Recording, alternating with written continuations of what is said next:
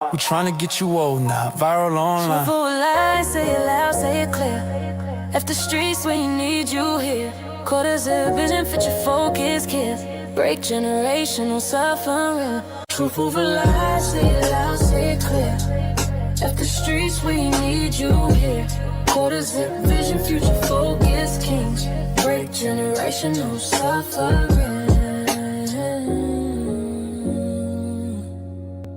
We don't profit off death. We don't clap for destruction. We here to build men, Not bury boys. not bury boys.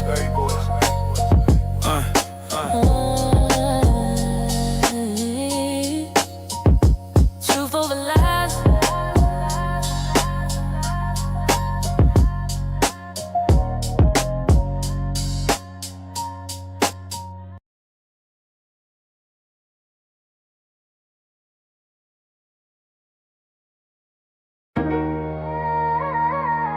Another young life lost to street violence. This ain't entertainment. This is an invention. If the truth hurt your feelings, it probably needed to be said. Yeah, truth over lies. We don't glorify pain. After streets, tryna break them chains. Quarter zip mindset, grown man talk. Lead the YNs before they chalk line walk. Truth over lies, this real, no cap. No crash outs, no throwaway stats. OG's back, put order in place. Say to you, after streets, after case, yeah. I seen talent die for Instagram stare. YNs chasing cloud, no plan, no prayer. Street code outdated, nobody wins. Same block, same cycle, same pen. They selling dreams, but it's really a trap. Labels love bodies, they don't love blacks. We need leaders, not shooters with aim. Need fathers in homes, not candles and names. Quarter zip weather, modern legacy. Talk money, discipline, equity. I ain't judging, I'm correcting course. Truth hit hard, but it's safe. Truth over lies, we don't glorify pain. After streets, tryna break them chains. Quarter zip mindset, grown man talk. Lead the YNs before they chalk line walk. Over lies, we don't glorify pain. After streets, tryna break them chains. Quarter zip mindset, grown man talk. Lead the YNs before they chalk line walk. OG talk, pull a chair, sit down. Ain't no honor in a jailhouse gown. They told you drill was the way to shine. But the real killer's time and fine. They cheering when you crash out young. Then forget your name when the sentence come. We ain't anti-culture, we anti-death. Anti-mama crying, anti-breath, last left. You wanna be a man, build something real. Stocks, trade, skill set, something you can feel. After streets ain't hate, it's level spine. We tryna get you old, not viral online. Truth over lies, say it loud, say it clear. After streets, we need you here. Quarter zip vision, future focused kings. Break generational suffering. Truth over lies, say it loud, say it clear. After streets, we need you here. Quarter zip vision, future focused king. Break generational suffering. We don't profit off death. We don't clap for destruction. We here to build men, not bury boys. Truth over lies.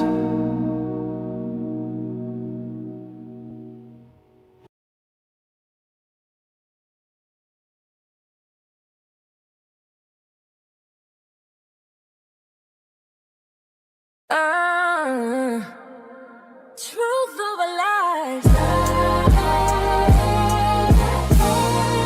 Truth over lies. We see through the disguise. They keep us distracted while the world's on a fire. Truth over lies. Global gangs ain't playing. If we don't stay focused, we'll never get our land. They talk world peace while they loading the weapons. Same script, different villains, same global direction. US pointing fingers that is well on screen, but the real war invisible, messing with minds of the people we seen. They say pick a side, red or blue, while the money keep printing and the truth stay new. Black folks caught in the middle of a chessboard play, entertainment distraction. distractions keep us arguing all day. They don't want unity, they want noise. They don't want leaders, they want angry boys. Scrolling, debating, beefing online. While rapper put action get better than a headline. Truth over lies. They selling fear on the news. If we don't see the pattern, we'll keep falling for the rules. Truth over lies. Same empire, new face, distracted people. Never win the race. They weaponize conflict. Divide the globe. Sanction, invasion, money controls. But tell Black America to stay entertained while generational path never got reclaimed. Reparations ain't charity, it's a debt. Stolen labor, stolen land, don't forget. They want us beefing over nonsense and cloud. While the real conversation never comes out. Peace ain't possible without truth involved. You can heal a wound you refuse to resolve. So we staying locked in, eyes wide open. No distractions, we decoding what's spoken. Focus, they want us blind, unfocused, focus. We too young to be hopeless. No more smoke screens, no more circus shows. Truth over lies. They selling fear on the news. If we don't see the pattern, we keep falling for the rules. Same empire, new face, distracted people. Never win a race.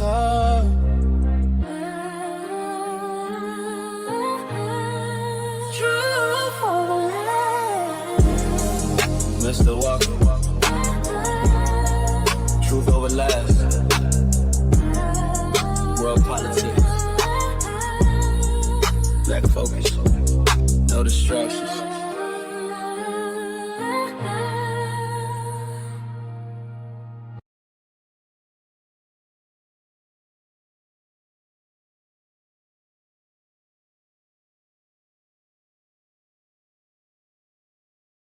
Another young life lost to street violence. Yeah, this ain't entertainment, this is intervention. If the truth hurts your feelings, it probably need to be said. Truth over lies, we don't glorify pain. At the streets trying to break them chains. Quarter zip mindset, grown men talk. Lead the YNs before they chalk line walk. Truth over lies, we don't glorify pain. At the streets trying to break them chains. Quarter zip mindset, grown man talk. Lead the YNs before they chalk line walk. Truth over lies, this real, no cap, no cap, no crash outs, no throwaway stats, waste that. OG's back, put order in place. Say to you, left the streets, left the cage. Yeah, I seen talent die for an Instagram stare. Wine chasing clout, no plan, no prayer. Street code outdated, nobody wins. Same block, same cycle, same pens. They selling dreams, but it's really a trap. Labels love bodies, they don't love blacks. We need leaders, not shooters with aim. Need fathers and homes, not candles and names. Quarter zip weather, mind on legacy. Talk money, discipline, equity. I ain't judging, I'm correcting course. Truth hit hard, but it save you more. Truth over lies, we don't glorify pain. If the streets trying to break them chains. Quarter zip mindset, grown man talk. Lead the YNs before they chalk line walk. Yeah, OG talk, pull a chair, sit down. Ain't no honor in a jailhouse gown. They told you drill was the way to shine, but the real killers is time and fines. They cheering when you crash out young, then forget your name when the sentence come. We ain't anti-culture, we anti-death. Anti-mama crying, anti-breath, last left. You wanna be a man, build something real. Stocks, trade, skill set, something you can feel. If the streets ain't hate, it's love with the spine. We tryna get you old now, viral online. Truth over lies, say it loud, say it clear. If the streets when you need you here. Quarter zip vision, fit your focus, kids. Break generational suffering. Truth over lies, say it loud, say it clear. If the streets we need you here. Quarter zip vision, future focus kings. Break generational suffering. We don't profit off death. We don't clap for destruction. We here to build men, Not bury boys. not bury boys.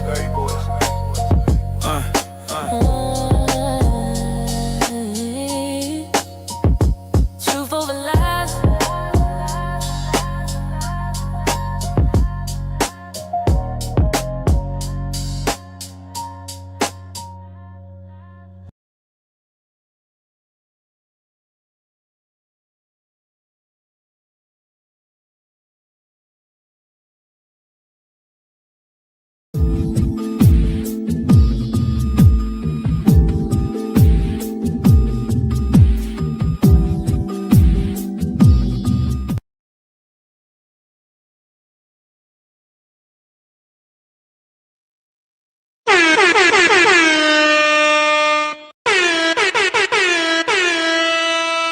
Welcome. Live, Truth Over Lies Tuesday, brought to you by Cart Before the Horse Productions. How you feeling tonight, Mr. Walker? Yes, sir. I am feeling freaking-tastic per usual.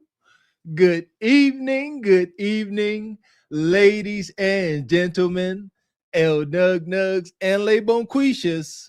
Welcome to Cart Before the Horse, Truth Over Lies, in affiliation with the Bougie Negro Podcast, and also, as all you Negroes know, in association with Ain't No Fun Once the Rabbits Got the Gun Entertainment.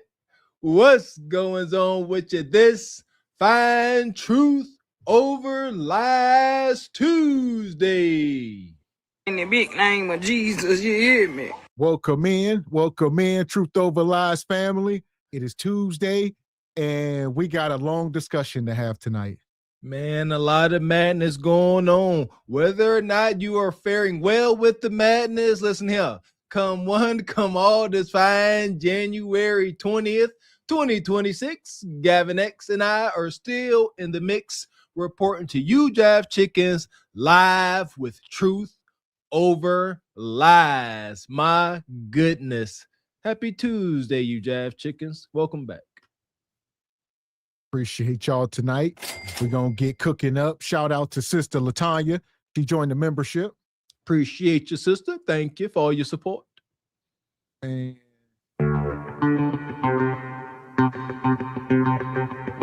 shout out to Sister Ebony Dean. All right, she dropped a 25 in the Cash App. I believe this was for the replay.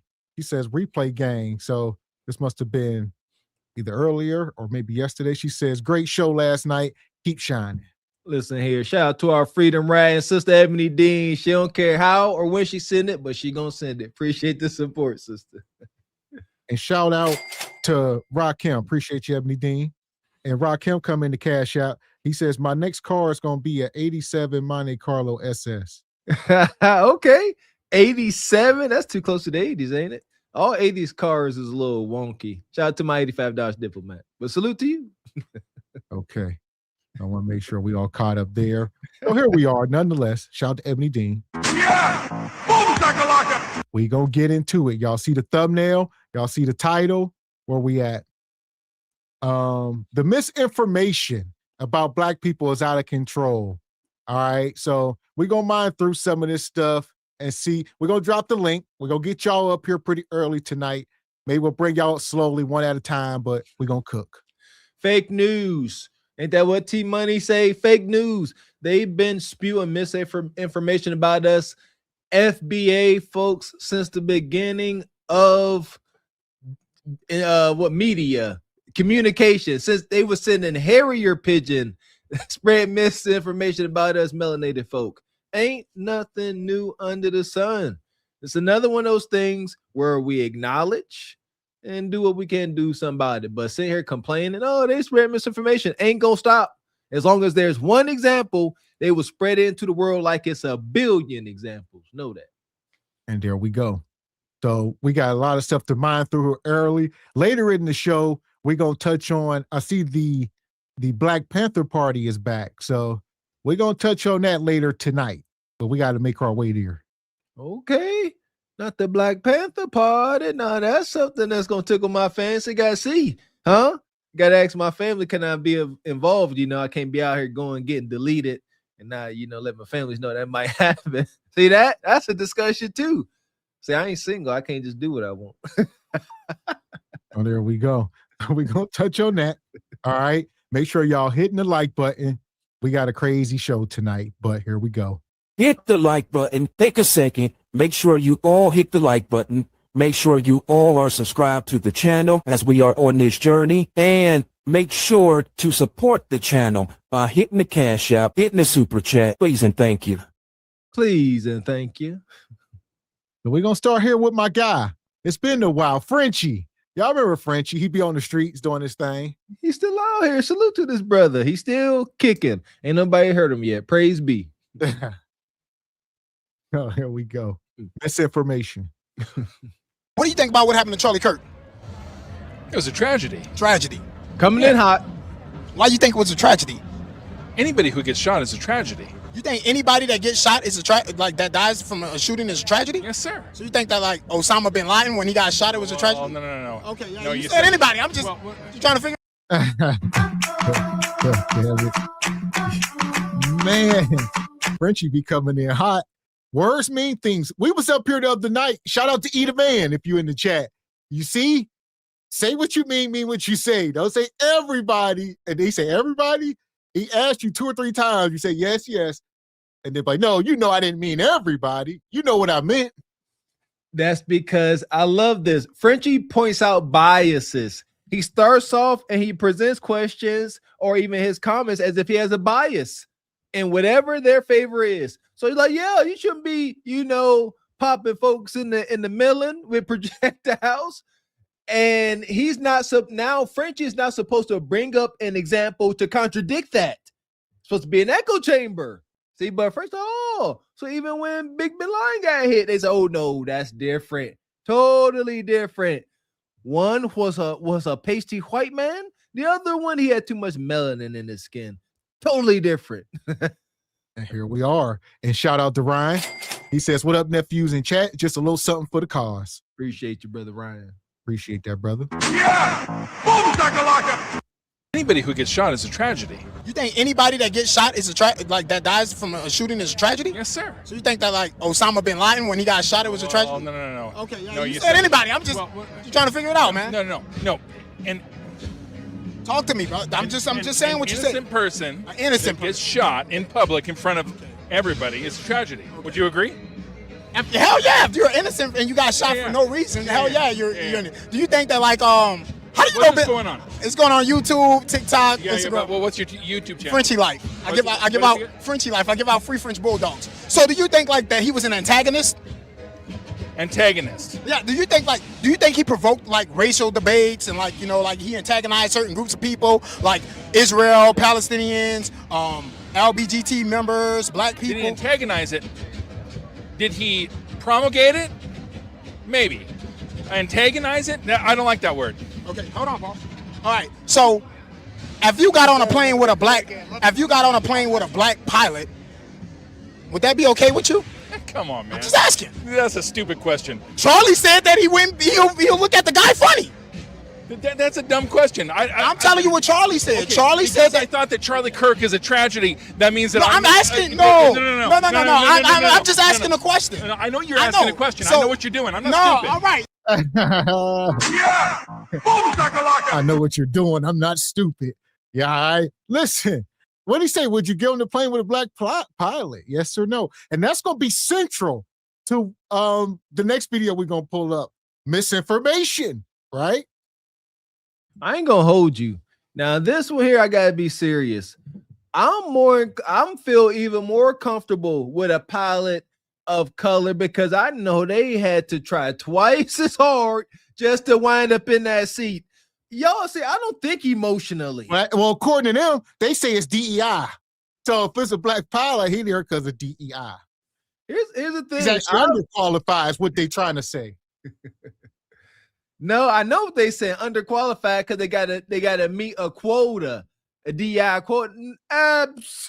Absolutely not. Understand something. Whoever signs off on these underqualified pilots, they're responsible. Who signed Javier or the Quasi Lawn? What you know what I'm saying? Elijah One, who signed their pilot's license? So it wouldn't just be the pilot in trouble, also the organization that licensed and certified them. So with that being understood, no, absolutely not. But you're why aren't you asking the question, my man? No. What you're doing is what you're saying is Charlie Kirk said this one thing, and no, absolutely it's a tragedy. Not. I agree. No, with absolutely not. Hold on, guys. Hold on, guys. Hold on, this is what we're gonna do. Can we all agree that anybody getting shot innocent is a tragedy. Yes. Thank you. That's what I said. So And we that's- agree. and that's So what don't I try said. to. All right, that's what I'm saying too. Okay. So you're trying to change it on me. I'm No, not. I'm not. Yeah, you are. No, Because no. what am I? You I just said- asked you a question. Charlie Kirk said. All right, this, can I ask you a therefore question? agree with Because it. he's not answering the question. If you didn't want to get on a plane, He wants to because go you're away not, from you're that. not answering the question. Can you? I'll answer your questions if you answer mine. If- All right, go if- answer me a question. if- I answered this question. I said it's a tragedy. Black pilot? That's what he said. I'm just That's asking a you. dumb, He's that's a not dumb question, man. Okay, No, it asked- ain't. I would he not asked worry me a about that. question and I answered it. He asked me a question and I That's a answered dumb it. question. I know, but you asked me a question and I answered And it. you asked me a question, and I said that's a dumb question. I So what? reject the premises. How is it a dumb question? It's a yeah. Would you get on the plane if there was a black pilot? That's a dumb question. How is it? I mean, you got to explain more. I mean, come on now, caucus man. All right, give us something. That's a dumb question. How? Articulate yourself. Thank you, my goodness. If that was a dumb question, then may he rest in peace. But Kirk, that was a dumb statement. If him say, oh, because Kirk did say that. You know, I actually seen that. That was one of the points where he was antagonizing and poking at folks, trying to get a rise out of people. Shout out to Anton Daniels. It works. And but now just answer the question. Would you? Don't sit there and say I reject the premise. First answer it, then say I reject. Say of course I would. Then reiterate I reject the premise. What does it matter? But you just like, oh, I'm not gonna answer it. Why? Why don't he want to answer it? We're gonna get down to it. Not because he rejects the premise. He would rather not just speak on it, just in case some of his hood wearing friends is watching. He don't look like he's a ninja lover. Yeah. So yeah, it's always tricky. Here we go. That's a dumb question, man. Okay, he asked. I would he not asked worry me about a that. question and I answered it. He asked me a question and I That's a answered dumb it. question. I know, but you asked me a question and I answered And it. you asked me a question, and I said that's a dumb question. I So what? reject the premises of the premise So of the so question. you're not gonna answer No, the question. I don't mind if I'm the, asking- if the pilot's black. Okay, No, that's I don't all I care. wanted to get you to say. Okay. Now let me talk. Wait a minute. Wait. I think I'm pretty Wait. mad. Wait. by the president. Let me Oh, he's finish trying to because I gotta control cut this thing. No, It's I'm not not. gonna You asked the All right, question. go. So I'm just asking you, right? Okay. Why do you think Charlie would say that so many times? I don't know. What do you mean you don't know? Have you had to guess on why he would say that? Why do you think? I haven't heard him say that, so I'm not going to try to. I'm not So going you to want try me to to. pull it up? No, I don't care. Okay, you don't care. No, But if he said that, do you think that that's racist? of course. Say that again. If DEI wasn't a policy, we wouldn't ever question the qualifications of a minority. Okay. So if What you does look at the a minority doing Wait. something, the only reason What you does the question it FAA have is to do with because DEI? DEI is a policy. If DEI is I love this. if DEI I is love a, this. Come but on, if let's go. DEI was not a policy, Let's then go. you would know it was the I most love qualified this. candidate Oh, for I love the this. job. I love this. Come here. No. You're on camera. Oh, you don't want to get on camera? No, it just seems Okay. I can do it on camera. Let's go. Do you agree with what he just said? I agree with him. Yeah. Okay, Obviously, so it's DEI. about Okay, so DEI lowered the qualifications of pilots. Yes, it did. How? The FAA didn't change. I got it right here. Let's go. Charlie said that in 2023 they never changed. Come on, wait up. Let's go. Let's fact check, buddy. Okay. okay, how about Wait. You Wait, said no, no. You said something that we're gonna fact check. You said something. Here we go. Misinformation is ruling the nation.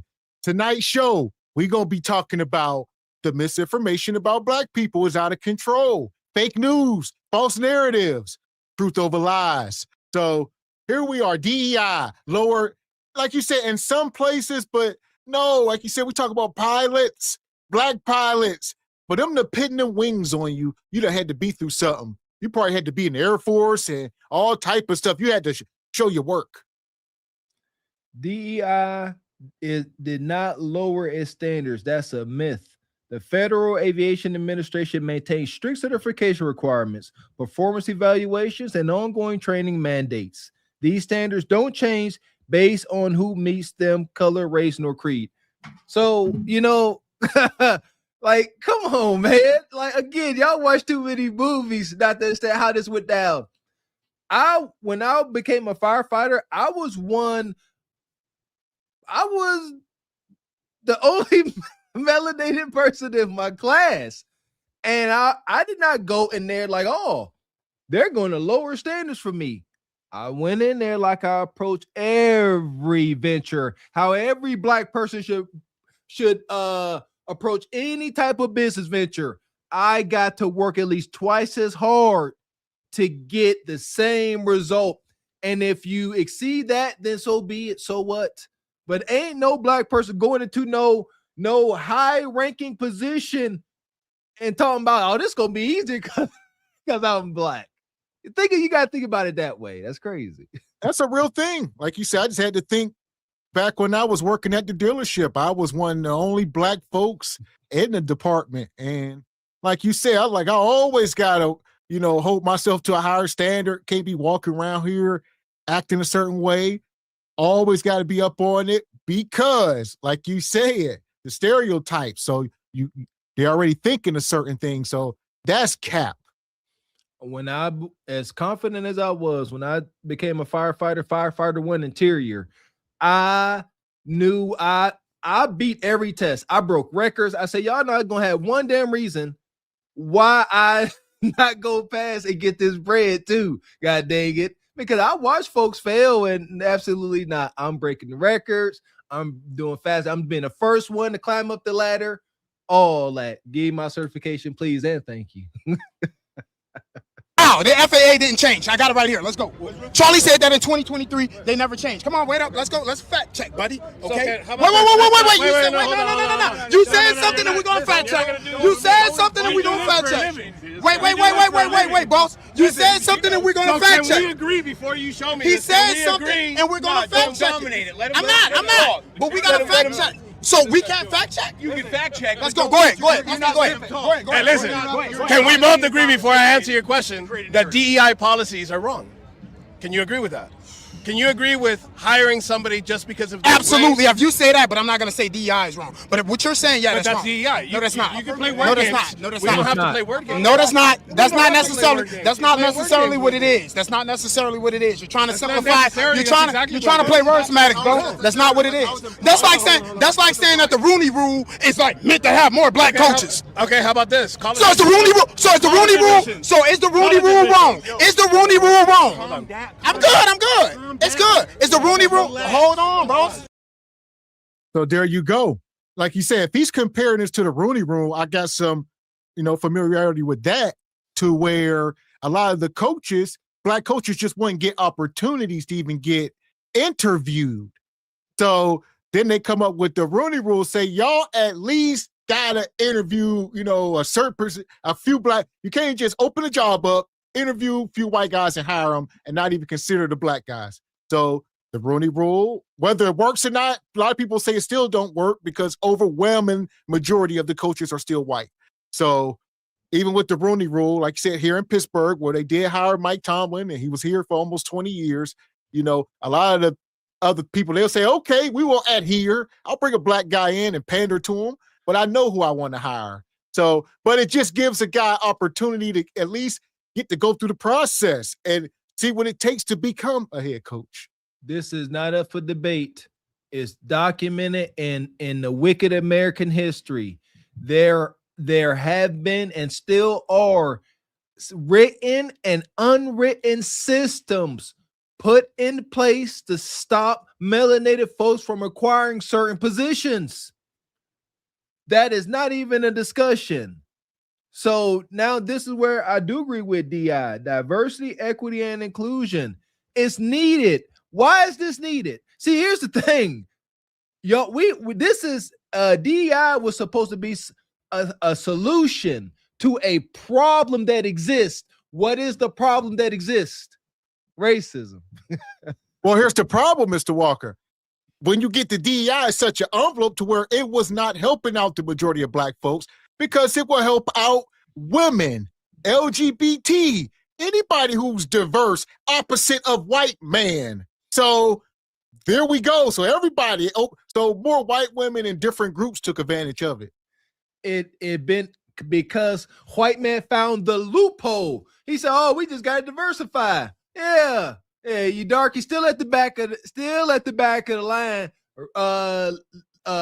Rainbow Coalition, all y'all come in first. Females come on in, y'all be our secretaries. You white man wicked. And there you go. So it didn't even benefit us. Back to voting. Shout out to Sister Ebony Dean. Nothing is just for us. Any type of policy, they'll put in an anti-Asian hate bill, where it's only for Asians. They'll put in a bill for this specific group. But for melanated folks, no, y'all just a minority. Y'all everybody. So there we go. So for that, we're going to put these people in the sub. Except for you, Frenchie. The passengers of the doomed Titanic sub spent their last moments in total darkness looking for bioluminescent creatures out of the small window and listening to their favorite music. The new details of the 5 passengers' final moments have been revealed by the wife and mum of the father-son duo. Wade in the water, wade in the water, diamond wade in the water. Something's gonna trouble the water. You better wade in the water. Yeah, I should have looked that up. Just how, how many folks from different races and sexes were affected by the DEI fires. So I know 300,000, supposedly 300,000 melanated sisters lost positions. And I want to say this, I would blame the majority of that on that wonky Democratic Party. This is my viewpoint, because they was making up fake positions for folks. And then once other folks came and started checking, like, hey, what do you do? And it's like, I make sure all the staplers are in a certain place on the desk. They say, you fired. We don't need you. So here we are. So there we go. We dropped the link. All right. We see y'all in the chat. Sister Ebony Dean, not sure what y'all doing. We'll bring few folks up. We ain't done. We're going to get into it because I got a video we about to queue up, and we about to stay on this topic. We're going to stay on this topic. Hit the like button. This is an infamous face-off here. JP and Fugazi. One of the things that went viral about what Charlie Kirk said was that if he had to get on an airplane and he seen a black pilot, he will not want to, it would give him a lot of second guess that. So I did my research and I found out of 11,000 plane crashes, it was not one black person that caused the plane, that had the accident. They were all white. So, and then when I started realizing and learning about Charlie Kirkland. Well, let me ask you a question real quick. Is Charlie Kirk, not Kirkland? Yes, Charlie Kirk. This guy said Kirkland, like Frank Kirkland, man. This guy. So real quick, if you did research on how many plane crashes there were, and there were no black pilots that ever crashed a plane, did you do the numbers for how many white pilots there are versus how many black pilots? Because that would then give you the probability of why there were no black pilot plane. I remember when I lost my mind. Listen, it may not be a total checkmate, but Cooley, you can't do that. JP presented hard evidence. He said over 11,000 plane crashes, not one black pilot, not one. And you say, well, how many black pilots are there? And what's the per capita? And what's the probability? He said over 11,000 crashes and not one black pilot. So why would you be afraid to get on the plane when there's no evidence of a black man ever crashing a plane? The things could be true. Like, I'm trying to look it up. Google AI, they scared to answer this question.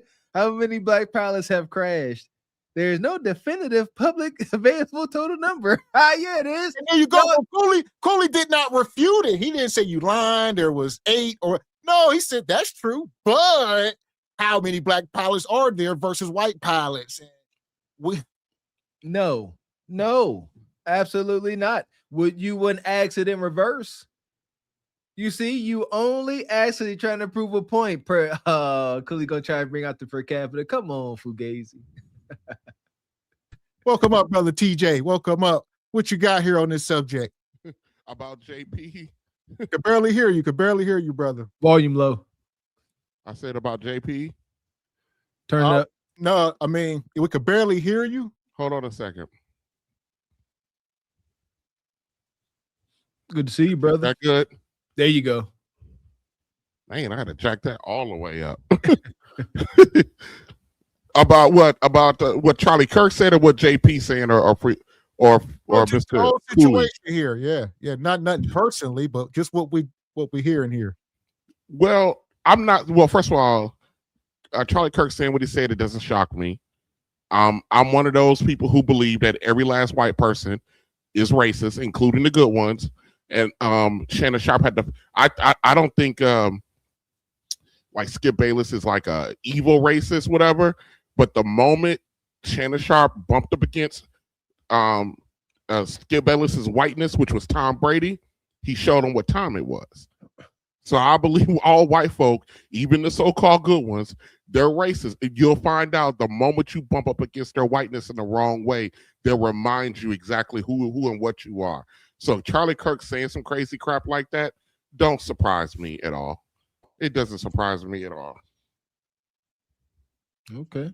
Yeah, I'm not surprised. Yeah, I ain't surprised about any of it either. Shoot, like I said, I didn't watch too much of his content, but yeah, I just knew about him in spurts. I just knew of him. And once I see, like, I don't really watch a lot of like Candace Owens, Charlie Kirk, and all. I don't really watch a lot of them because they're there to make money off of gaslighting and spreading their hate. The sad thing about it is that there's a large population that would actually listen to them, especially when they start talking about the misinformation about black data. You know what I mean? Like, it's easy to believe that the majority of black men are in prison because the country believes black men are naturally violent. So that's easy to believe. Yep. When the fact of the matter is, it's less. Out of about 21, 22 million black men, there's less than 2 million blacks in the entire prison/jail population. But per capita, TJ, per capita, I don't give a damn about no per capita right now. But the way that they talk about it, they don't talk about it per capita or percentage of the population. They say the majority. Black women still say it today that the majority of black men are in prison. They say all the good men are in prison. Now, how crazy does that sound? That is one of the wildest bonquisha statements. That's real TJ line. I've heard that too. Some folks ain't. All the good men is locked up. All the good ones. All the good ones. All the ones that make their cooter vibrate is locked right. up. And let me tell you something. On the side note about like all of these men that our sisters go after, they always talk about like how that they go after the men for the looks and stuff like that. No disrespect, no shade, but take a good look at JP. That's what the hell these women are sleeping with. They talking about that they want the fine men, like like Mr. Walker, 7 foot tall and all this. No, they're sleeping with low rent homeless men like JP. And why? I be saying that we got to observe Nug in his endeavors. Yeah, most of them women, y'all don't want them women anyhow. So two things is true. Most of them women, don't nobody want them women. Man, listen. Let me tell you guys something. A is better than no kudakata. I don't care if it's attached to a stud, a Goodyear blunt. Right. But the problem is, and maybe I'm wrong in saying this, I'll just say it this way. Too many of our so-called good sisters, they deal with JPs. I keep telling you guys, I've worked in professional environments. I currently work in a professional environment, and watching these sisters operate and who they're actually having children with. And look, I tell people all the time, when I get off work at 7 o'clock in the morning, it is wild business to watch all of these nurse practitioners, some physicians, department managers, black sisters lined up in the front of the building waiting on their car because some homeless dude got they BMW X5 out for the night because they're there and they're still waiting on getting picked up, and it's 7:30, and they're supposed to be gone at 6:30. Like Jody, they still doing that? Why you so late? It's wild. It is wild to watch. It's wild. Look, the nursing staff, they get off at 6:30 in the morning. I get off at 7:30 in the morning. There's at least always 20 to 30 black women lined up in the front of the building, still waiting on their ride. They're low life dude. Now, by the way, these are the same women who spent 12 hours talking about what they won't tolerate from a dude and what a dude got to do for them. But they got some homeless man riding around in their X5 because that's all they can afford is a fake BMW X5, a 4-cylinder. You know, and they're still sitting there waiting an hour later for somebody to pick them up. Our sisters, they sleep with the guys like JP. They don't be up here lined up, you know, talking about they want these tall fine men. Man, he be some homeless, raggedy looking bums who ain't had bath in years. You know, I'll say this. We are getting a little sidetracked from the show. I'm sorry. So, I did say sidetrack. For a minute, TJ. We're gonna get back into the video. That was good stuff. That was good stuff. So here we go. Shout out to Frederick Howard. Come through, gift of the membership. Appreciate you, brother Frederick.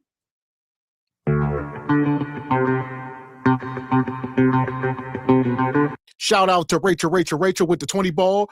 Says on December 2025, the EEOC made a video campaign to get white men to file a reverse discrimination claim cause that they didn't get jobs. VP Pence and T Money criticized DEI and critical race stating theory. Says this was VP Pence's idea. Okay. Now I do like the critical race theory. Okay, Trump criticized DEI. Okay, trying to understand that statement. Appreciate you, Rachel. First off, okay, reverse discrimination. Okay, wow. And shout out to Richard. He says, I hear you, TJ. Some B-dubs will deal with Jay Prince and males like him. Some men just ain't drinking out that soup can. Shout out to Richard. He gonna let it down. So here we go. If you're just coming in, hit the like button. Crashes. Well, it at that point it don't matter, because if he's saying that the people he should worry about is the black pilots, but all of the plane crashes were done by white, that part don't matter. It does matter. Not really, because if you think about it, if all of the plane crashes was done by white, and I take it that you coming from an angle that maybe because it was probably like 10 black pilots out of 11,000. Of course, it won't be having no black plane crashers, but that still don't take away from the fact that if you going to board a plane and you're afraid of this plane crashing, well,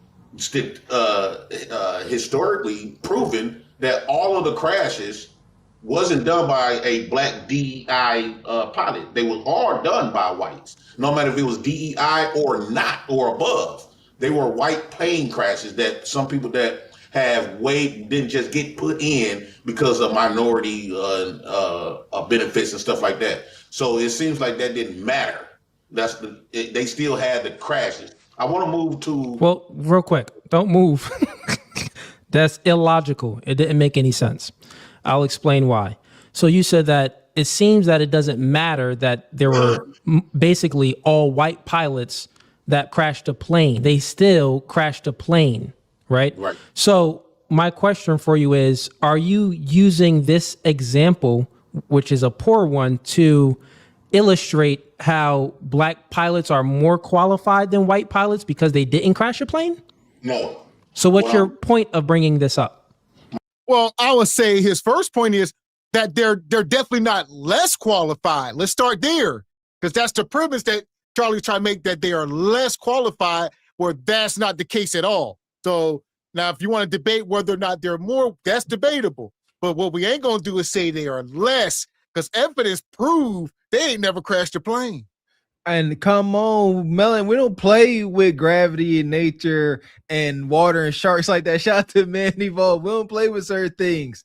I don't know about y'all, but I can compartmentalize. If this ain't dating, this ain't the hood. Person, if I get on the plane and I see a brother's the pilot, I'm puffing my chest up. I don't know. I'm hype. I'm like, okay. You know, like, that is a beautiful thing. And especially, I ain't gonna hold you, if I see a melanated sister, the pilot, that is super dope, because I know how hard it had to be to acquire that position. I'm so lost on this whole discussion. This is a point where Charlie Kirk was Kirk Captain. May he rest in peace. What you got, Ebony? Welcome up. Hey, thanks for dropping the link and everything. Yeah, as far as with the black pilots and everything, I can recall a time where I boarded a plane and there was a whole black crew. The pilot and the co-pilot was black, and there were sisters that were the stewardess or whatever. The flight attendants were all black, and I felt like I was at home. They were so welcoming and everything, and so the thing with becoming pilots in any profession that you do, we always have to be 10 steps ahead of everything because they're automatically counting us out. So we always have to make sure all of our ducks are in a row and everything. So yeah, we have to work twice as hard just to get the same positions that everyone else gets. Amen. And shout out to G Honda. He says, can we make room for the possibility of administrations pushing false data and statistics about blacks to these major sites? 100%. This is America. Yes. So yeah. Yeah! Boom shakalaka! And shout out to GT. Says, is Cooley still raising YT man's kids? Yes. Yes. We believe so. We believe it. So here we are. Hit the like button. We'll get y'all backstage. We'll get y'all up. Yeah. My point is bring that up because he made a viral video of saying that to people that board planes, if you see a black pilot, be wary because you might get in a crash. And he completely act oblivious and ignored that all of the 11,000 plane crashers was not black. Do you know why he said it though? This equal opportunity stuff, it makes sense to the people that's on the opposing end, right? That tries to be this conservative. No, so he said it. So when someone makes a statement, there's a reason why they made the statement, right? Like most people just don't speak for no reason. They're speaking for a reason. They're saying something for a reason. There's a reason to what they're saying. So Charlie Kirk said, well, if I went on a plane and I seen a black pilot, I would question if the black pilot was qualified. His reasoning in the context he gave was DEI, diversity, equity, and inclusion, because these certain airlines would implement DEI and they wanted their pilots, and even not just pilots, but other members of their airline to be more diverse. They wanted to make it 50-50, like 50 of their staff to be more women and more different races rather than just white, right? Right. So if you are going to implement a methodology, a practice that is to prioritize gender and race rather than meritocracy, then the logical conclusion would be, well, are they qualified? Because if you're not prioritizing meritocracy, which is quality, we must ask if they are the most qualified candidates. Are you getting the most qualified candidates? Right? So let me go ahead and play you a clip to give you some more context. All right, before he do, like you said, I don't know why you moving the goal line, or I don't know what you're trying to stand on. Like you said, you could be conservative. That don't mean you got to agree with 1,000% of everything everybody say. And that's where y'all get in that trick bag. So he gonna say, are they qualified? They never crashed your plane. So there's that. And is there a line like, most qualified, like there has, like, how are we measuring this? Like, it's not about, is it really about who's most qualified? I thought it was about who getting enough people in there that meets the qualification threshold. You know what I mean? And there's rules and bounds to this DI thing. Like, they not understanding. Melanated folks weren't even being considered. That's why Gavin brought up the Rooney Rule. We weren't even having an opportunity to show that we were qualified. That's what it was about. But it still didn't work in our favor because the majority of folks that got the DEI positions that were qualified weren't us. So I don't understand what the gripe is. Yeah, because like you said, even with some of these coaches that they would hire, they would be so they would be like the one guy, I think he was like Middle Eastern, but he was part of the Rooney Rule. What was his name? He was coaching with the 49ers, I think. And the guy in Miami right now, I think he like Cuban or something. So I don't know. I think it's different ways that they say we're going to use it, but you know what I mean? Ebony, what you got? Yeah, I think with the whole DUI situation and affirmative action and all that stuff that they created and stuff, it was necessary because we were not getting hired for the jobs. And there was a racial bias behind all of the jobs.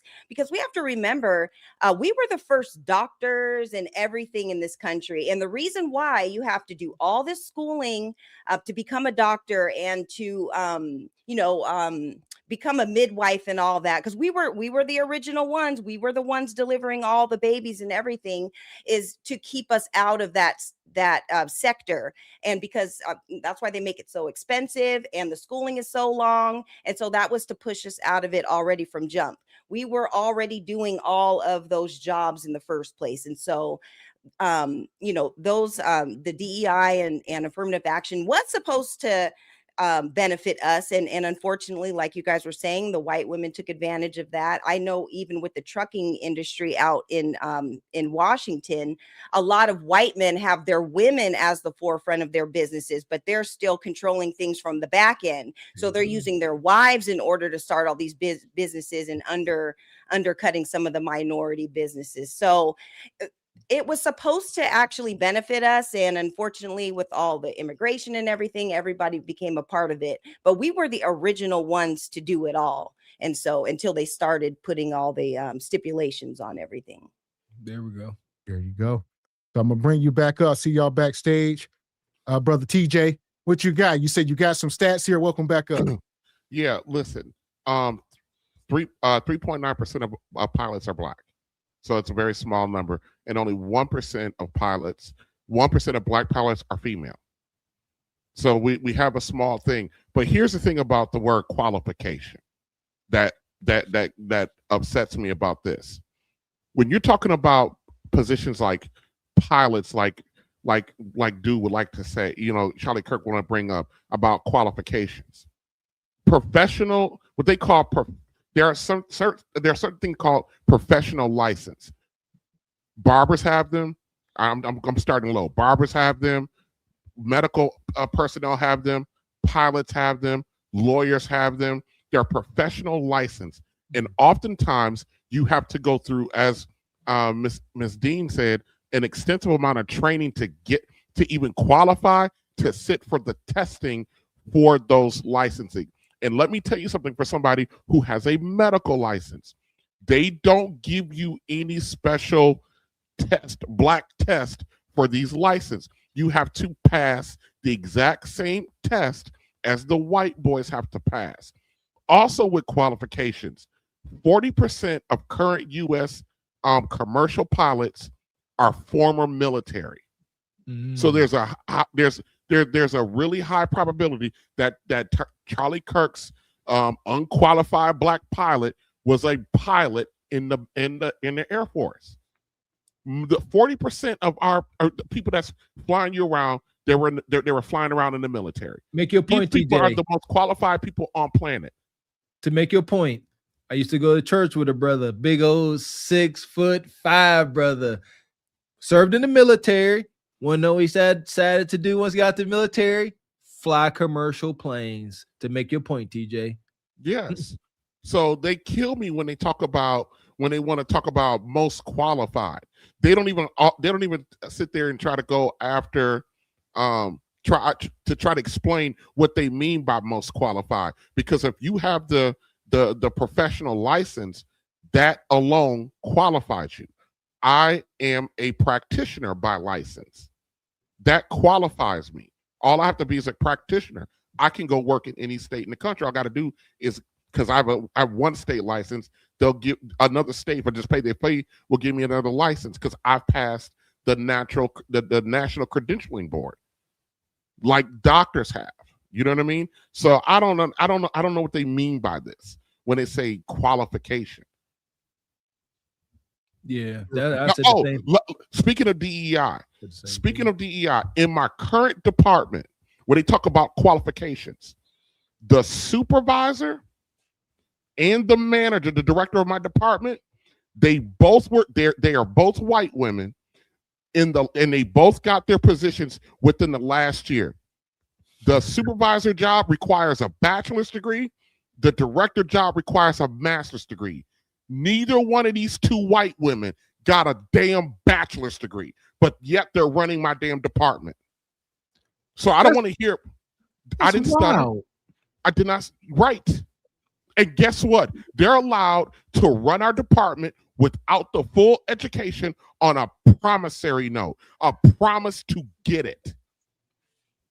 And these dingbats are running our department and running off good, qualified medical clinicians because they don't know how to deal or how to. I don't want to go, but yes. So when they talk about qualifications, more times than not, when they get it, they don't have what we have. That's crazy. I know the same thing with a melanated sister that couldn't have a position because she didn't have a master's. Like you said, where other folks had bachelors or they probably had promissory notes too. That's a new one, TJ. That's wicked. Like, we acknowledge that these injustices happen in the workplace against us, not in our favor. A promissory note is insane. Yeah, that's what I'm calling it. It's a we'll give you this job if you go enroll. I owe y'all a degree. Yeah, but the director, she has to have a master's. She doesn't even have a bachelor's degree. She has to, so they're going to let her have this job while she obtains her bachelor's and her master's. What if she never does? Huh? What if she never does? She got the complexion for protection. They're not going to throw her out of there. There you go. Right. Listen, Yeah. I was going to say this real quick. We'll bring you back up, Brother TJ. Man Evolve. Go ahead, Ebony. What you got? Oh, I was just going to say, off of TJ saying the promissory thing, that is so true. But here's the thing, you guys, we were qualified to nurse your babies and do all these things during slavery. And, you know, we were responsible for producing everything that was on the plantation and cooking the food and doing all this stuff. So there's no way that we can't be qualified if we go along with the instruction and go to the universities and get the degrees, that we can do anything that you guys can do, if not even better. You know, we've already proved that. So just the simple fact that they are counting us out already just based on skin color, we've shown how intelligent we are, and we can do anything, but we just need the opportunity to do so. And just being in this country alone, that has kind of hindered us in that way. Amen. And shout out to Brother Ryan. He says, I've yet to see a flight evacuated because of a pilot yet, like the state of Missouri. Show me. From the Show Me State. Appreciate you, Ryan. Okay. And shout out to, what's that? Mikhail Supreme says, great content as always, off subject, but Ebony looks extra good today. Appreciate you, Supreme. Appreciate you, brother. And Rachel says, Rudy Rule is trash. It only mandates leagues teams to interview minorities for senior and coaching positions, not to hire. There should be a threshold. Since we have had to implement this due to racism, if you meet this threshold, then, you know, if you are a different color than white, then you get it. So it's weird that we even got to come up with these things, because I get it. There's always loopholes, and it always can get messy. Just stop the racism then. There you go. And I would say, you know, two things is true, because, you know, at least I don't think anything could make somebody hire you. So that's kind of wonky. These are private companies, but you can't make them do anything. So just the mere fact that they have to interview is a large step, because before, like I said, they just simply wouldn't do it. All right, they wouldn't interview at all. They would maybe interview 2 white dudes that they want, and that's it. But now they got to at least interview 8, 9, 10 coaches, you know, and go through a process, or at least do the dance, you know, and these guys get their name out there now. So people are like, oh, so-and-so interviewed for that job. Now they know he's competent and he has been through this process. There you go. It's progress. Yeah, and shout out to Rachai. He says, Mr. Walker, what TJ is saying is true. The promise to complete higher education included in your professional development plan and goal. I know. Shout out to my wife. I know she has stuff like this. She's always getting new certifications and stuff. But like, as far as like that, but you got to have the standards for barrier to entry, like a bachelor's, that is news to me. I definitely know, hey, you got your bachelor's, you have completed all this. Now, while you're here, we expect you to become, proficient in Salesforce. I understand that, but the foundational education, that's news to me. So there we go. So welcome up, Mandy Ball. Shout out to Divine Photos. He says, we have to work twice as hard to prove ourselves in almost everything, from sports to corporate world. That's it. So what's your take on this, Mandy Ball, so far? The first time I ever heard about Charlie Kirk was when he was killed. And I never really looked him up to find out why was there such a controversy about how I've seen a lot of Black Americans sort of like tear into him like he was the worst person in the world, right? And to hear that comment, I sort of see where he might have been making statements that would have made people really don't like him of the Black American culture. I can really see it now, just because that statement sort of was like, that was really like a slap. And I really agree to the fact that most times that I've ever seen Black Americans doing certain things, they usually are in the top class of what's going on. I've seen that happen over and over and over in many different things, watching it, because most of our information and most of our lifestyle comes from the United States. Because like I say, there's less than 500,000 Bahamians in the whole world. So a lot of the culture and influence that we get outside of what we just do comes from the United States, because that's where we get all our information from. Our food comes from there. So I've been around a lot of Black Americans, but not many white ones, except for when I was working in like a tour guide or something like that growing up. And everyone is different. But I've always seen Black American people usually take pride in being outstanding in the group, sometimes to a good extent and sometimes to a bad extent. Let me ask you this. Did you take any offense to the statement of the Black pilot? Did you believe? Yeah, I did. I did. That's why I was like, just hearing it for the first time and really sort of hearing some of the things that he might have said or he does said. Yeah, I did sort of take a little offense to it, because at the end of the day, you never know who's flying you, whether the person just graduated out of school last week. So to just make a blanket statement and just like that in the front of people, if thinking it is one thing. I think that about people. No joke. But to say that out loud and then again in a situation where there is a sort of like white-Black thing, no matter where you think you from or where you going, to say that was like, I took a little offense to that, for true. I like what you said, man, Evolve. Like, I believe it's safe to say, I know some angels and saints out there, but it's safe to say on a daily basis, we all have some thoughts that may prove to be offensive to other people, races, whatever. Thoughts, right? Because we see folks and we always judge, whether it's light or heavy judgment, but we keep it to ourselves. If I walked around, because I'm judgy, I judge myself harshly and I judge people I care about just as harshly. If I walked around just judging folks, I sound terrible. Yeah.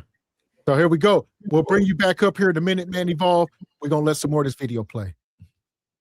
Here we go. This is epic. Text, because I do have a clip for this. And then let me see if this changes your opinion on it. Okay?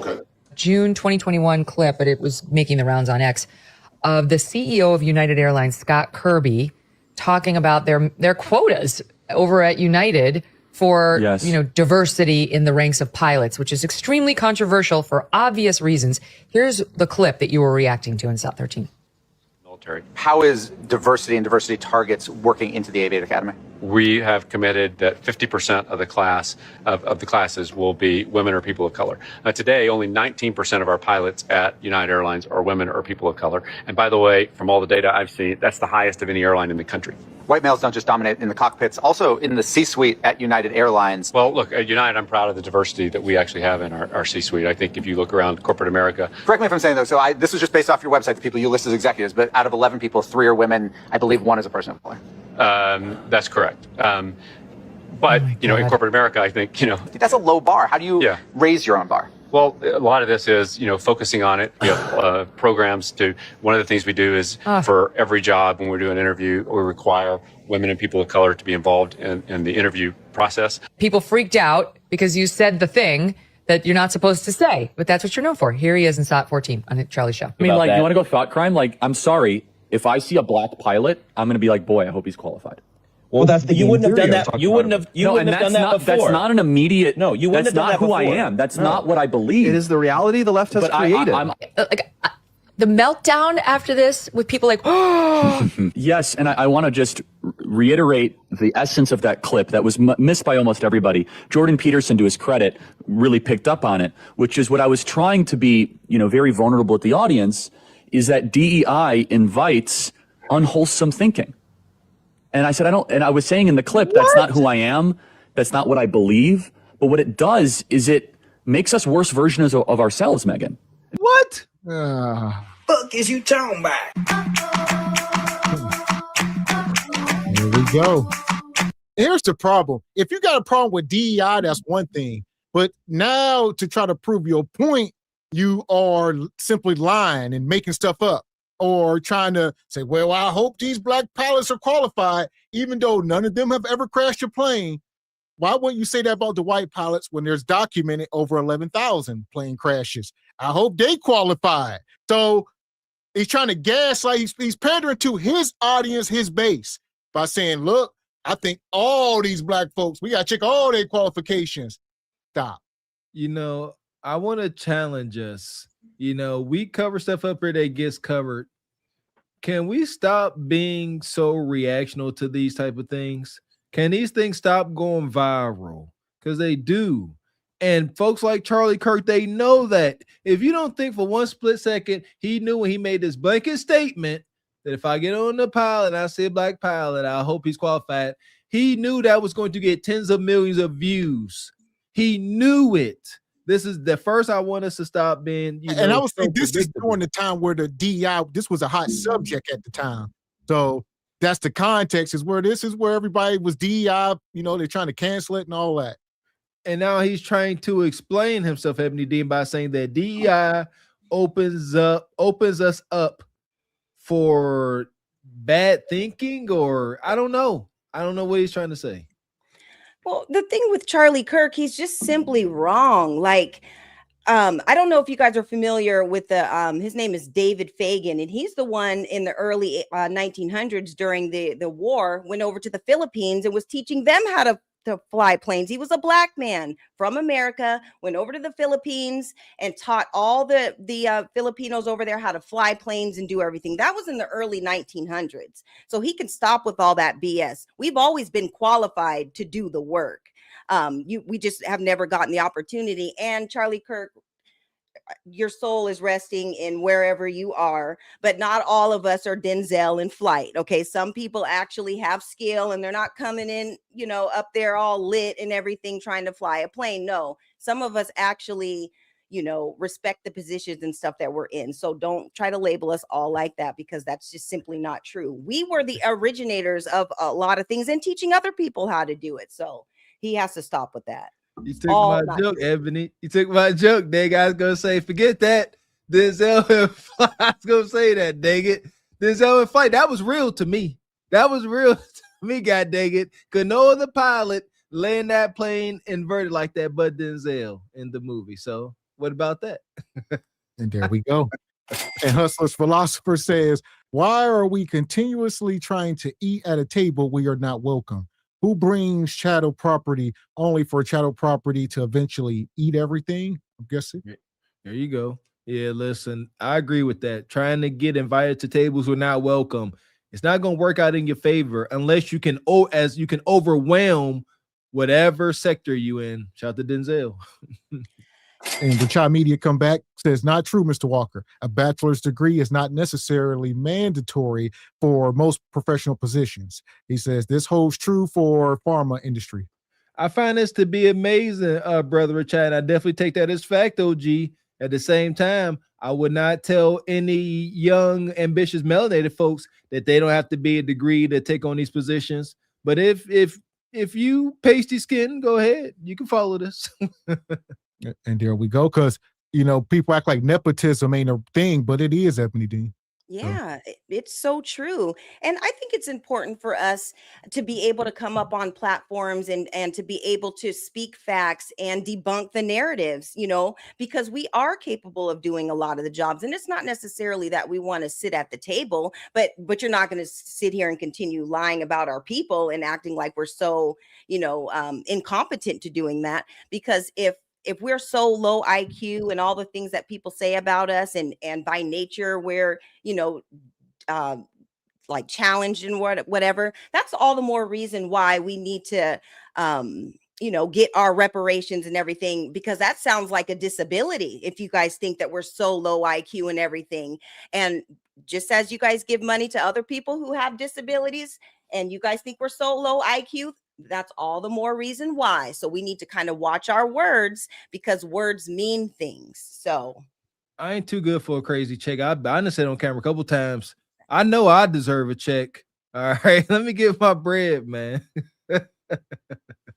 That's the whole point of what I was saying, is that I now look at everything through a hyper-racialized diversity quota lens because of their massive insistence to try to hit these ridiculous racial hiring quotas.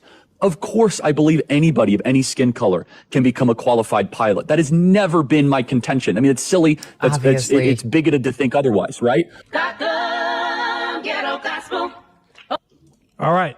So let me go ahead and get your take on that then, since you disagreed with what he said before. Yeah. So what I see is damage control, right?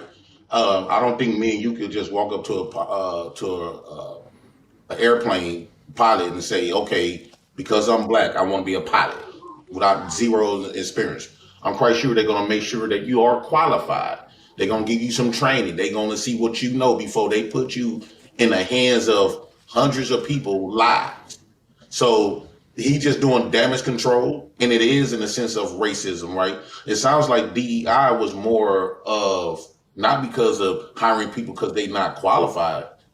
It's more of allowing black people to work in that field because for a very long time before DEI, a lot of jobs would not hire black folks. For an example, when I used to work at an agency, right, where Mexicans ruled the show, and Mexicans will hire their people before they will put their people before everybody else, and then we got like the pennies of it. And I think that's the purpose of DEI, so that won't happen. So they give everybody an equal opportunity. It don't mean that DEI simply means that these people don't know how, or you don't need to be qualified just because you black or you a woman. No, I'm quite sure you still got to show the same credentials and the same amount of experience and have the skill to be able to perform this duty.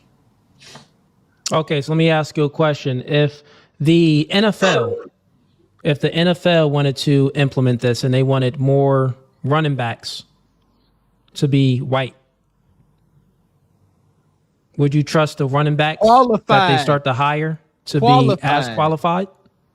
Yeah, when I see football players, we got white and black, Asian, everybody. I look at them as a team. I don't say, oh, that person white, he's not qualified. No, I said running backs. To me, it don't matter. It could be a running back. I won't. He part of the team. Stupid.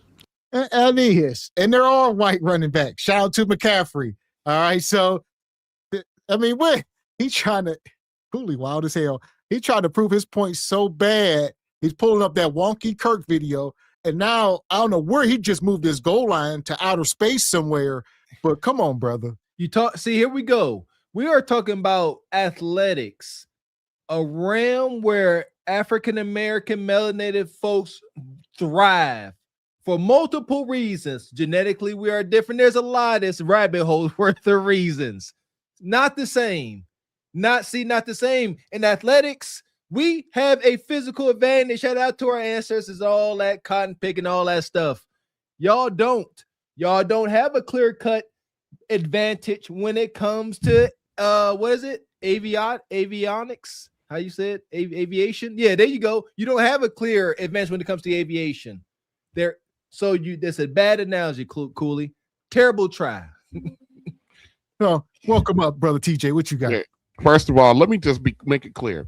Not all of us are from Milwaukee are like Jay Prince. I'm from Milwaukee. We're not. Every time they talk about y'all talk about Jay Prince company, y'all talk about Milwaukee so bad, and I'll be like, look, yo, y'all don't know that I'm from Milwaukee. I'll say this. In this moment, JP kind of got Cooley on the ropes. Like Cooley doing a lot to try to prove. What, Ebony, am I tripping? I was going to say this is the most intelligent I've ever seen Jay Prince. He was making points. I was actually going to say something, so I'm glad you pointed that out. Yeah, Jay Prince. That's what's up. Good for him.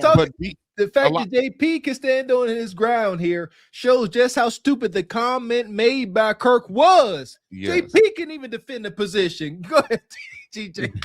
And a lot of people don't really know what DEI actually is. They conflate it a lot of times with affirmative action, and they're not the same. You know what I mean? They're really not the same.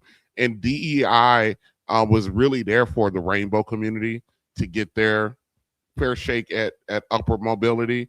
That's really what it was for. It had nothing to do with us, but they disguised it like it's for Black folk because it's, you know, anytime they want to get anything ahead, they'll just attach themselves to our narrative. But let me tell you something about Charlie Kirk, what he doesn't understand. You know, people like Charlie Kirk and the mindset of Charlie Kirk throughout this history, they want Black folks to go get their own, build their own, and leave them alone. And every single time we try to do that, they come try to delete. They come destroy it. They come delete us. They come burn it down. They come meddling. when we decide, okay, we're gonna go over here. We're gonna do our own, build around, do our own thing. Here they come getting angry about it because it's actually working like it's supposed to work, and they can't tolerate it. That in our history in this country has been littered throughout this. So I don't understand why they get so angry. If you want us to not bother you for your stuff, then when we go build a city out of the desert, let us be. They can never do that. They gotta have somebody to look down on, TJ. They cannot see these ninjas. We supposed to be lower than their trailer park trash. Yes. How dare we think we can go out into uninhabitable land, swamp, and desert and make something out of that, TJ? Did you hear about the story? And I'm sorry I don't have all the details about it, about how Africans that escaped slavery in the Carolinas, they migrated into the swamp. Yes. And they literally built up the swamp and they end up. So we literally have done, I know we're talking hyperbole a little bit, but we literally have done the things that we make cliches about. We literally have done it. We built lands out of dirt, out of nothing. Rosewood was built out of nothing. Yeah. Amen, and brother. To piggyback off of what TJ was saying, it was the Great Dismal Swamp. That's where people were escaping. Yes. They weren't escaping to go up to the north. They were escaping to be in those swamps. And we lived in those swamps for hundreds of years, going undetected. Why? Because we knew the terrain of the land. We knew how to work with the animals, and because there were panthers and leopards and all sorts of snakes and everything, but we were familiar with the land because we were here first, so we knew how to build all around that. We built homes in trees and everything, and the reason why the white people, they couldn't stand it because they were scared to go in there because they knew of all the animals and stuff. So we went undetected, and we lived for generations and generations, for hundreds of years in there, just living, kind of wild. That's why the Seminoles were like it's like the wild one or whatever, because we were living off the grid and everything, and we made it shake, out of nothing. That would be a mean new Jordan Peele movie, a new Jordan Peele movie that's centered around back in the day, colonizing white folks trying to go into the abysmal swamps and not working out so well. Just to harken back to your reparations a little bit, when we were promised 40 acres and a mule, every enslaved family was promised 40 acres and a mule. People don't know where they carved that land out from. That was land from Virginia all the way down through the Carolinas. So had the entire United States would look differently had they held true to their promise of giving every black family 40 acres and a mule. We're talking about from Virginia all the way down through the Carolinas to the tip part of Florida was designated for us. Think about what the country would look like now if that actually happened. Yeah. Yeah, it's a lot to take in. And shout out to EV. He says, I ain't late, Mr. Walker. Patriots quest for 7. You late. Glaze council symbol. He's finally here. And shout out to Tanisha Talks TTV, says Cooley is another sellout. He talks so bad about black women having multiple baby daddies, and he recently married a white teen woman with 2 kids. Oh, he married her. Oh, that's so sweet. Shout out to Cooley. So, yeah, that's a whole rabbit hole. But I'm gonna let this go. Hit the like button. A lot of people football favorite black favorite quarterback was Brett Favre. No, I'm talking about running backs. I'm saying running backs for a reason. Yeah. I'm saying running backs for a reason because historically, black people filled those positions. This is terrible. And always filled those positions historically. Not all, but the majority of running backs are black. No. But it's for a reason. Because black people happen to, run faster, stronger, and just be better in that position on juking ability and having the skills than other races. So if the NFL was like, well, we got all these black running backs, right? But we need to be more inclusive. So what we're going to do is we're going to try to change things up in our hiring practices and our recruiting practices. We need to be more inclusive, and that's what we're going to prioritize. More white running backs. My question for you is, would you trust that the football team has the best person in the running back position if you see that the running back is white? Do you think that this white running back is actually better than these other running backs that could qualify for the position? Or would you question he probably not the best? Well, it don't work like that. First of all, you just don't wind up in the NFL. All right. So it's going to be show and prove. You're going to have a body of work that proves that you are capable. Then you're going to be in the NFL, and then you're going to have to produce there. So it's all production based from the start. So, I mean, you can't just wind up an NFL running back. You gotta have a pedigree. And shout out to sports. Sports don't care about racism. Sports don't care about none of this bull jive. If you fit the position, you will be there. The majority of defensive linemen are black, and the majority of white offensive linemen are white. There's a reason for that. The majority of the skill are black. Call what it is. White folks is slow. White folks is slower than black folks. Bottom line, we can't sugarcoat it. All right, we can outrun y'all, outjump y'all, out all that. But y'all can pass block and stuff. There you go, because y'all big and heavy. Yeah, and if we can do all that with a damn ball, we can do that in all areas. You know, we're more than just shutting up and dribbling. We can do it all too. So they can't just use us on the field and on the court and everything, but then don't think that we're useful for other areas, you know, with other careers and everything. So we're so much more than that. Dare I say that I believe that athletics is literally the Coliseum, Ebony Dean. Like you said, all of these, the LeBron James, the Shaquille O'Neals, these juggernaut men of the world, with all their influence and gravitas, they should be running the world. But I truly believe that the United States has found a shiny diversion for all NBA players, all of them. Here's a lots of money that most of them don't even get to keep once they done playing. If you think about it, a lot of them go bankrupt and all that. It's a shiny diversion for the most biggest, most influential black men on earth. I like sports, but then again, I can also see where it's detrimental. Yeah, and even to the fact where for the ones who do make it out and make it into the league and everything, they always try to, kind of piggyback off of their life story. Like, say they, grew up with a single mom or whatever, or if a white person takes that person in and sends them off to school or whatever, they always try to staple themselves onto that. Well, if it wasn't for me helping him out, or if it wasn't for me letting him stay at our house, or if it wasn't for us paying for his school or whatever, he would never become that. No, that man always had that skill. And just because you did X, Y, and Z doesn't mean you're the reason behind it. There was a reason why you put your money up, but they're always trying to piggyback off of our talents and abilities. And we got to be watchful of that too. And especially with the single mom narrative, it's always like a tragic story. That's why they hate the Sander boys so much, because they came from a strong Black father and and a mother, and so they hate that about them. Amen. There you go. So what you got, man? Evolve. I want to get you in this position that Cooley is on, because I really like a lot of the little thumbnails and stuff that he goes around. Sometimes he's has some really good points, and I think his whole gist is to say that he's a master debater.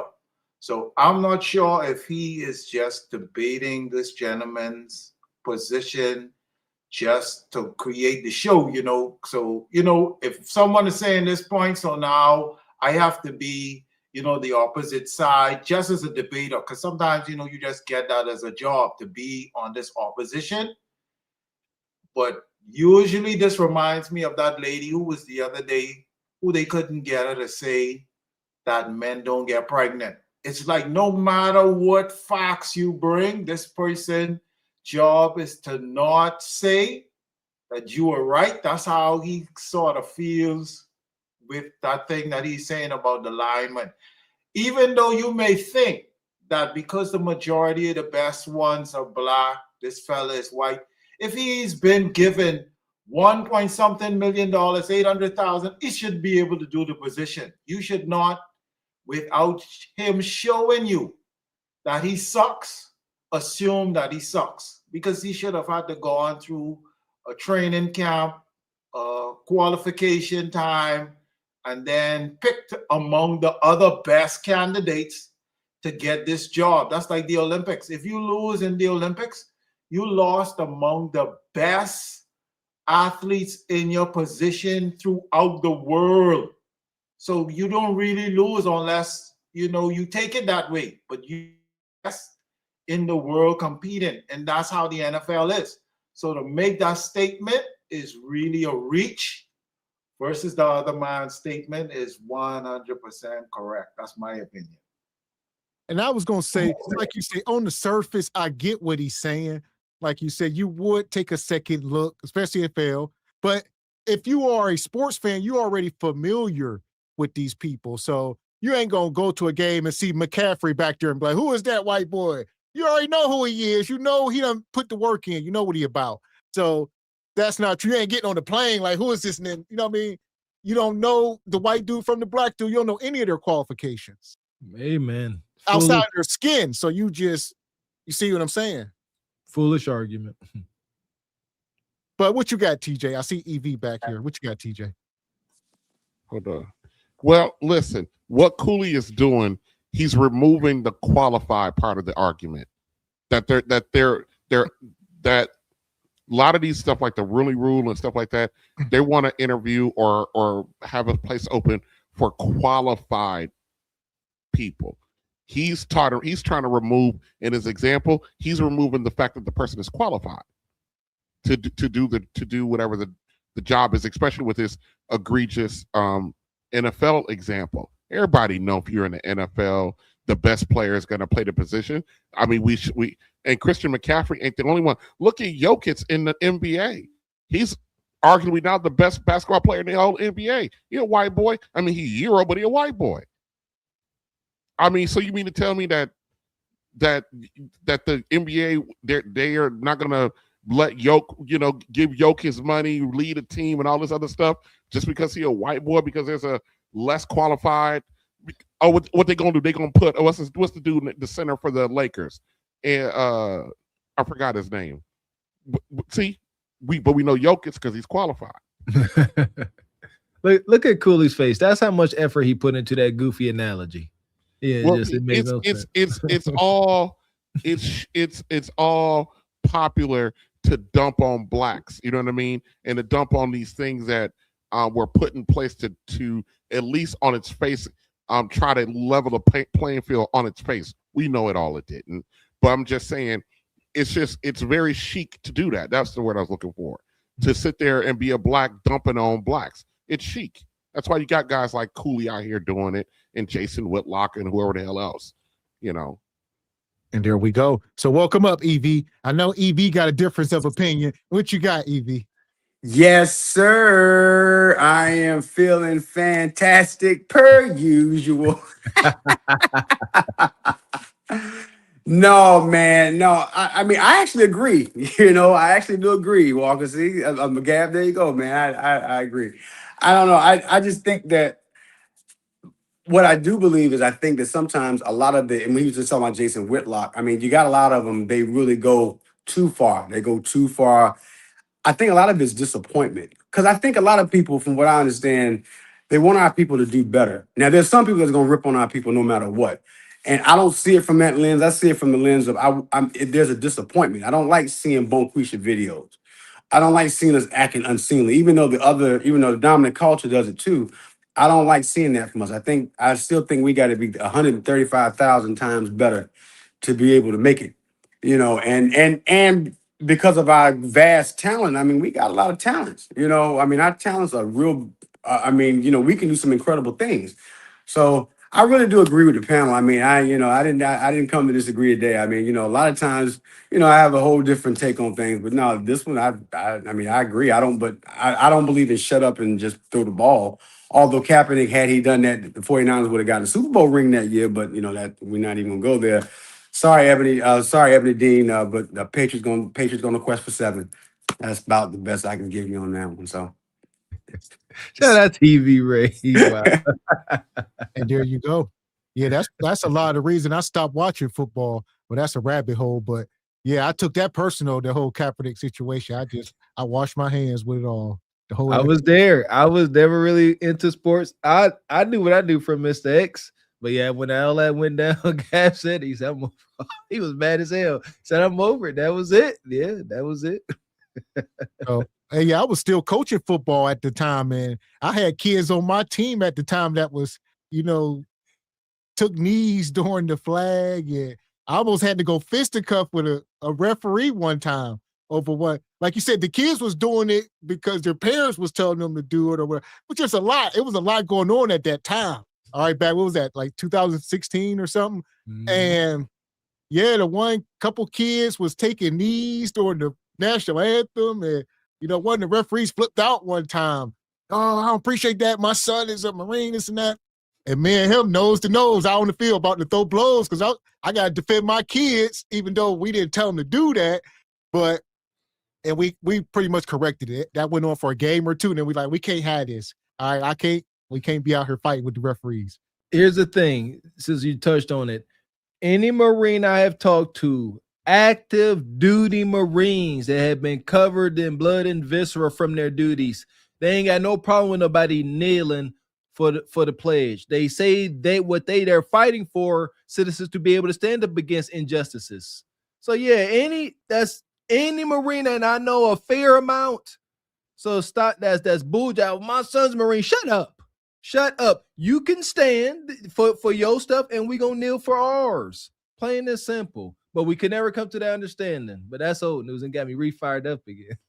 Yeah, that was a deal. They were trying to make us forfeit the game, and it was a lot. Fall in place, ninjas. Y'all better stand for white man's flag, boy. But nonetheless,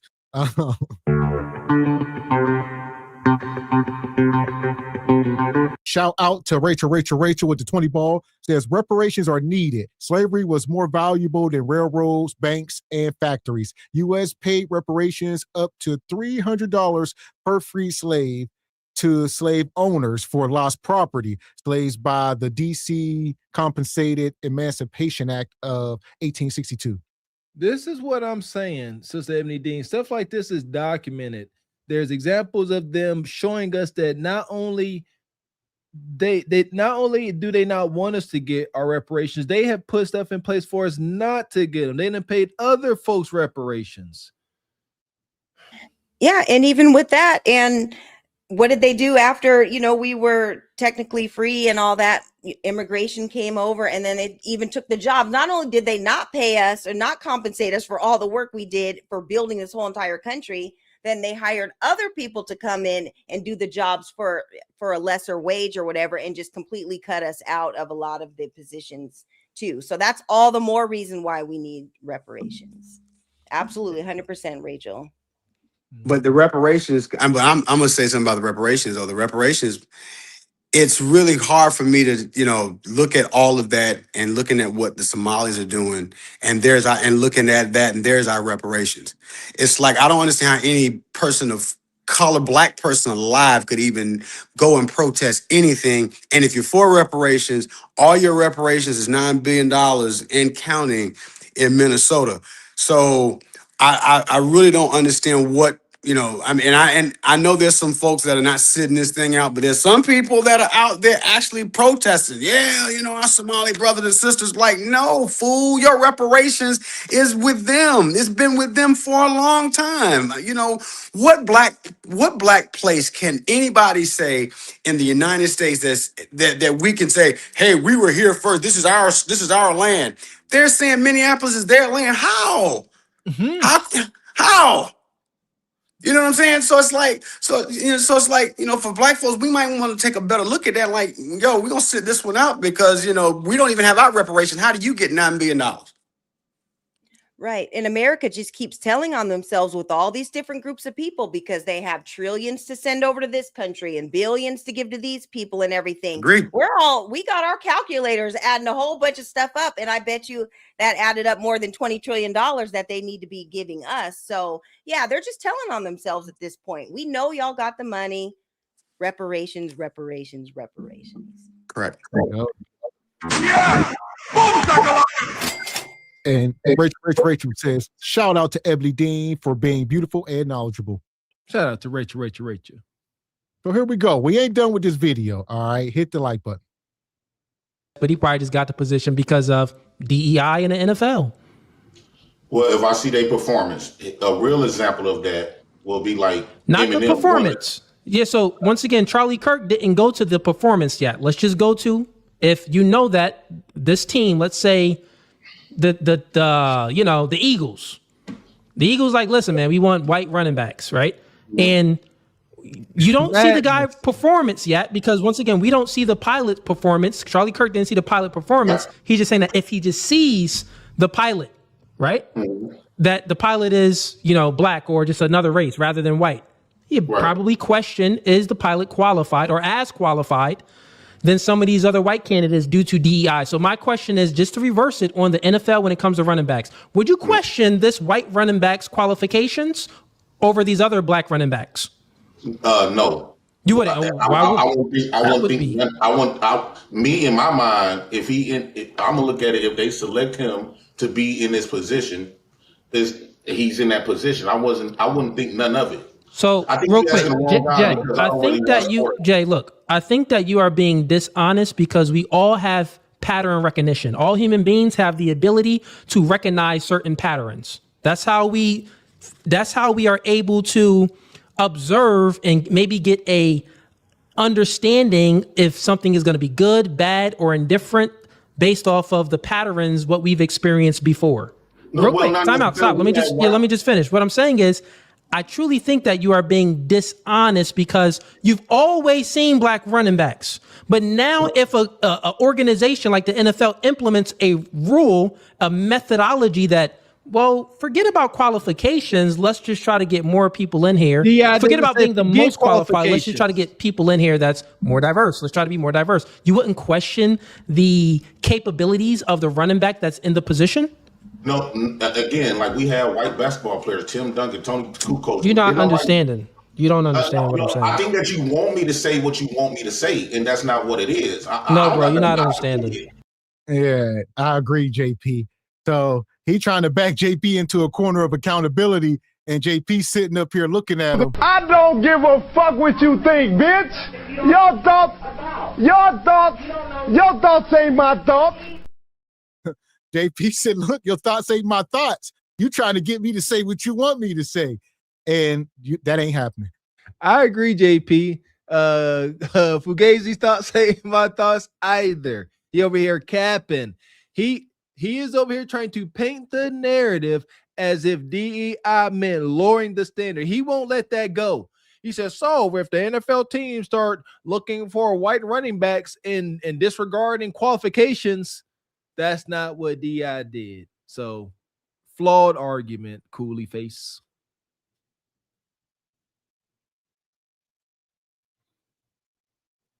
Anybody?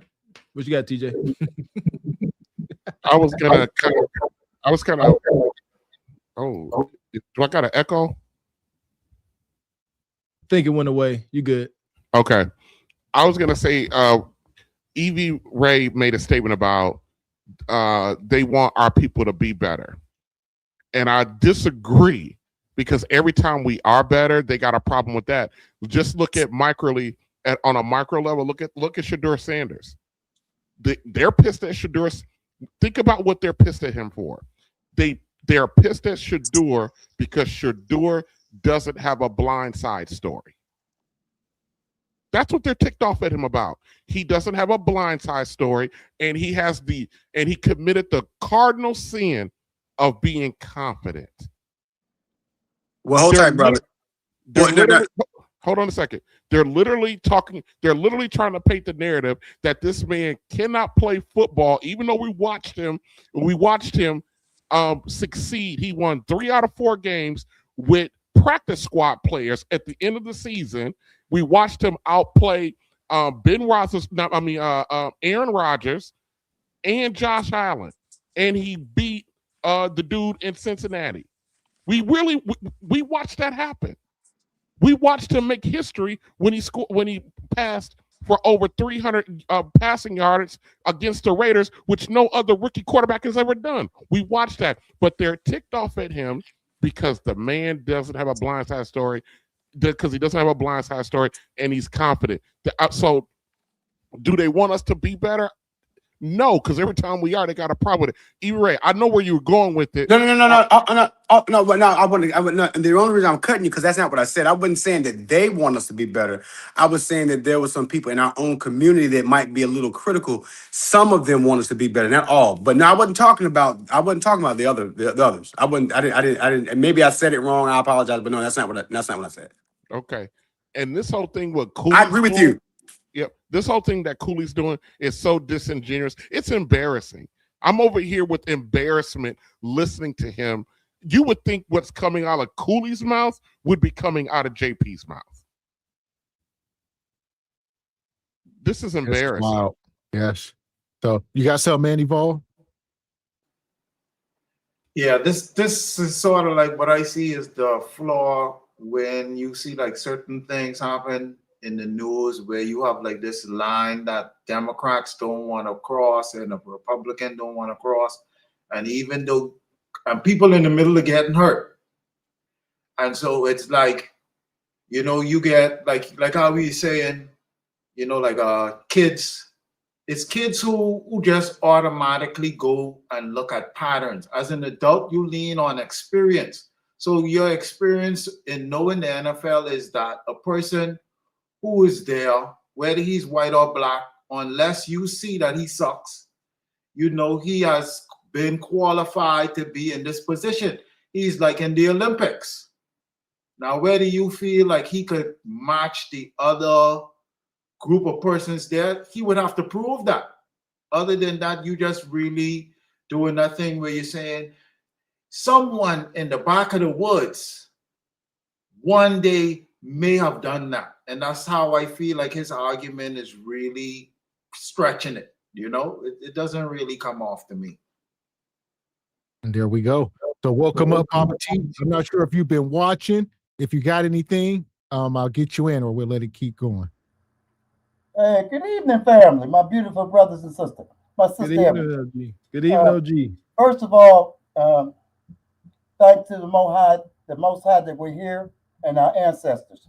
And I always have to give credence to that for their struggles through this country as well as worldwide. I'm listening to a lot of what you all are saying, and affirmative action. Listen, I know about the history. Okay, I've lived through the history. Who prospered more from both groups? Come on, you all know this answer. White women. White folks, White women. Okay. Now, when affirmative action started, right? You all up here in the North, black folks had the right to vote in Chicago since 1897. Okay. It wasn't no 63. I mean, this was all concentrated in the South, didn't have the right to vote. All right. So you have to understand that. Secondly, when we talk about DEI and affirmative action, what's the number one thing you would know about our history here in America? That we've always been smarter than anybody else, just based on our history and our inventions and everything. How did they do this? How did they do that? Right? And from all these inventions, who got the trademark? We didn't get the trademark. Okay? Because the money would still be flowing through the families and everything. And we couldn't get it because of racism. No. It wasn't racism. No, it's because they took it and they trademarked before us, just like their brother, Mr. Tenderism. We were so loving and caring. This is a perfect example. This happens because we're not aware of the information. You understand me? Because, just like Dred Scott decision, okay, we could take our case to the Supreme Court. And that was in the 1800s. So that's like, if you're not aware of the information and nobody's really letting you know about it, right? So you're in the dark. In the 60s and the 70s, look at Johnson Publishing Company, Jet Magazine, Ebony. That was going on, started in the 50s. Who you think was downtown? Melanated people. We had brothers going to work. The buses was full of black men going to work. Doctors, electricians, construction. You understand me? We were in all fields. This is in Chicago. I can't speak for nothing else because I don't live nowhere else. In all fields, you would see that. Right? Let me give you an example here with corporations that we were working for. The Caucasian men had a problem with us because wherever they went, they had to take us along. When they go on their weekend junctures, they had to take us along. Okay? They didn't like that. So it's a lot of areas that you all don't put together when you talk about affirmative action DEI. You don't put together that when the white women, they were talking to the white man, talking about how we feel about this and that, right? They said, okay, we know these black men are smarter than us. They always had a problem because we were smarter than them in business and everything else. They said, okay. We said, you know what? We're going to start affirmative action. But we're going to make sure you benefit from it. Okay? Ebony Dean pointed out that you would have white women owning business, right? And there would be white boys working. Okay? That's part of affirmative action and DEI. DEI, tell me, you got a white woman on the company, right? How many brothers do you see working there? Or sisters? You won't. And they're making the bulk of the money from this. Just like affirmative action, same game. Yeah. Here in Chicago, you get 25% of minority services. White women were included in that. Same game. And they do the same thing. By the company, their workers are going to be the white man because they will never dethrone the white man. They're going to keep all that stuff in the family when it comes to us. So I got a story, Baba T. There's a construction worker around here. Shout out to Braddock. And he told me a story. He's a black man. He's black. His mom is black and his father is white. His father started a construction company. The son, the black son, inherited, took over, learned the ropes, started doing his thing. But when it came time to bid on big jobs, Baba T, the big jobs, he found out the hard way that when he showed his black self up there, he wasn't getting the job. So he had to send his white father to do the bidding, which he was used to doing, and he got the job. And it was so bad that he would, now the white father show up, bid for the job, win it. Now his black son show up to do the job. He said a small percent of the time, they would tell him to pack up his stuff and go home. They still got to pay him $25,000 just to mobilize and show up. They say, here's your 25 grand. You ain't working on this site. Your white daddy was supposed to be here. That's how real it still is today. Yes. So here we go. Here we go. So it's almost like having Eminem. He won Grammys in the black sport rapping. Bruno Mars running Grammys over the people who actually created the black content, right? And everybody accepted, right? So that's much differently. That example does not map on, that analogy does not map onto the analogy that I'm making for you. When you're speaking about Eminem, we were able to listen and hear Eminem's skills. So you actually can know that he's qualified because you heard it.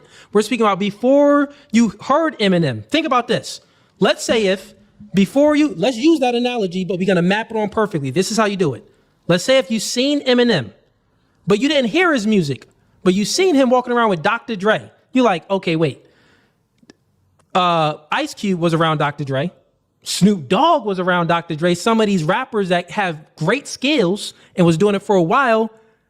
What is this little white boy doing around Dr. Dre? You're really not going to believe in this little white boy until you actually get to see his skills. That would be your true answer.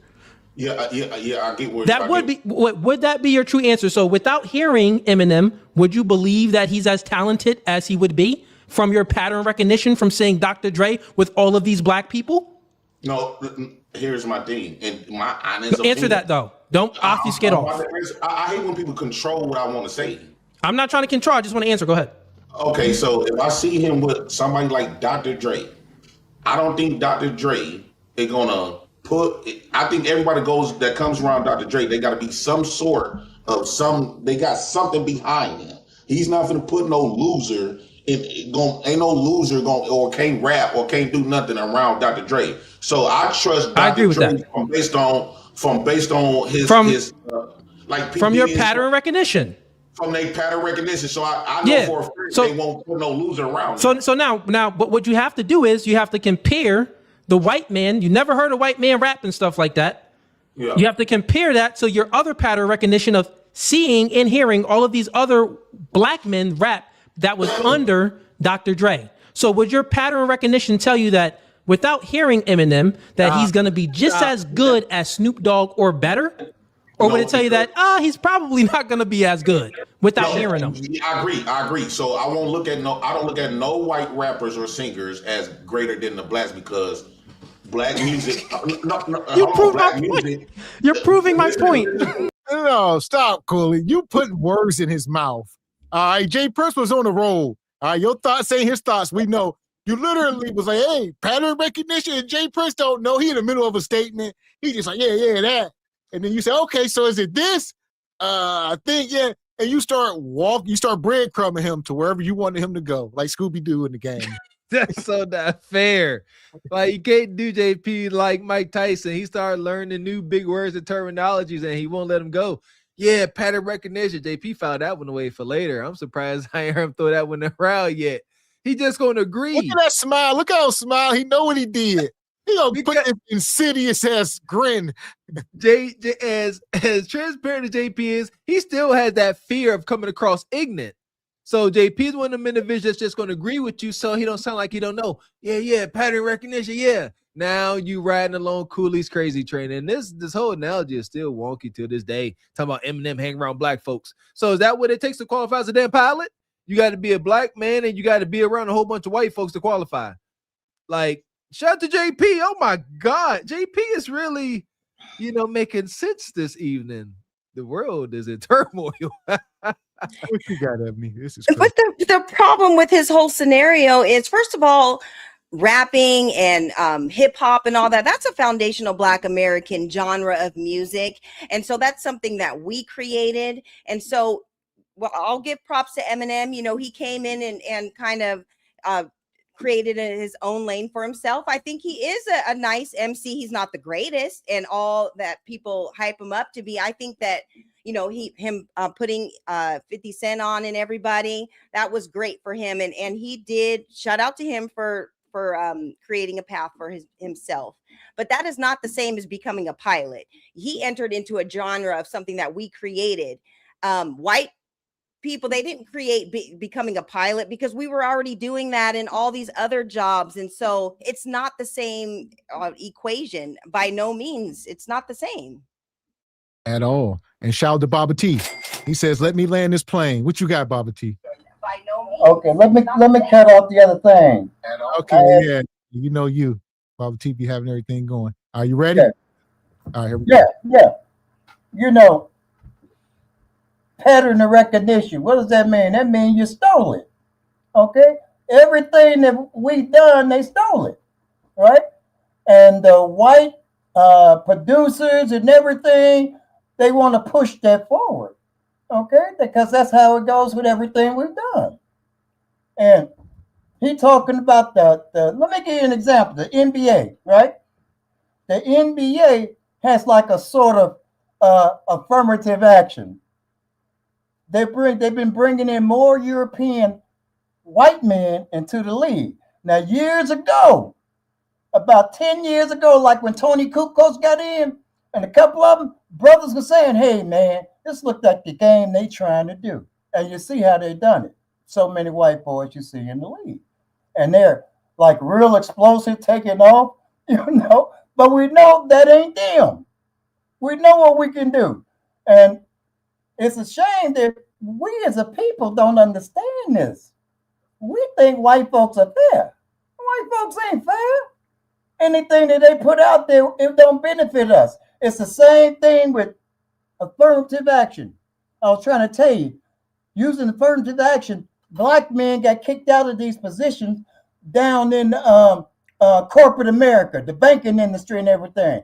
And by them doing that, they already knew feminism had affected our sisters. So they say, you know what we gonna do? This is what we gonna do. We gonna have them sisters go in after them jobs. I remember that. And I said to myself, and I said, these sisters were smart. They'll see the game. I was grown then. All right.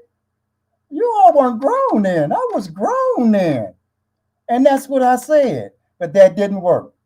They had brainwashed the sisters so much with feminism. I can do my own thing. Now you see how the Black community is where it is. Then they put dope into our community. So when the brothers are losing their jobs, they couldn't get another one. What do you go to? You go to dope to make hey, I got the hustle. Now I'm in the hustle mode because you know back then the dope dealers was the third code and everything. So those were your first materialistic things that you started seeing. You all don't tie all this stuff together. White folks think 150 years ahead of folks. Okay. And then DEI and Trump. So now they knocked all these sisters out their jobs. They got the sisters playing that they don't like Black men. You understand me? You got brothers talking about 304s and I'm knocking them off. Man, that's the plan, man. You all don't see this. And you know what? You ain't been around as long as me. And I've always been militant and knew about white folks and their plan. That's why I couldn't go to corporate America. I couldn't work with a bunch of white folks. I couldn't do it. I couldn't do it because you might say, call me trouble. I'm going to say, hey, what's your name? Did I introduce you as trouble? Okay. They slick. And the same as Eminem. He stole our stuff because he was around a bunch of brothers rapping like that. Okay? You talking about what you hear? Eminem. And the same as football. When we got in, man, we were the greatest running backs of all time. And they know that. But they gonna definitely have a few white boys, quite naturally. Because they washed us. They were fullbacks in the NFL, remember? Brothers was the running backs. Mike Allstott. So I done landed that plane. Okay, go ahead on. Well, I wanted to say this, Bobby T. I'm gonna piggyback off of what you just said. As far as the NBA, for instance, a lot of these places, I think they are trying to replace the melanated talent. A lot of these sports are like, we are paying big money, and we don't feel comfortable giving y'all this kind of money, right? So now, like you said, NBA, they're bringing in these European guys, and it started, like you said, back with Kukoc, and then you get the Ginobili's and so forth and so on. Now, a large percentage of the league is, European. Definitely the top guys when you're talking to Lucas and the guy in Denver and, some of these top guys, the most highest paid are, European white guys. Even that's because they started taking basketball overseas all them years ago. They want to introduce you to it, and they're doing it with football. They take it to Mexico, overseas. I want to introduce y'all to the sport so y'all can send us athletes to replace these ninjas, and we could pay y'all less. So it's same thing with music. We're going to take it overseas. We need y'all to start rapping so we can replace these ninjas. It's always a move. I believe it's a move, again, like you said. America sees that melanated folks are benefiting too much. There's been a movement as of lately in the last few years where y'all have seen that these athletes are stopping from playing mostly football and going and buying land and becoming farmers and homesteaders. That's a thing. I can't remember the last big athlete that did it, but that's not a part of their game plan. I told you before at the beginning of this, the plan for the black athlete is to acquire tons of money, but to give it back faster than he acquired it. That's why so many athletes wind up bankrupt and down on their luck. Look at them, the Ocho Cincos, the TOs, all of them that had horror. It's too many horror stories to name. But now y'all ninjas want to leave with y'all health and y'all mind. Y'all trying to leave before y'all get CTE and y'all trying to go buy land. Yeah, it's time for some Europeans to come over here. We don't like this. Yeah, and that's why the league is so watered down now. Like, remember, like when the league was started and all the we brought our culture into it, and with the fashion and everything, and all that played such a key role in our culture. And so if you're getting people, from other countries and stuff that they don't have shoes and they don't influence, the fans and stuff to buy all that stuff, because we're the culture of sports as well. The fashion, the music, the style, everything. You can't buy that. You can't buy that from a European country or from anywhere else, because that is something that we created here as foundational Black Americans. So they can try to do whatever they want to X us out. We're not going anywhere, and we are the heart and soul, and we are the culture of this country, period. So we probably need to create our own stuff. I'll get you in, man, Evolve. I know people have been telling like LeBron and them for years they need to create their own league. It's too tough though. It's a lot of obstacles, but we will have to support it. I don't know where they would get sponsorship and all that from. So they're gonna take like a hit for income. They say we should never merge with like the Negro leagues and stuff like that. I see y'all in the chat. Some of the best players was in the Negro League. And they brought Jackie in. A lot of people say Jackie was not the best Negro player. He was the guy they wanted to make the face. There was tons of guys much better than him. But rest in peace to Jackie. He's a legend. But, he was the guy that went along. He was the one that they can get to go along and break the league up. I just need one of y'all. Come over here. All right. And then get another one. Then we going to separate y'all and break y'all whole league up. Yeah, that would be tough. Go ahead, Ebony. Well, and Gav, let's not forget how we were selling out the stadiums that we had when we were in the Negro leagues. They weren't going to watch the white boys play. They were coming to the Negro leagues to watch all of us play, and they were selling out stadiums. Everybody wanted to watch because that's where the talent was. That's why they came over and tried to pull us into the major leagues. We already had our own stuff going, and it was popping, but they weren't getting people to come and watch them play because all the talent was with us. So. And there you go. It wasn't about inclusion or being fair. Thank you. They said the Munyon is over there with them ninjas. The excitement, the culture that we can't even tap into is over there. You know what? Bob? I know you don't like the idea of us sharing locker rooms and stuff, but we can up our profits tenfold if we let the ninjas come over. God dang it, Bob. I guess we got to do it. And here we go. So, and there was a point in time Just look at sports. I mean, time will show you, Babatino, back then, all right, we're going to let the ninjas in. Then it was mostly white and black. And then they got to a point where they say the league is growing. We're paying y'all too much money. Let's get influence in across the world. Let's teach everybody about this. Now who's the majority of baseball players?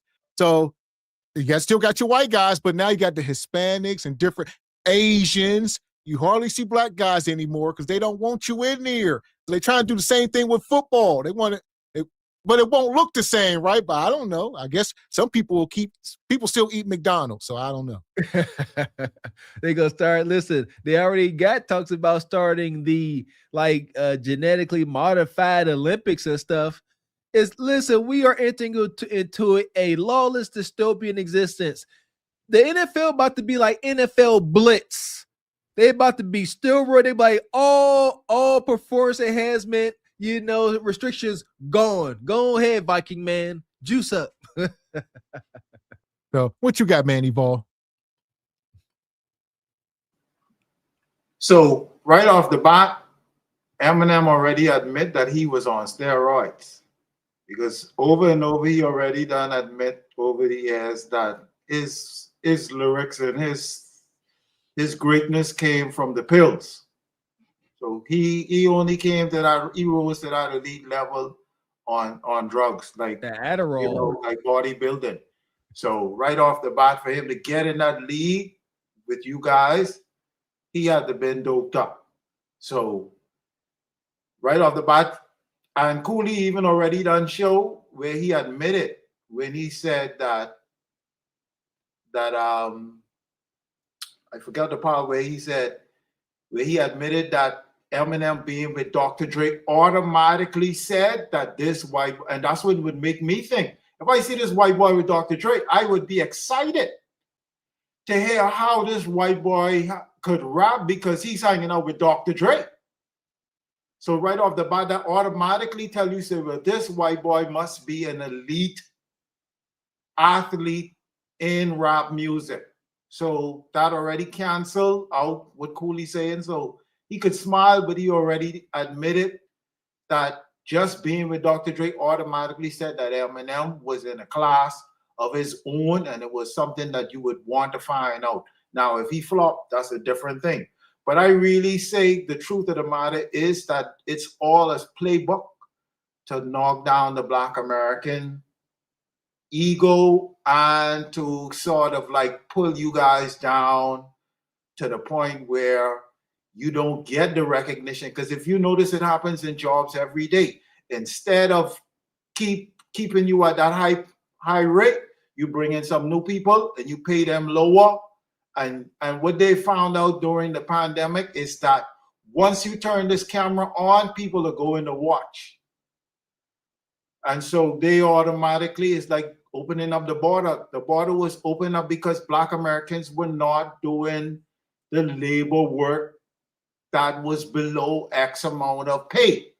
So they needed a whole new group of people who that would bring down the wages and everything. If there wasn't these ICE rates, you know what the cost of employment would be right now? It would be rock bottom. There would be people all over the street on every single corner willing to work for $2.50 an hour rather than go back to Nicaragua or Belize or where all these other places where they come from. That was actually going to bring the cost of everything down. And so now you would really be unemployed because you wouldn't want to work for those wages that they would pay the immigrant. And so it's all about every time when you guys make 2 steps forward, someone is coming sort of try to trip you guys down. It's clearly showing in almost everything that you guys do. And I hope that you guys do get that reparation. So persons who have that mindset of putting this money into something that would 10, 15 years down become something great, I'm excited to see it happen. Yeah, well, if they really wanted to see us succeed, instead of bringing immigrants over to work for a cheaper wage, they should have just paid us the wage that they were supposed to pay us instead of trying to undermine us with the jobs. and with the positions and everything. If they really cared about us and whatever, no, they were thinking with their pockets. Okay. And they're always trying to replace us. Ever since they landed on this like in this country, they've always tried to replace us, always tried to minimize our efforts and all of our contributions to this country. So this is why we're where we are in America now. You can try to replace us. You can try to bring all these other people over and try to replace us, but we're not going anywhere. We are the heart and soul of this country. So the more you guys continue to do that, the more our country is going to continue to go into debt and all these other things that are going on. We're not going anywhere. We are this culture. So that's just what it is. And until they understand that, they can continue to do all these other things. We're not going anywhere. And we got some super chats here. We appreciate you, brother Odd Job. Says TJ, I agree, but the including Cincinnati is not it. Even the Jets beat them, but we get it about Shador. Shout out to Shador, man. Shout out to brother TJ coming up tonight. Appreciate your G Richai. Says Cooley is trying to get a viral gotcha moment from JP. Naturally, the F is Cooley talking about, not much.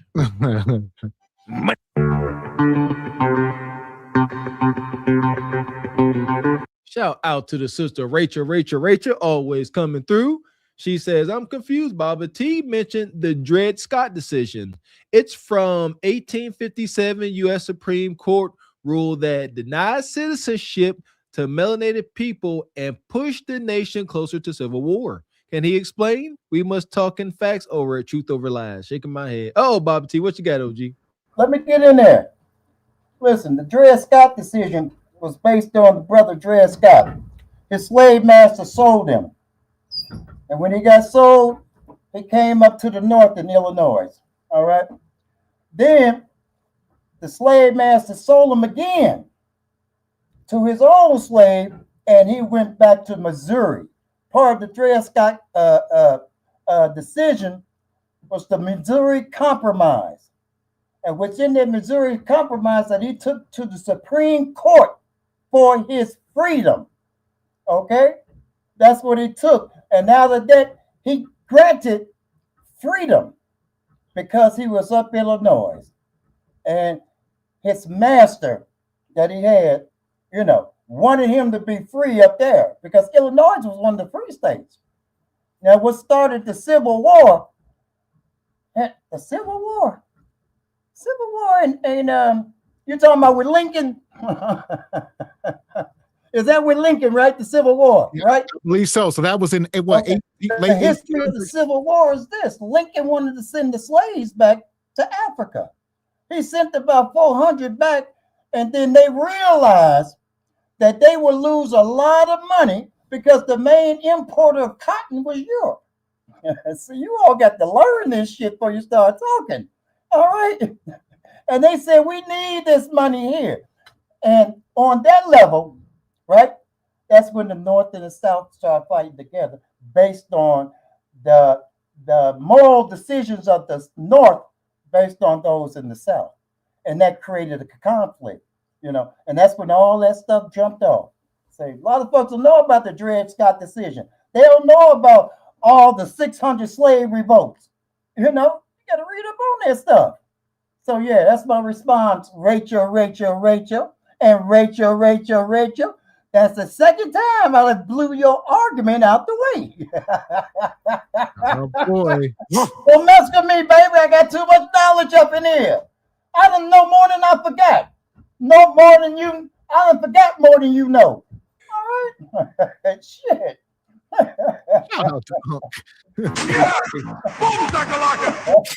I'm learning. Shout out to Project Leroy. He says Mike Allstott got all the praise and touchdowns because of work done. Work done was that running back. Yeah, it was, but never got the ball inside the red zone. Listen here. No Mike Allstott slander. Mike Allstott sacrificed his neck to the game. He was running head down over everybody. Appreciate you, Project Leroy. So why are black players sabotaged during the draft? Shout out to Shador. Know too much. Don't have that, what TJ say? Don't have that blind side storyline. You too uppity, Ninja. Yeah.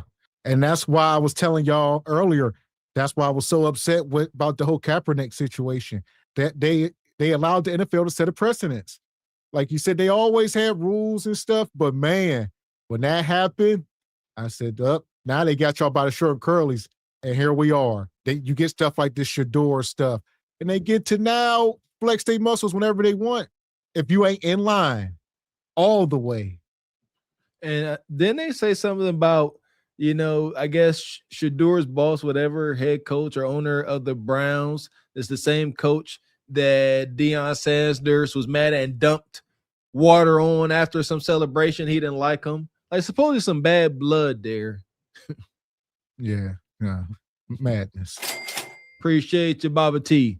Says, remember Satchel Paige got there around 50 and he still was striking them out. Oh, Satchel. There you go. Yeah, people forget. I mean, there was a time in history where melanated folks were the baddest baseball players on earth. It's just the bottom line. So it's hard to believe it now in 2026 where you rarely see us. That's what they're trying to do with the NBA. They're trying to get us 50 years from now to not even believe that black folks play basketball. Because it's going to be a bunch of Europeans and, guys from Central America. Who knows, right? And people be like, Michael Jordan, I heard about him. Who was he? I heard he was great. You know what I mean? LeBron, who is that? They're going to replace Michael Jordan with Larry Bird. That's going to be the new jump, man. Yeah, so here we are. Appreciate you, Rachel. Always coming through. She says, what does that have to do with your statement, Baba T? So here we are. Like I said, we ain't done with this video. I'm going to let him land this plane. Listening to rap and stuff is a connection from blacks, right? that white man can't speak the pain of what rap is all about. But rapping and flying a plane is two different things. But right? no, rapping Jay, is more solely based in a black experience. Yeah, Jay, but flying a plane is not. I get what you're saying, Jay. It's the same logical entailment. So the logical entailment is this. Let me explain for you and maybe the audience that have low IQ and missed it too, right? Because now you just admitted to it, right? So the thing is, when I said that, if pilots, most of them are white, because one, there's just more white pilots, right? But then you implement a methodology and a system that's in place to prioritize being more diverse. It's like, okay. Let's just put that there. Let's not put any mental in it at all. That's what's being implemented. With rappers, most of the rappers, if we're speaking about in the Dr. Dre and Snoop Dogg era, and even when Eminem was coming up. Oh, boy.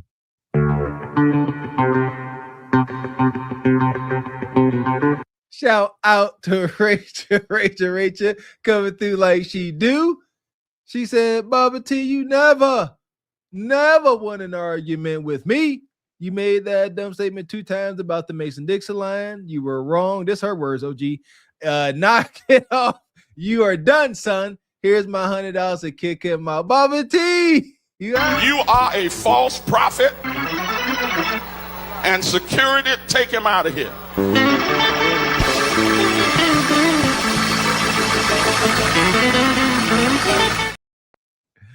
Shout out to Rachel. Listen here, I gotta get my Googles on, do my YouTube research. Okay, Mason-Dixon line, remember that little deal there, but yeah, I don't know much about it. But she said she got you, OG. She said she got you. So there you go. Baba T is done for tonight, unless somebody drop 100 to bring them back. OG. So we appreciate you, Rachel, sponsoring the show tonight. For sure.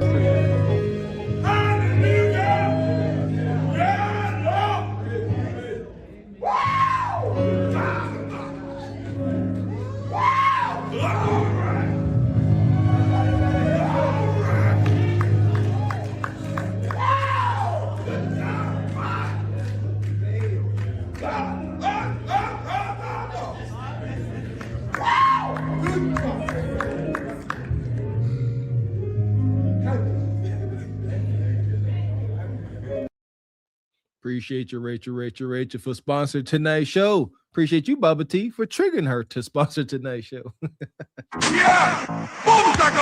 There you go. We appreciate you, sister. I see brother Leon coming to the building. Leon, have you been watching the show? What you got? Let me unmute you. There you go. Okay. I don't know what the F I walked into, but I want a show of hands of the people on the panel that's got the first 2 albums of Eminem. I used to have it. I say I'm sorry, mama. Right. I want a show of hands. Not only do I have the first 2, I got the 3rd, the 4th, the 5th, all the way up until the Prescription album. Show of hands of the people on the panel that have seen M in concert. All right, what's your point? What you trying to prove? What you prove? Okay. Eminem is arguably the best. Relax. Arguably. I use the word arguably. You did. Fair, sir. Fair, kind of fair. The best rapper. Arguably, I guess. And this is from a man that has known rap since the Fatback Gang. So you don't know about the Fatback Gang. So you know about Rapper's Delight and all. But the Fatback Gang was the first official rap group.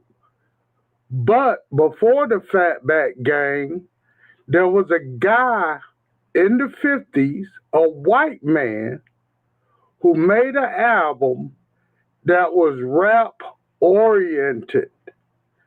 Okay.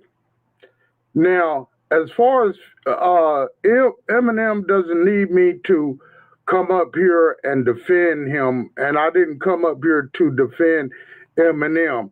What I came up here to do was show you a book that scares Black folks, and it shouldn't. See that book? It shouldn't scare you.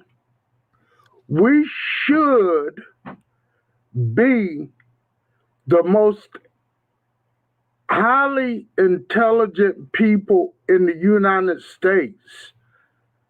We should be, simply because the first thing that we want, our ancestors wanted to do when they were emancipated, and then when slavery ended, they wanted to go to school. They wanted to know how to read. They wanted to know things. They already knew things. They were already highly intelligent. Now, you're talking about sports, okay? Now, I'm a nerd, so I don't get into sports because I understand the nature of sports. It was from the old Roman times, gladiator days. The Romans institutionalized the games to take the people's minds off of that they were being bamboozled by Nero, who was counterfeiting money, take their minds off the Roman people. See, culture is not power. See, you're talking about, the white man stole this and the white man stole that. Look, the white man can't steal what you are protecting. If you don't protect it, the thief cannot come into your home and steal what you are protecting. If you're not protecting it, then anybody can come in and steal what you got. So I'm saying this. Whatever you got, protect it.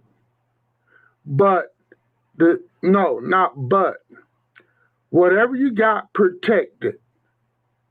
And there's a period at the end of that. And what I'm saying is this: culture is not power. If we look tonight, the reason why I wasn't up here 2 hours ago when you guys started, I was watching Marshall, the movie with Chadwick Boseman.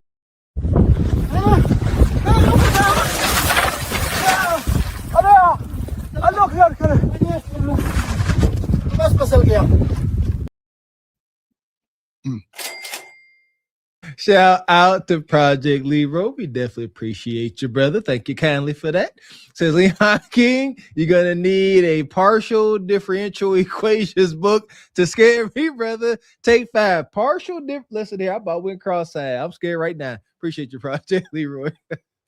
So there you go. Take 5 minutes, Leon. And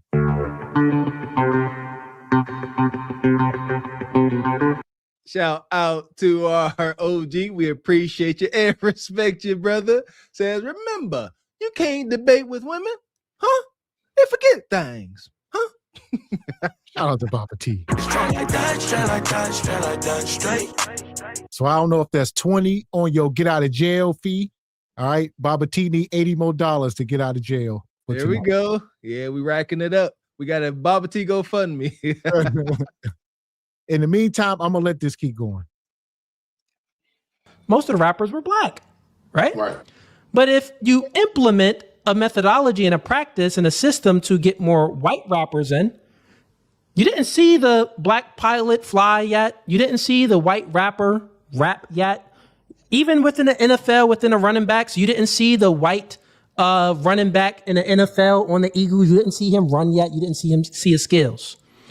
But what you do notice based off your pattern recognition is most pilots are white, most rappers are black, most running backs are black. If there's a system to make it more diverse, your pattern recognition would raise a question in your mind to say, well, is this running back that's white, is he going to be as qualified as the black running back? Is this white rapper, is he going to be as qualified and as good as the black rapper? Is this pilot is going to be as qualified and as good as the white pilot? This is something that you would question, and you just admitted it to it. That's the end of the debate. That is all Charlie Kirk did. No. I want to clarify what I'm saying. When I look at a pilot, end of the debate. When I look at a pilot, that is something universal, right? Anybody can, I look at that as like a universal thing where you could go to school and learn how to fly planes, just like driving a car, right? Whereas if I look at a white rapper, I'm gonna view him as a culture vulture, meaning that rapping is not for whites. It's not. It's really black men and women who experienced trouble, slavery, or Jim Crow. Bro, listen. What you just said is racist. What if a white man? What you just said is racist. What if a white man said, black pilots are not for black people. This is a white thing. We invented these planes. This is more of a white thing. You're the same thing that you just said about hip hop. We can say a white person can say about pilots. You would call that white person racist. But when you say it about hip hop and you're speaking about white people, I guess you're not racist, right? No. Gotcha, bitch. Yeah, listen. I'll say this about both of these ninjas on the screen. Sing along if you know the words.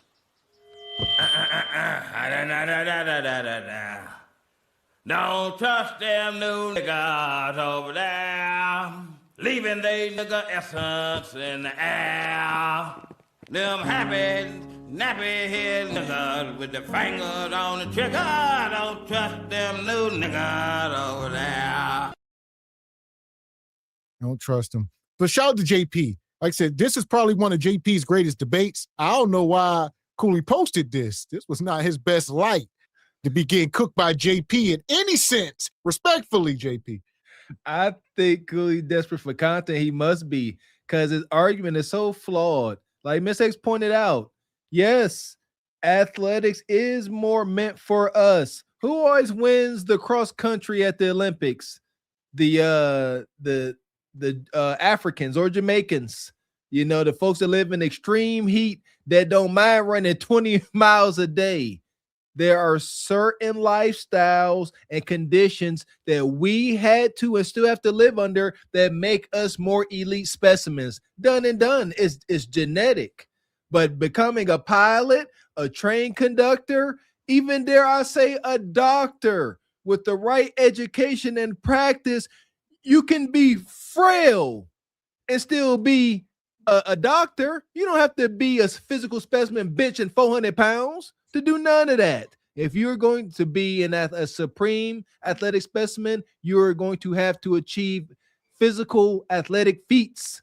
It's not the same for these other professions. So JP actually got a heck of a point. And what you got, Ebony? So basically, Cooley right now saying white folks invented everything and they can sit there and say, what's your take? Well, there's a whole lot to unpack, starting from when Leon was up, because Leon, I love you, Leon, but talking about the white man rhyming back in the 50s, we were rhyming on wax from the 1920s. Microphone Check debunks all that stuff with hip hop and how it started. We were already rhyming. We were the original poets and everything. That's how it all came about. And also with the Eminem thing, I'll give him Renegade with Jay-Z. Now that was my cut. I love me some Renegade with Jay-Z. But you are a guest in the culture and you did your thing, and it is what it is. But no, you are not Mr. Hip Hop, like by no means at all. But with what this guy is saying, he would have been able to, had he have had a better argument, because just saying about hip hop, that's not the only thing we created. We already did like 50 patents after slavery and then so many more after that. The reason why we couldn't get things patented during slavery is because it was illegal. Talk to him, Ebony. Yeah, it was illegal for us to do it. We were the ones inventing everything, and then the slave owners were the ones getting the patents for it. After slavery, there were like 50,000 plus patents that we got and continue to do to this day. So it wasn't that we weren't smart enough to do it. We weren't able to do it. And when it comes to slavery and stuff, the slaves who were like driving the cars and riding the horses and kind of overhearing like the slave owners talking to each other, that's how they soaked up game. That's how they learned how to move around and learned how to talk to people when they were out on those runs with those slave owners. So they would go back to the plantation and talk about all the things that they heard. They were ear hustling. They were soaking up all that game, and they used that knowledge in order to free themselves from slavery. But had he brought up something that white people actually did invent, like Leon, you were talking about algebra. Well, that was an African invention, and it was brought up to Europe. Algebra is an Arabic word, and that was something that the Africans brought to the forefront. So when we're talking about mathematics and science and all that stuff originated from Africa. So we're not just hip hop and sports, you guys. Like, we're so much more. We created like so many things on the continent, and even here when we made it over to America. So there's so many things, and it's not just hip hop, you guys. We just have to continue to teach each other and do the research and learn, because we're so much more than that.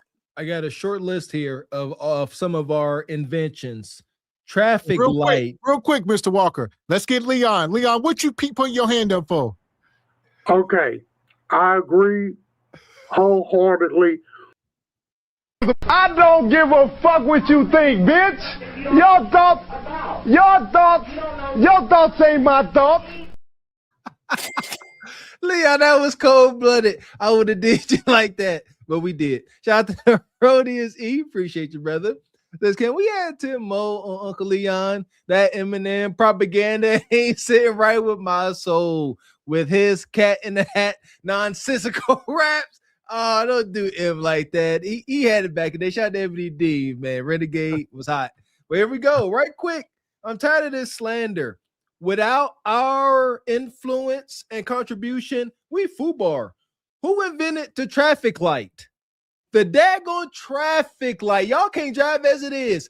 If melanated folks didn't care enough about everybody and said, you know what, we're going to help y'all stop crashing y'all Model Ts into one another. And the brother Garrett Morgan created the traffic light. Mary Van Britton Brown created the security system. Garrett Morgan again, super. It's a lot. Gas masks. We create everything from hairbrushes, gas masks for white man's war, traffic lights for white man's infrastructure.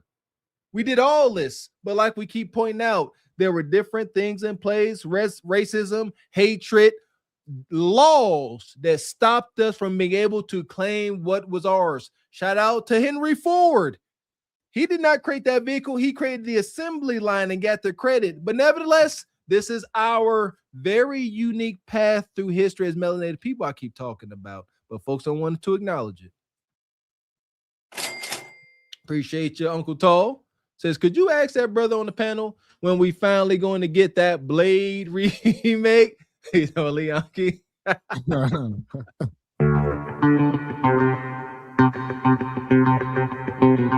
Shout out to Uncle Tall. Come through sponsoring the show with 20 in the cash app. Says, what's good, fellas and lady? Appreciate you. Appreciate you, brother. Yeah!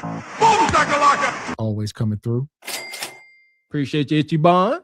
Says NFL, MLB, NBA, and NHL sell tickets and base decisions on perceived sales, money rules, and pro sports. Nothing else.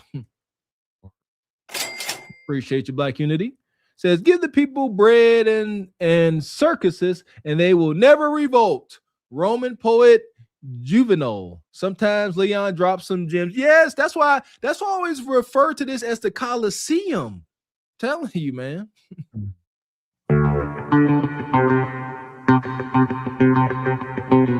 Shout out to the OG Baba T. We appreciate you, brother. Says, remember the Tuskegee Airmen? They lost 2 plane escorts and bombers during World War II. They knew they couldn't let us in. Yes, shout out to that movie, man. Yeah. Fill the Baba T. We got 40 in the Baba T pot. All right, we trying to get Baba T back, y'all. Come on now. Appreciate you, Uncle Tall. Says, you ain't ish, Gavin. Leon deserved that. But nonetheless, here we are. We're going to keep it moving. We wasn't going to talk about this, but I think Baba T brought it up. So here we are. We'll entertain it, I guess. And here this here. Tenderism. Pink book lessons. So it's that whole tenderism situation. We're going to see what's going on. For 6 years, I ain't got to talk about it no more. But you see this here? This is genuine brisket. You don't need no teeth, just tenderism. What I'm talking about, destination 1 in the nation. I got a fact.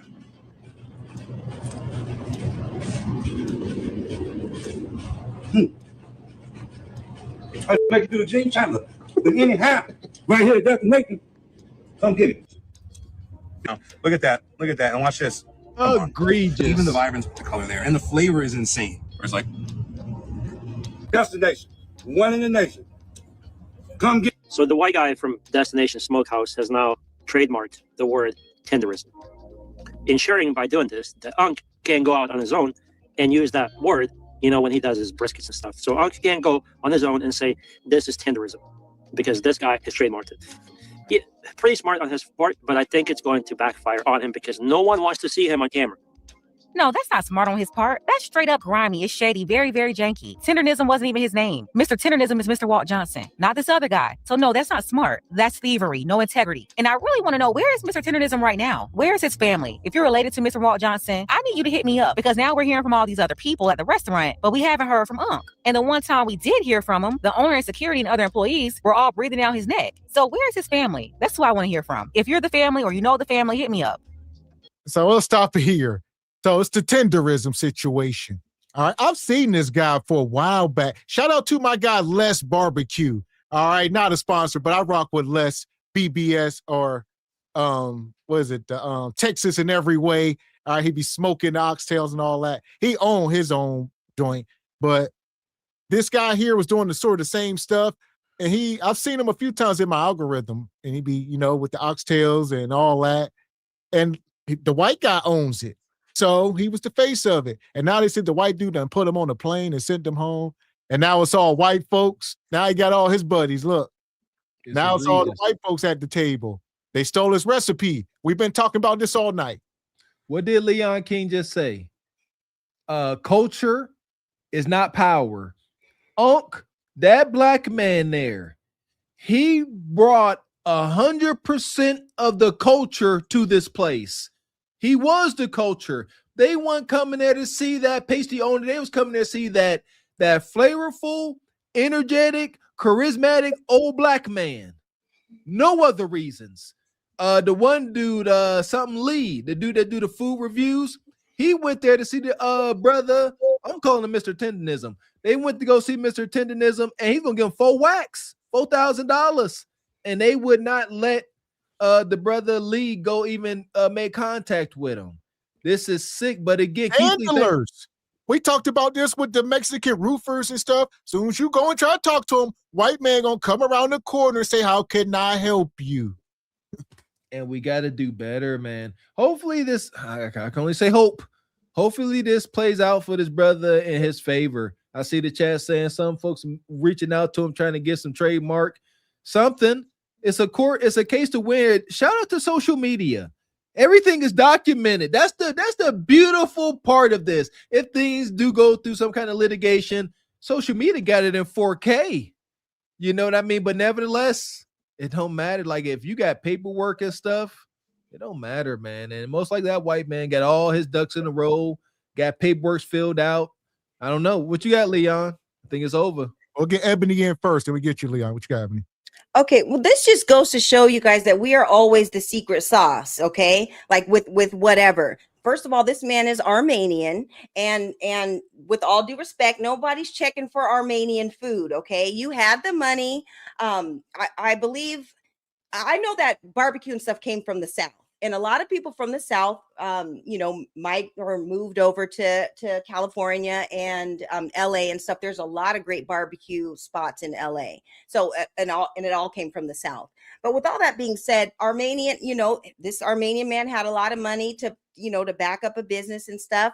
But the secret sauce was that guy. He was the one who brought the business in. He was the one back there making the food and preparing everything and making the sauce. He was the business. And where this guy messed up is thinking, just trying to not give him his props for it. This has happened time after time after time with us. We're always the ones inventing and making things pop off and stuff. And then we get undermined for certain things when all he had to do was pay that man, because if it wasn't for him behind that pit and promoting the way that he was, then he wouldn't even have the business that he has. So when you don't pay people right and you do this grimy stuff, it's always going to bite you in the ass in the end, because now look, nobody's coming to that business. Nobody's checking for him because we see how grimy he is. So yeah, he blew it for himself. Pay that man what he's owed, because he is the face of your company, and give him like a part ownership or something, because without him, you don't have a business. Yes, and look, he even got the brother standing back there, with that. What is he supposed to be, like a 5%er or God body or something? So this white dude, now this dude back here acting like he, part of I don't know, some type of secret society. This is wicked. He is standing there back there giving hand gestures. Yeah, I don't know what that's about. He just real out of place standing back there. Why aren't you helping your brother? Like, I don't agree that this dang Leon. Man. One more time, Leon. You got 5 more minutes in the gulag. I tell you in the name of Jesus. Have your way, Lord. Have your way, Lord. Have your way, Lord.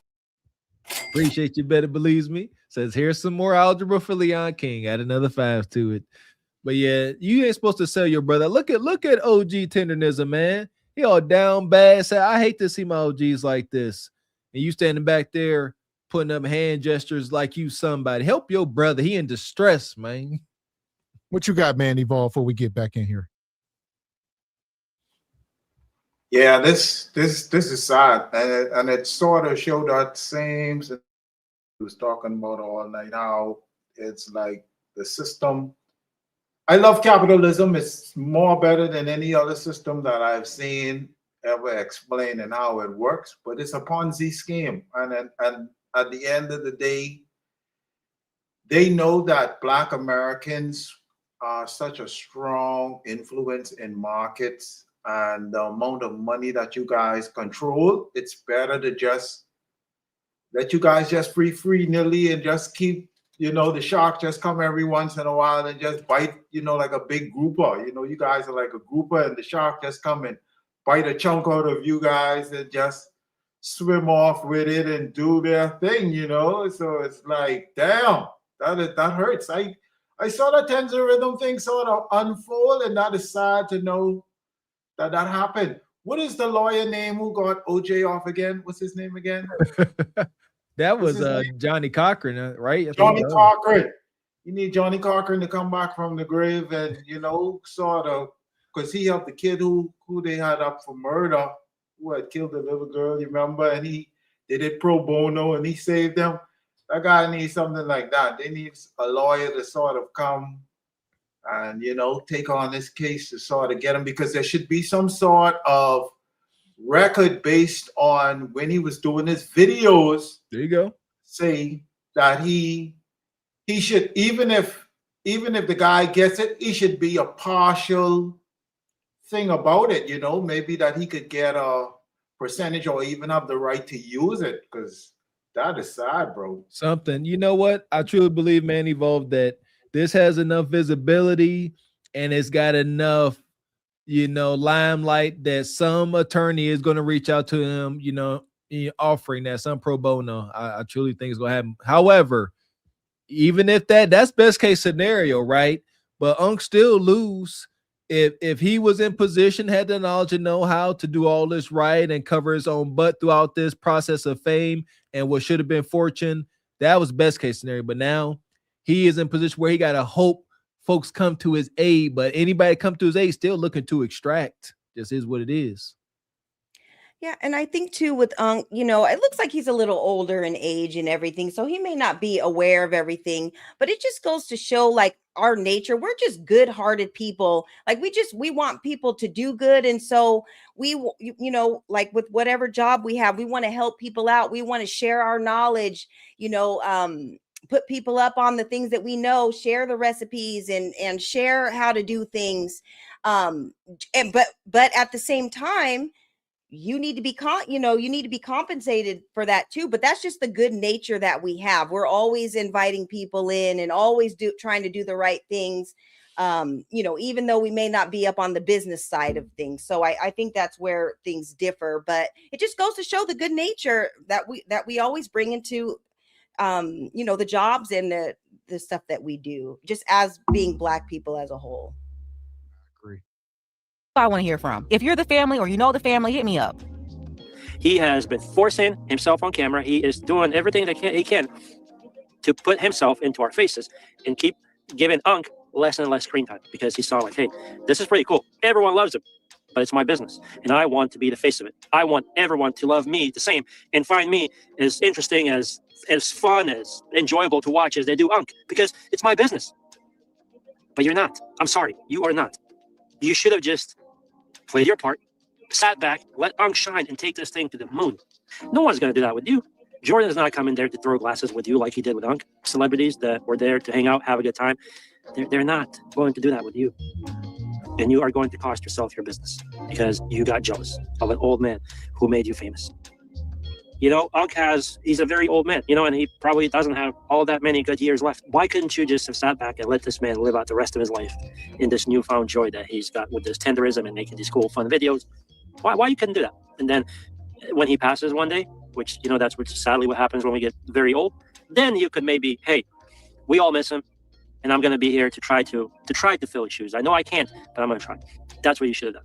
That's how you should have handled this. And it would have gotten you a lot more respect and a lot more love. You should have done a mural to him, built a little statue. You would have just kept rising. But nah, you showed your colors, my guy. You showed that you were jealous and that you were a hater. Straight up hater. And you know what? That's all he really had to do. Keith Lee coming there didn't expose them. What exposed his restaurant was their reaction to Keith Lee only trying to show love to Unc. They couldn't stand the idea of Keith Lee giving that tip to Mr. Tendernism. They all got upset over it, the owner and the other employees. It's like they backed Mr. Tendernism into a corner. He got caught in the middle of all this mess. And you can tell he wanted to make things right with Keith Lee personally because Keith Lee didn't do anything to him. It was the owner of the restaurant and the rest of the staff that had a problem. They're the ones that blocked Keith Lee's access to him. That's what happened. So he wanted to let Keith Lee know that he didn't have a problem with them, but at the same time, he was trying to stay loyal to the owner and his co-workers who obviously had a problem and even voiced it. How are you going to tip the business owner? Tip the whole staff. I want to give this to Walter. He's not the owner. He said his name to ask me a couple of questions. To ask him a couple of questions, I meant to say.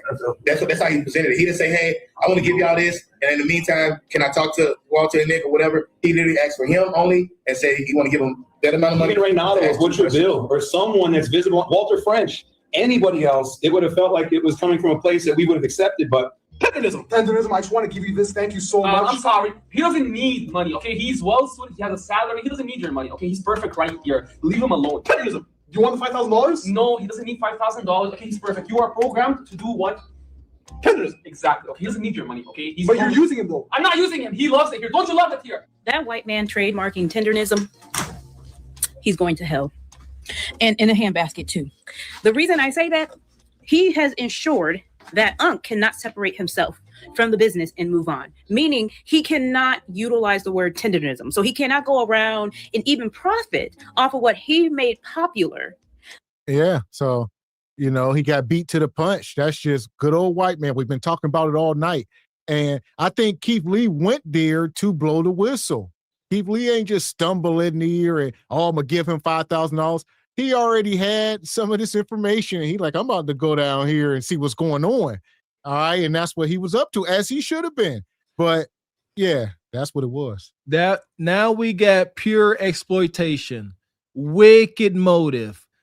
The owner, the white dude sitting there saying Keith Lee was wrong for trying to come and see Tendernism, who the owner said was the owner. Now the owner saying Tendernism is the owner in the video. He said, why in the world would Keith Lee want to bring the owner $5,000, pay it to his staff? It just so happens that OG Tendernism is the damn staff. He ain't the owner. He is a staff like everybody else. It would have been a tip to the staff. My goodness. What you got, Evan?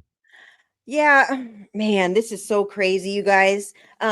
Because like with the whole thing, here's the thing. The reason why was it Keith Lee even knows about him is because he's a food critic and he's been watching the videos and he's been kind of putting the whole restaurant and stuff out there. That's why he came, and Keith Lee saw the finesse game. He knew that that guy had trademarked everything, and he knew that he wasn't really paying him what he was owed, and that's why he wanted to try to, throw him a couple dollars because he knew the finesse. He already knew what it was, and so for that owner to stop all that, he should have been praising him, and he should, and you know what, he should have followed up with maybe giving him a little stake in the company, or changing his position, or making him something bigger than just being, behind the camera and stuff, because he was the face of that business and everything. So Keith Lee, he noticed it, and he was trying to do the right thing because he knew he was getting finessed, and that's the whole thing.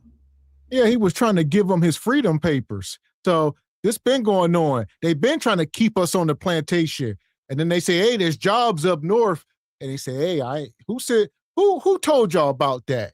You see what I'm saying? So they always want to keep this information. Yeah, stay away from him, Keith Lee, before you get in his ear and start telling him stuff. This is another reason why employers are very hesitant on paying their good employees too much. That owner knew. He said, Mr. Tender, he said, you don't need much to make these tender meats you make. He said, $4,000-$5,000 will give you enough wind in your sails.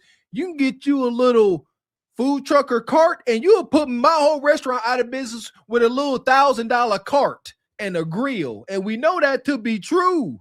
So he said, nah, we can't have you getting no leg up. Nah, no $4,000 for you. That's crazy. See, that's what I'm saying. Ain't no way in heck too many people standing around watching this big old white man stop this man from getting $5,000. You are insane, man. So what you got, Brother Leon? I know you've been trying to get in. Okay.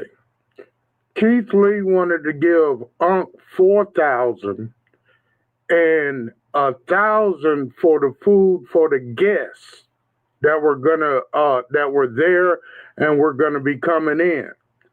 Unc is back at the restaurant right now. They brought him back yet today or yesterday.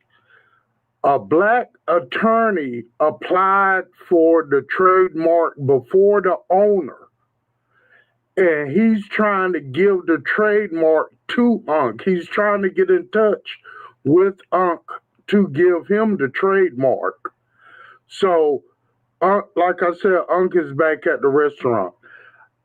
I want to elaborate on what Ebony said as far as barbecue. Actually, barbecue, as we know it, was invented by the Mexicans, by the Mayans and all. And it was, brought up south through Texas and in North Carolina and eastern North Carolina. We got a thing called whole hog barbecue.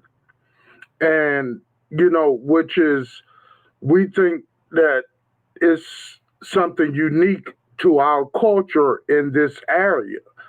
And where others may just have like shoulders, or in Texas, they use beef and all. We use just whole hog barbecue. Right quick, Leon King. Right quick, brother. I'm gonna let you go. AI says barbecue originated, origin traces back to the Caribbean indigenous Taino people who use wooden frames called barbecue to slow cook meat over fire. So it says it was the Caribbeans, not the Mexicans or Mayans. Yes, I agree with you. I said barbecue as we know it. So, okay. Well, Leon, where in Mexico can we go and get the kind of barbecue that we get from the South? No, it evolved. Okay. So the American we're talking about American barbecue. American barbecue is a Southern staple, and right? Or can we all agree on that? I mean, the cooking technique, it probably even went back to Africa if we're talking technicalities, but American barbecue as we know it, you can't go anywhere in the world and get the barbecue that you can get in this country. Agreed. Okay. Oh, okay. Agreed. I said I wanted to elaborate, not dispel your argument, but elaborate. And I just wanted to bring up some clarity concerning, Unc's. And I agree with all those on the panel that are talking about, culture and techniques. Just like what is that? A couple of liquors, what is it? Jim Beam or Jack Daniels, one of them, which I don't drink anymore, not since a teenager because it put me on my ass. And, I don't drink stuff that put me on my ass anymore. So, so what I'm saying is that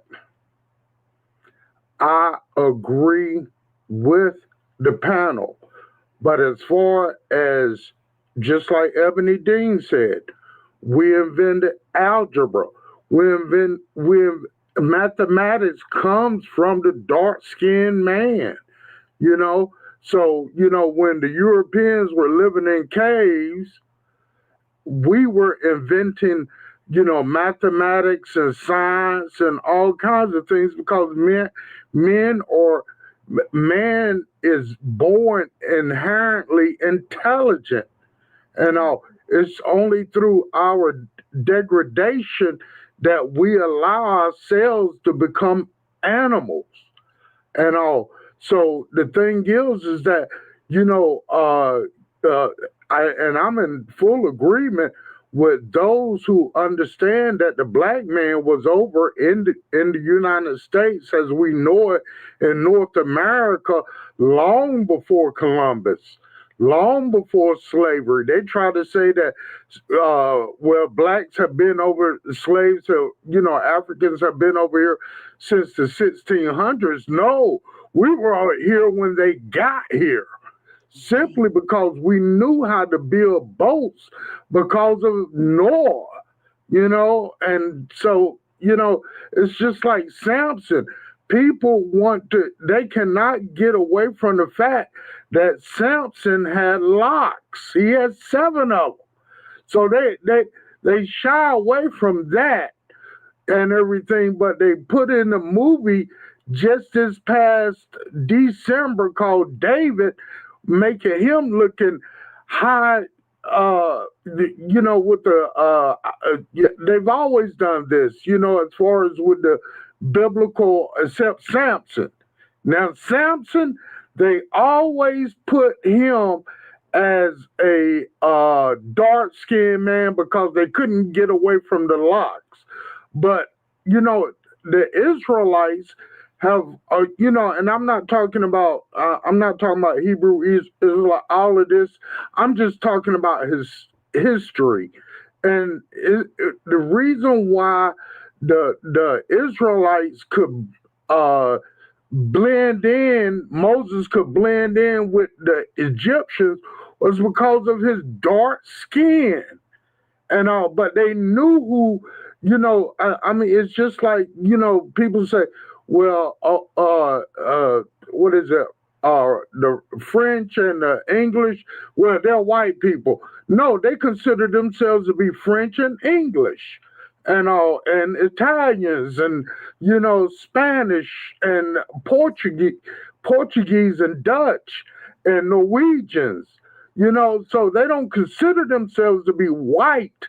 We over here coined that term. It's just like in South Africa, they learned apartheid through the United States' segregation. So, it's like this. I don't disagree with what I'm saying is this. We know that the black man has always been athletically stronger than the Caucasian man because of our ancestors grew up. But I'm saying that, in addition to the physical, let us strengthen our minds. Okay. You cooking, Leon. Yeah, what you got at me? Yeah. We're going to get Brother Steve in. Can I say one more thing? Let's say about 18 things. Go ahead.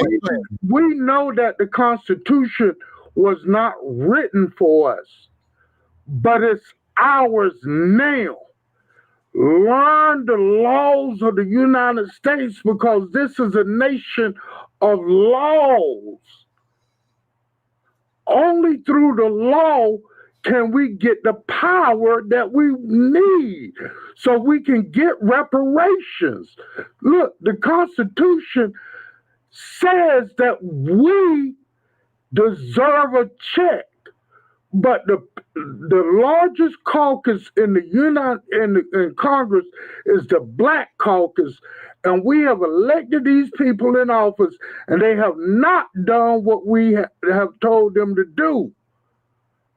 So we need to get a new caucus in there of people who are going to do what we tell them to do. Okay. Yeah, no, I agree with a lot of what you were saying, Leon, for sure. I think in cases like with Unc and stuff like that, sometimes people just need the opportunity to showcase what they know and showcase how talented they are and stuff. And for cases like with Unc, we talk about reparations. We talk about giving us an opportunity in order to you know, to get an education or to start a business or to do something that could be great. And if we're given the opportunity, we see how creative we are. We see how much we contribute to this country as a whole. Just think about all the things that we can do if we were just given the opportunity. And even going back to the pilot situation, you know how many Black pilots could possibly be in our, you know, within our lineage or whatever, if just given the opportunity. Doctors, lawyers, all sorts of different professions, if we were just given the opportunity. That's why reparations is so important. And everyone wants to talk about how people will trick it off. No, we'll actually do the right things with the money and actually showcase how talented we are, how smart we are, how innovative we are, because we've been showing this country for hundreds and hundreds of years. So that's what that would be for. There you go. Shout out to Sister Ebony. What you got, Brother Stephen? I don't know how you gonna follow that up. Good luck. Try. I'm going to follow that up by saying good evening to the panel. Shout out to everybody in the chat. Look, I had to come up. I had to, because y'all have been entirely too serious for far too long. It's just crazy. Ebony Dean, I hope you got my email. Man Evolve and Richai, I'm sorry about that. I'll get with you. Send me another email when y'all hook up or whatever. I'm game. This situation, I just looked at this situation from the whole, just from what I watched from you guys. We have an older Black man who's got experience and skills and a little bit of razzmatazz that only us Black folk have. Working for somebody, I think somebody said that he's Armenian or whatever.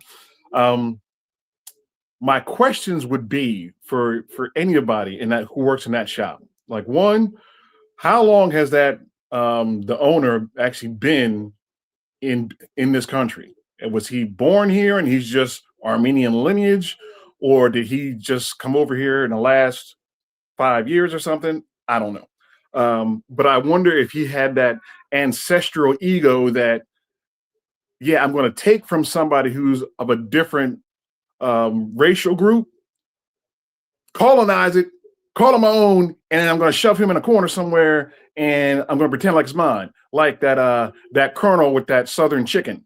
Okay, we all know what happened there, right? So it's not a new play. It's the same play. They've been doing it for centuries.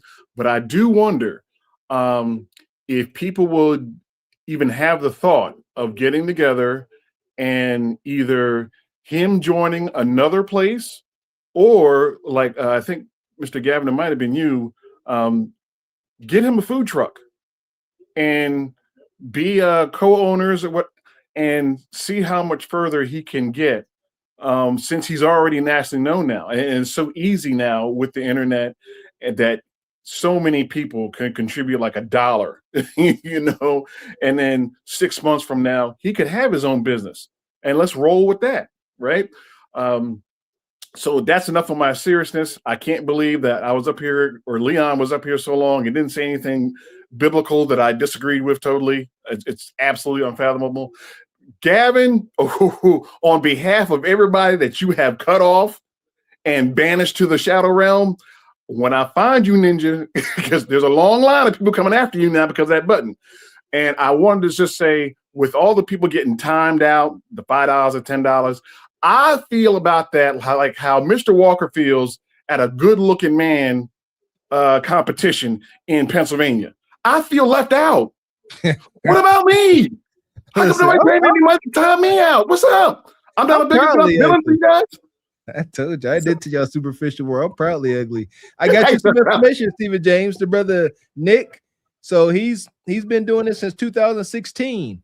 Okay. The owner, he first started a coffee shop in Hemet, California in 2016. Okay. 2019, he took over, expanded the menu, and early 2020, Mr. Tenderness and Walt joined introducing barbecue.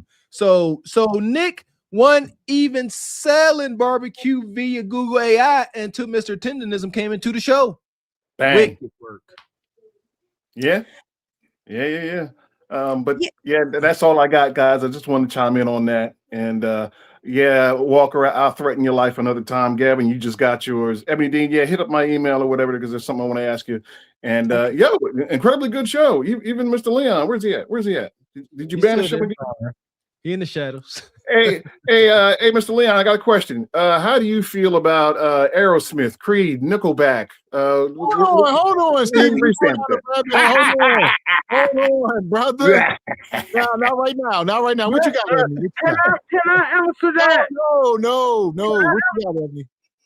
Oh, I was just gonna say with Nick, the Armenian who started his business in 2018, and there's nothing Armenian about barbecue or whatever. But let's not forget that sometimes when immigrants and stuff come over, they qualify for all these loans that we don't get qualified for, and all these set asides and all these things that they get to start businesses that we don't qualify for, which is all another reason why we need our reparations. And so they're able to come over and start businesses and create opportunities for themselves that we're not able to do. But then going after our people's creativity and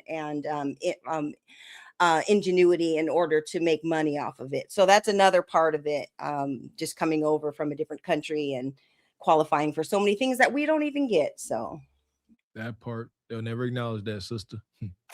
Appreciate you, brother. Our job says don't go there. The side dishes is whack, especially the mac and cheese. No tendernism. Says we don't like ugly, like the Kardashians using black men for a come up. Talk about it. Money. Appreciate your sister, Rachel, always coming through and supporting. She says a few months ago, Baba T was wrong, stating affirmative action started in the 1980s. It began earliest in the 1960s under President Lyndon B. Johnson. It was just Baba T nonsense babble. Shaking my head, laugh out loud. Appreciate you, OG. Appreciate you, Rachel.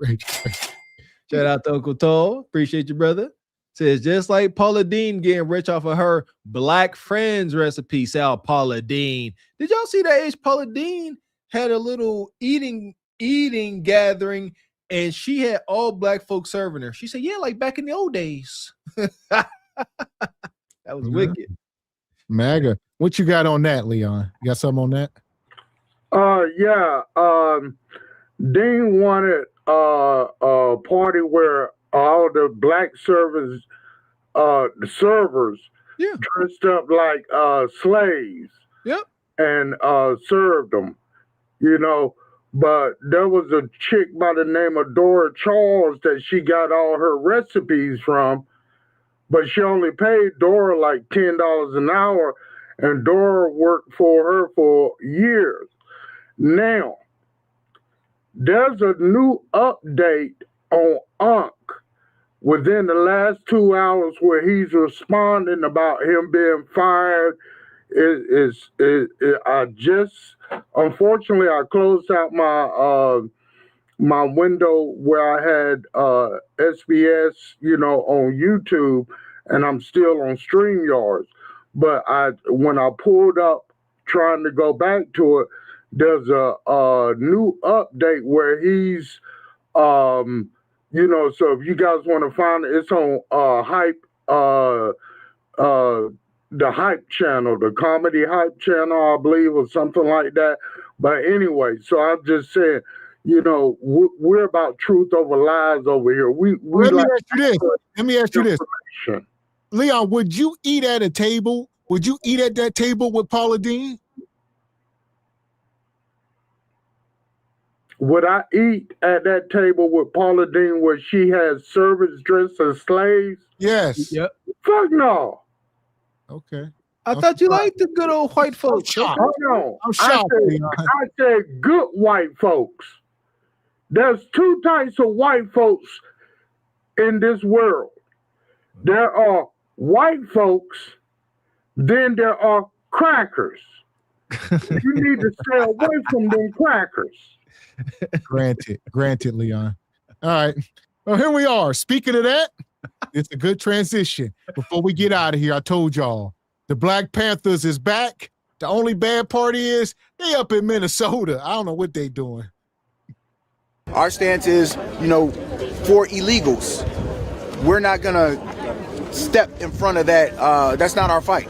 That has nothing to do with us. We're not going to step into that fight and going through the community defending somebody that we didn't even want to be here. You know what I mean? We got brought over here. We didn't want to be here. And this is a problem we've had since our shackled feet have hit the soil. So we've always had the SWAT teams coming in our communities, doing whatever they're doing. And sometimes, yes, they do pick up the wrong people and things of that nature. This is the same situation. It's just got a different name. It's a raid. It's just a different name. And so, yeah, we're not in that fight. But as far as our other brown folks and things like that, we do stand up and defend, you know, the citizens and the poor and the things like that. But as far as illegal immigration, yeah, we really, that's not our fight. That's not something we need to get into.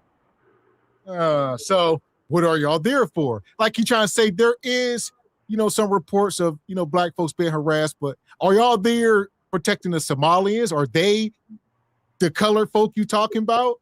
He say they ain't there for the illegal immigrants, but where do y'all draw the line? You know, are you out there like the ICE guys? You checking people's IDs? How do you know? Yeah, come on. I don't know. I need more. You know, here's my take on this. You claim to be representing the coveted, you know, Black Panther Party. You got to come with that smoke, man. I don't know. Y'all looking way too, I don't know. They looking way too friendly for me. You know, I don't know. He up there smiling and stuff. I don't know. Well, I was going to say this, not so fast, Mr. Walker. It appears friendly, but... Man was at a protest in Minneapolis, Minnesota yesterday with this firearm out in the open. And I've watched all of the footage that I could possibly find on this. I didn't see him pointed at anybody. I didn't see him threaten anybody. He didn't menace nobody. He didn't hurt not a single soul. He was just out there practicing his constitutional right to be able to carry, and he followed the law. And yet somehow I still see a whole bunch of people freaking out online about him having this firearm. You're weird as fuck for that. If he's not breaking any laws and he's exercising his constitutional rights and you have a problem with that, that's your problem. I don't have a problem with the constitutional side. I got the problem with this young black man up in Minnesota defending something that he shouldn't be. You liable to get deleted up there. You walk around with a rifle protecting, like y'all, on one hand, y'all say y'all ain't protecting immigrants or whatever, but y'all up here with rifles. What are y'all doing? Yeah, listen here. Now I'm big into firearm safety, and he up there got his sweatshirt sleeve over his hand, you know, and I don't see his finger showing. As hell. They ain't out there like them U.S. trained guys they gonna send in there that's used to the. It's about negative. You heard Squeegee. It's -7 degrees. It's cold as penguin ass out there. And we melanated folks, so if we gonna do stuff like this, we got to look the look, show proper trigger discipline, be out there in the proper PPE. Don't be out there, you know what I'm saying? It's just bad look. But nevertheless, yeah, we got just as much rights to walk around with our firearms out too. Just take what comes along with it. I used to be one of those people, believe it or not. Yeah, just the damn attention got too much. I don't like folks looking at me as it is in public. Now you walk around with a big old 357 Magnum on your hip. They all looking. So, what you got, Sister Ebony? The Black Panther Party back? I don't know. Gav, I'm gonna need you to go back to the other still shot of the two guys that look like they got their Black Panther outfits from Hot Topic, thinking they're coming up there trying to really put people on. Listen, you don't like that hat, Ebony? No, yeah, that hat is Hot Topic. Okay, it was probably on sale, but listen, he's talking about, you know, from the time we hit the soil and, you know, backing up immigrants and stuff like that. This is not our fight. We were already here. We're not the same as immigrants. We don't have that same fight. And I believe that the spokesperson or the leader or whatever for this new Black Panther Party is part Hispanic. You know, they were calling him Herberto P. Newton and all that. So it's not the same thing, y'all. Don't get it twisted. Don't be deceived. Just listen to people's mouth and what they're talking about, because our real Black Panthers will never co-sign this effery that's going on today. Yeah, today, you know, too much. We got to do things in secret. And I don't mean like bad, insidious, detrimental secrets. Whatever stuff we got going on, we got to learn really to start playing chess. Coming out here knowing what they did to the original Black Panther Party, as organized and as gung-ho as they was. You see what happened to our brothers. May they rest in peace. We need to be we need to have structure, and I hate saying it, but secrecy, man. We don't need to be out here letting everybody know who our leaders are because they're gonna delete them. We got to find more tactical ways about going through this stuff. I like the energy, I love the energy, but we got to get a desired outcome now. So there we go. Welcome up, Triple X. Been a long show. How you feeling tonight, brother? What's your take on this? You know, the Black Panther Party and everything. Salute everybody. What's going on? How y'all doing? All right. Salute to you. Salute to you. Ebony, man, your drip been crazy lately, man. Shout out to Seahawks, man. You just been drip. Yo, you ain't playing on them. Okay. Let's get to it. Let's get to it. Yeah, this is this topic is red meat for me, man. This is like, come on, putting this in front of me, man. Yeah, we got Julio P. Newton down here, man. We got Jose Gonzalez P. Newton over here, man. This is too easy, man. It's too easy. Listen, simply put, this is not a real organization. Like, it's not real. This game's being played. You know what this is, Gavin X, Mr. Walker, everybody else? You know what this is? This is the ops with money sitting back, having fun to say, you know what? They think they're pushing back on us. They want to delineate and have FBA and everything. How about this? We're going to bring the Black Panthers back. Let's see what they got to say about that. They pro-black. We're going to bring the Panthers back. And that is for real. They back there pulling the strings. They got money. They like, yeah, that's what we're going to do. Ain't nobody never seen or heard of this guy. Now, all of a sudden, he's on the forefront. Like, where does this guy come from? You know, this ain't nothing but games. Don't go for the okie doke. I'm not supporting this movement. It's not a real movement. They're not rioters. They was nowhere to be found when George Floyd was being executed. Breonna Taylor, Tamir Rice. Where was this at? This was nowhere. This was nowhere to be found. This is nothing but games. They ought to be ashamed of themselves. This is a affront to the real Black Panther Party. This is me taking it easy on them, man. I could really go in. I'm going to pass the mic, though. Well, it seems like this new Black Panther Party comes back like every 10 years, like cicadas or something. Every few years, they'd pop up. They'd be like, am I tripping? No, you're not. You know, here's the thing. One thing I learned in the United States, you are allowed to assemble a militia. And I remember doing Cooties 19, out of nowhere, there was some happening around here where we stay, and all these armed militias seem to spawn out of nowhere. But they didn't come out of nowhere, and they were all white for sure. And they didn't spawn out of nowhere. They had been organizing behind the scenes on different back page communication sites, and they've been building that way.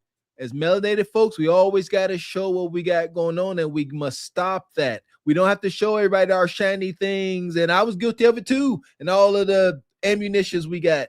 That's not our place. We can't go about things like as white man does. We don't got the same privileges. We don't have the same loopholes. We got to be more secretive. I'm stressing that. But this here out front, without billions of dollars and other things, this ain't it for us. And yeah, people have been saying forever, Huey P., so many people, the revolution will not be televised. So that's a real thing.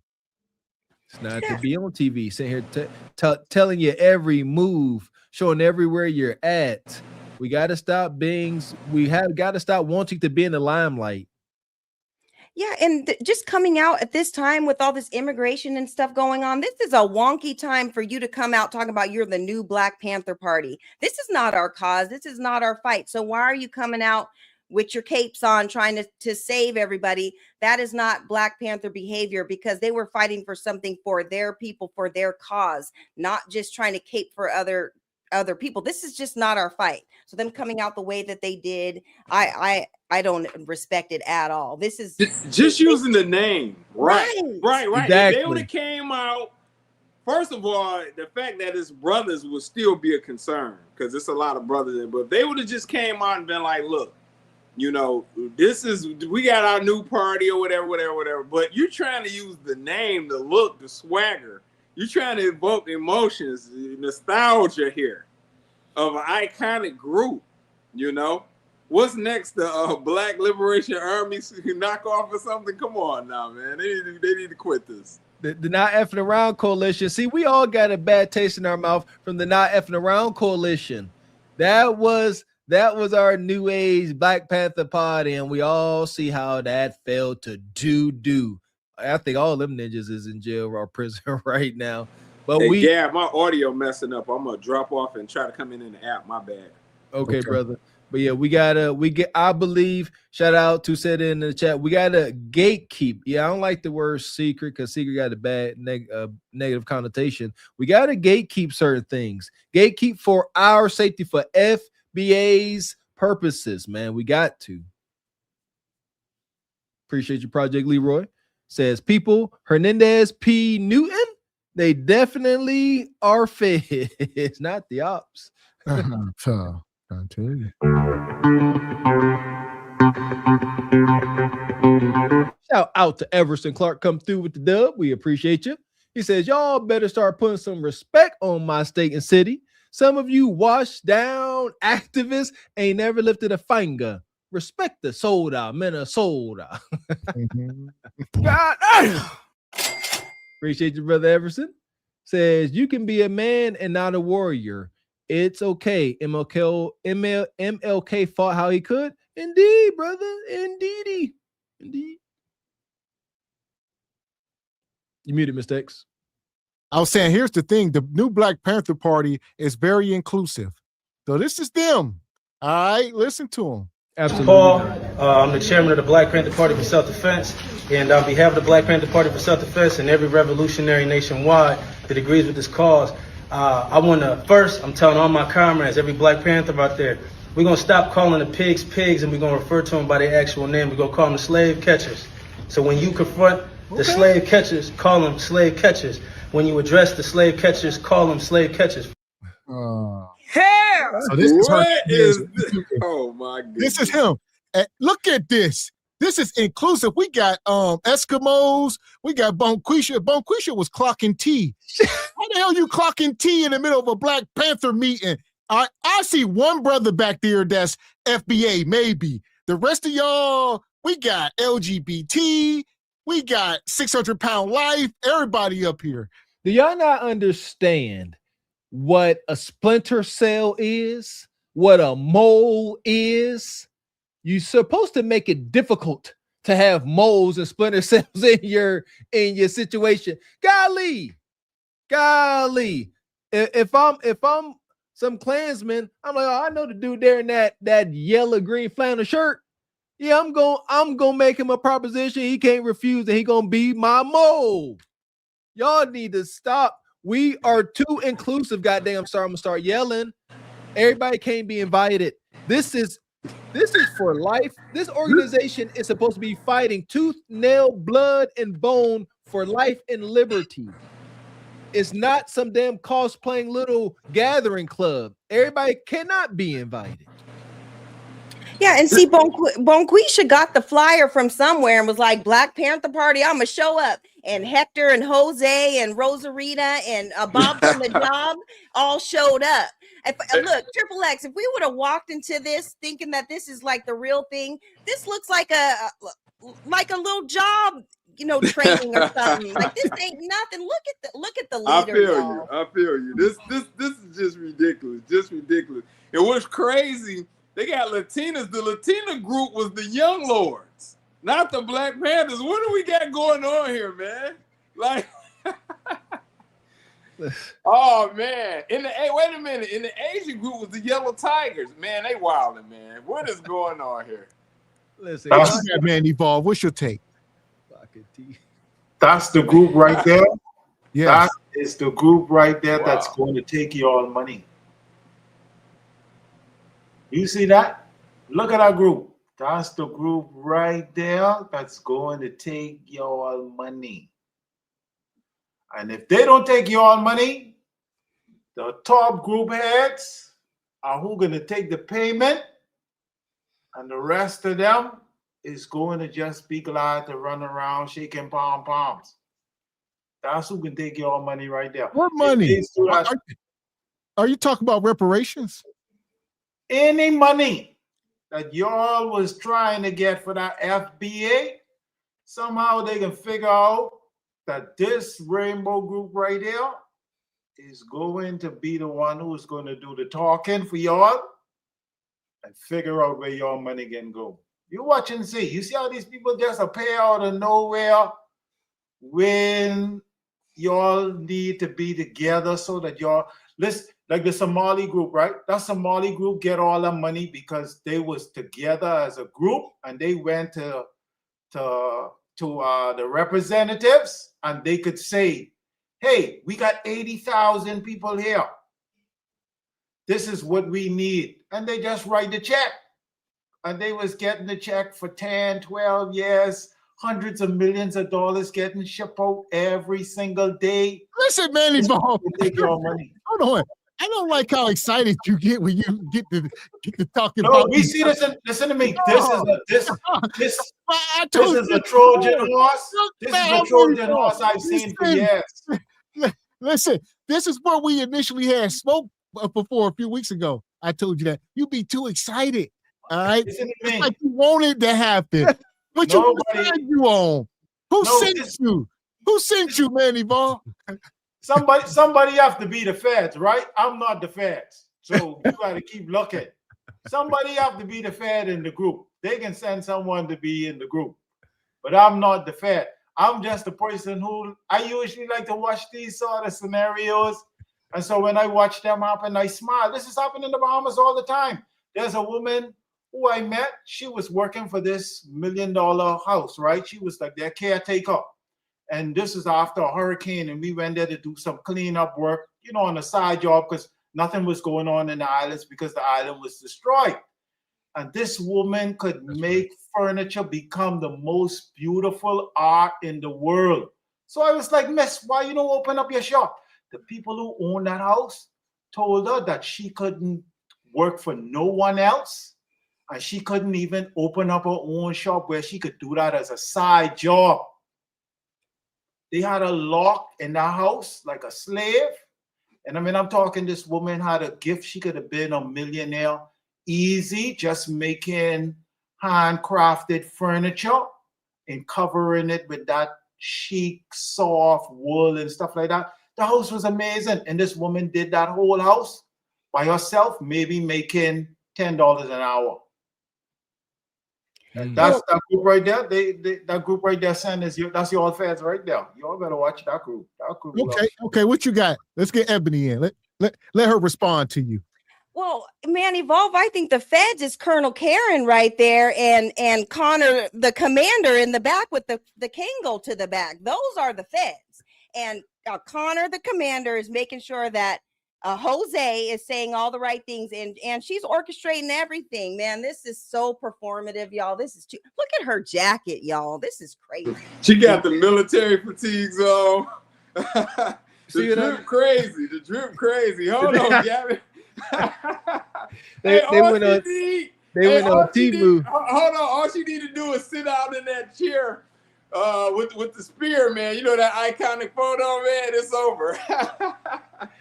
Absolute blasphemy. I tell you how we are too inclusive. I recall being in college. If I found my way, you know, going around making it to parties on the weekend, and I found myself in a predominantly white frat house, they was going to end up kicking me out and calling the police. Happened every time. However, if I took one of my white buddies with me to one of our black house parties, he left there with a sister. Yeah. That's how they were welcome. Oh, you got the white dude over there getting twerked on in the corner. Because some sister want to know what a white weenie is like. But when we show up, you guys to go, ninja. So I witnessed just these small little incidents, just like I said, in little college. But on the grand scale, we allow too many people when it's not that they don't have our best interest at heart. They are there to destroy. That's what makes it so bad. Yeah, facts, man. This is an agenda to attack FBA. Really, this is a low. This is a. I can't say it's a low key. This is a high key diss to FBA. Panthers was an FBA group, pretty much for the most part. This is a diss. This is a psyop. This is COINTELPRO. That's the name of the group. It should be COINTELPRO. Yeah. And I was going to say that, like Mr. Walker said, a lot of these groups, you know, a lot of these clubs, y'all see a lot of these, I know back in the day when I was shooting pool, I used to play pool back a long time ago. I was in a pool league, and it was mostly white bar. It was black and white people on the team though. And we was going to play against the team. I think it was like a Ukrainian club or something. And they was like, no black people allowed, right? Like black folks ain't allowed. So it was a conundrum because half of our team was black. And they was like, we ain't about to forfeit the game. So they had to negotiate something with these people. You know, we went there. They like, y'all can come shoot pool and y'all got to go. But it was still, and this was probably less than 15 years ago. So they was like, and the place is still there. I don't know about how they run now, but I've never been there. But that one time, and they got, you know, the button at the door to let you in, you know, very secure, low key, and it's day stuff. And they let us know black people ain't allowed in here. Right. There's nothing wrong with these rules and regulations. As black folks, we need to learn how to articulate ourselves. Like Mr. X said, they sat there and they had to come to an agreement, but they spoke. The folks that own the place let them know where they stood, and they made a compromise for the moment. Not no, you know what, you're forever welcome. No, we need to be the same exact way. Shout out to Farrakhan. We need to observe white man and his endeavors because he's extremely successful. Not become him, not take on his insidious ways, but observe the business ventures, chew up the meat, spit out the bone, and move accordingly on U.S. soil. We need to do the same thing. It's okay not to be all inclusive. You don't have to be enshrouded in hate or bigotry. Just know only our people out here because we trying to build something. You should understand that. See, that's Oh, you can go. You can go. no, I was saying, and that's the whole trick about that rainbow group right there. Because how could you ever negotiate for only black people and the black experience when Michelle is going to be there and Carmelita going to be there and all these different groups? So then it's going to be, so what about us? What about our community? I have cousins who deserve X, Y, Z, and then the whole thing is going to come down to say, well, we can't give everybody, and then it's going to be that same catch-22, like what they were saying would happen with the other benefits. What they say was supposed to be for y'all is actually for the LGBTQ community who really getting these benefits, even though it sort of was like wrapped up as this is to help black people. And when you look, it wasn't really for black people, it's for any minority. And then the first thing they say, like with Black Lives Matter, white lives matter also. But we're not talking about the white lives, we're talking about the black one. And then it's like, oh, Hispanic lives matter also. And then it's the same thing now. Well, since it's the Somali people, everyone should be in the street protesting. And then when you look, my son died. My son ain't had nothing to do with that. You muted me.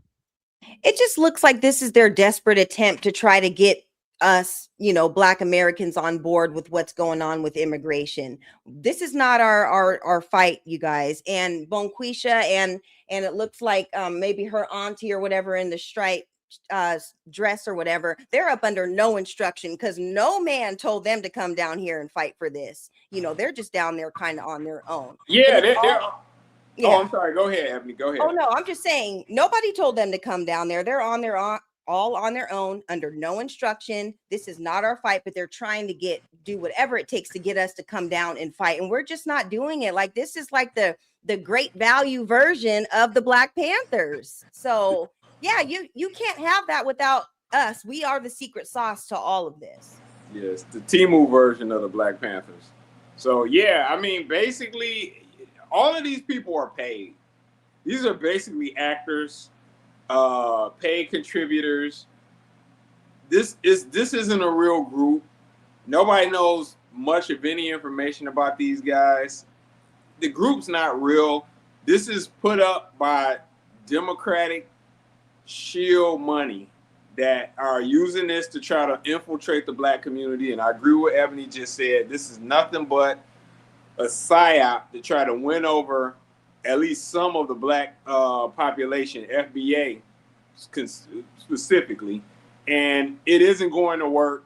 The proper avenues are calling it out for what it is. And as it should be dismantled, ignored, and taken down because it's not real. They don't have a real purpose.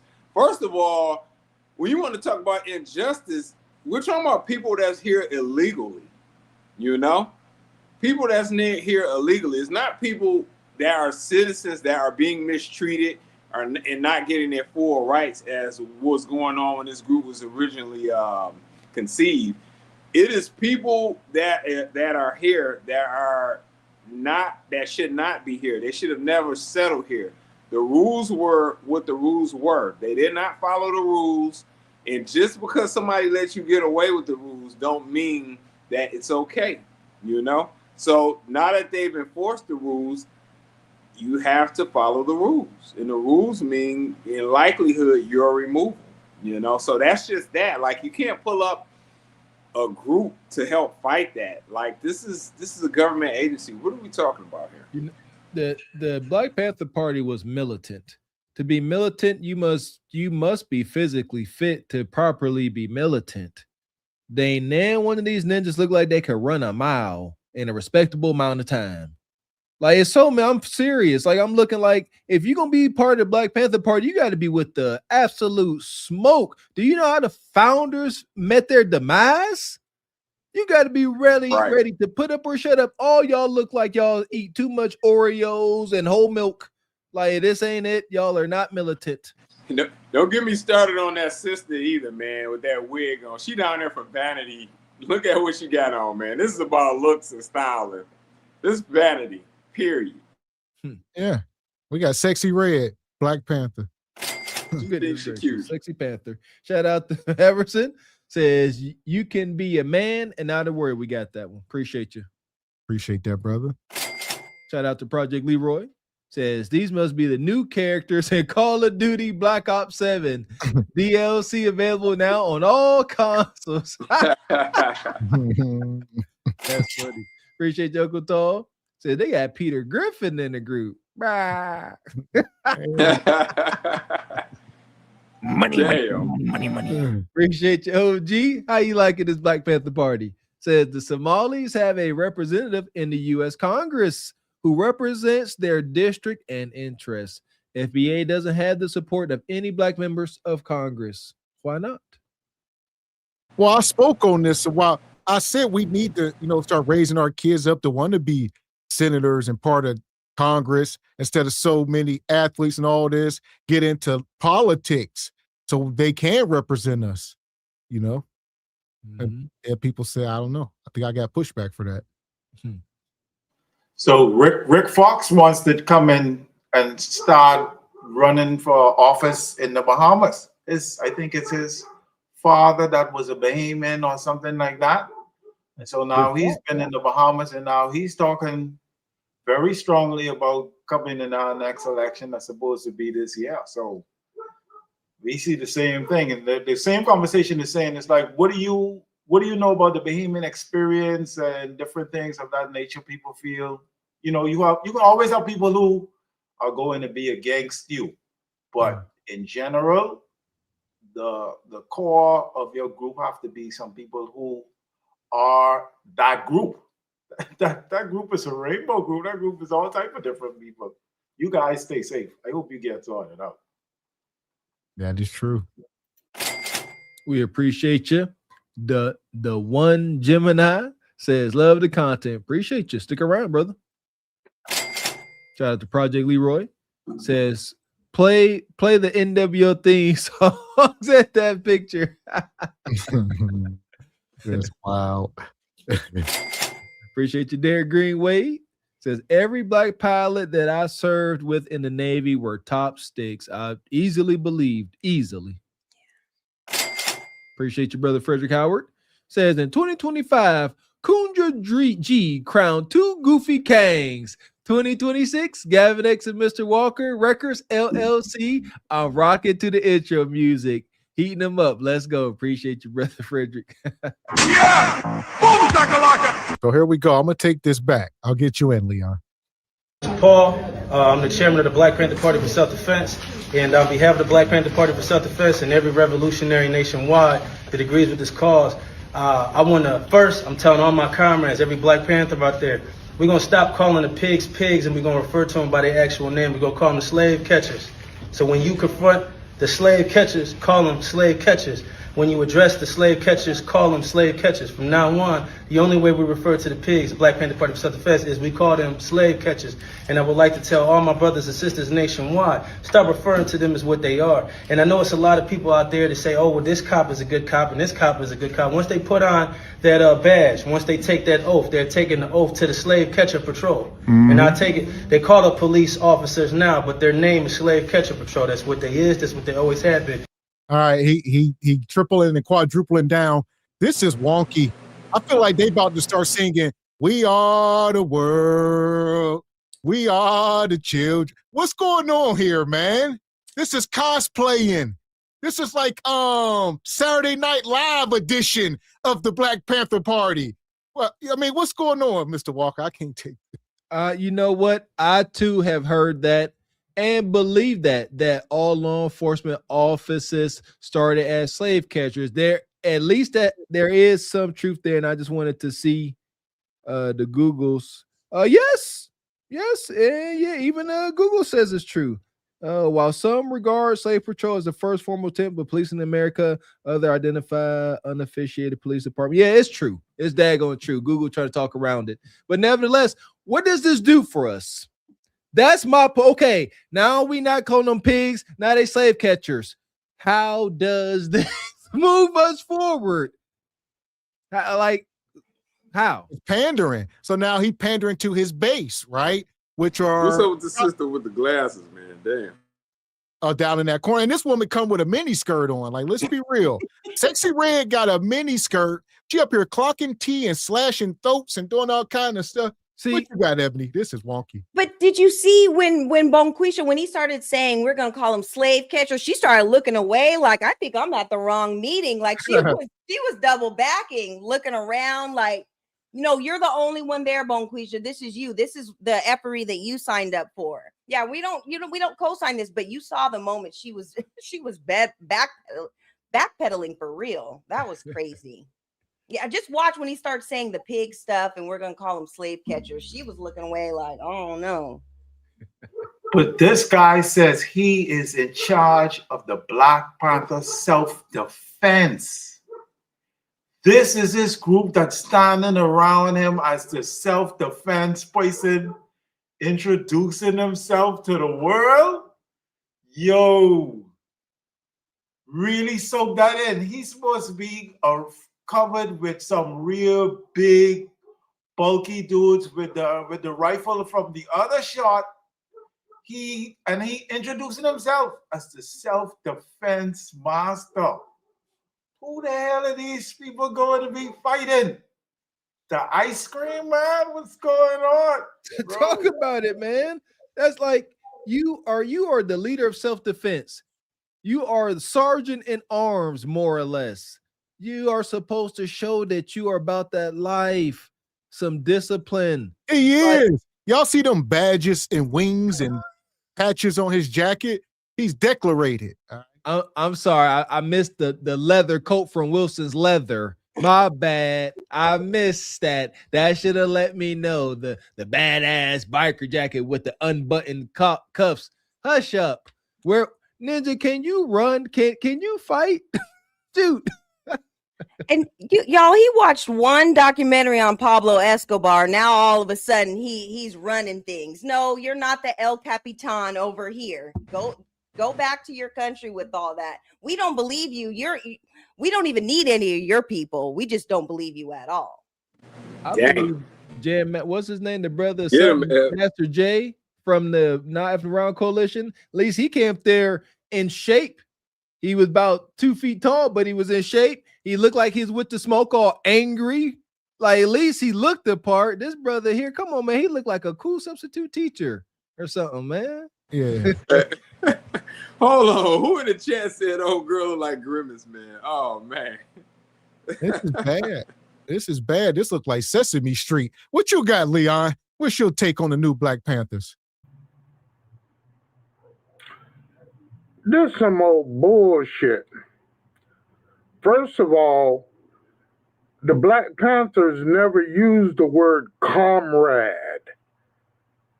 That's a Russian, German, Eastern Europe word. Second of all, when the Black Panthers came up and said they were going to start using the word pig, it was in order to be able to insult the police without getting in trouble in California. And if anyone know anything about pig, what's that? I don't recognize the guy. That's full Gomer Powell, Full Metal Jacket, man. Oh, okay. All right. So what the deal is this. If anybody, it's just like Jane's Addiction said, pigs eat shit, right? And pigs roll around in the mud. Now, I'm not going to call a police officer a slave catcher when he's done me injustice. I'm going to call him a pig because that gets them. See that? They hate that word. If you even put a bumper sticker on your car that has like the image of a pig in a police uniform, they will stop you because it hurts them. And stop you and do what? What are they gonna say? They're gonna say, I'm pulling you over because you got a sticker of a pig on your bumper. Well, yeah, look, they will, and they will. Okay. You know, I'm just saying, you know, they look, if you get in your car and drive a block, a cop can invent a reason to stop you. So if a cop stops me and I know I've done nothing wrong, I will call him a pig to his face. Now, this old two... Hold on. You a lie. And the truth ain't in you. I've done it. I've done it. You a liar. Leon, brother. Listen, brother. Done it because I've got nothing to lose. And when you get if somebody, a young man has something to lose, would you advise them to go call a law enforcement officer a pig? What I would advise any person dealing with the police is to make it home. Okay. Because they've got a license to kill. So cops before out on the back seat. Just because we get away with it don't mean I would inform other folks. I didn't talk bad to cops before, real bad, you know. But I wouldn't tell kids, "Hey, you could do it too." No, I think by the grace of God, I'm still here. Exactly. You know, I've been through some things with the law enforcement down here in the South where they do shit, and they get away with it. But I wouldn't advise anyone else to do it. So, but what I'm trying to say, these people are trying to hijack an organization that their members were willing to die for a cause. These guys don't have a cause. There is no cause for them to be out here hijacking organization's name where these men and women were highly disciplined, highly organized, and they had something to die for.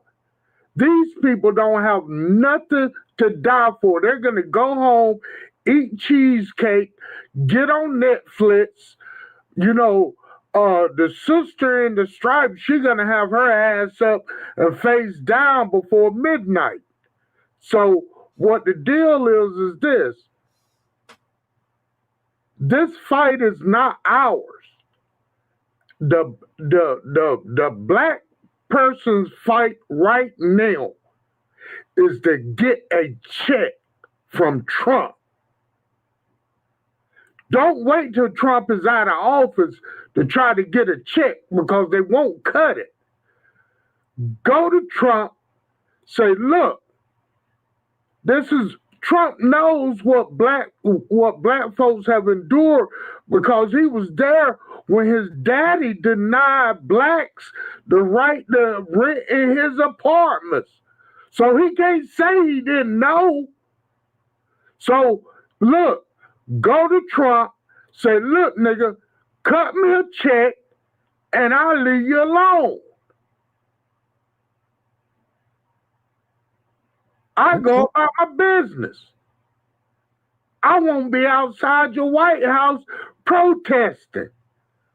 Cut me a check and I go home. So that's our fight right now. If you want a cause to die for reparations. Die for that check. You know? We got an economic fight right now. You know, look, you need, now I'm not saying money is the end all be all. I'm not saying that. I'm saying that we do need it as a tool in our toolkit. So I'm done.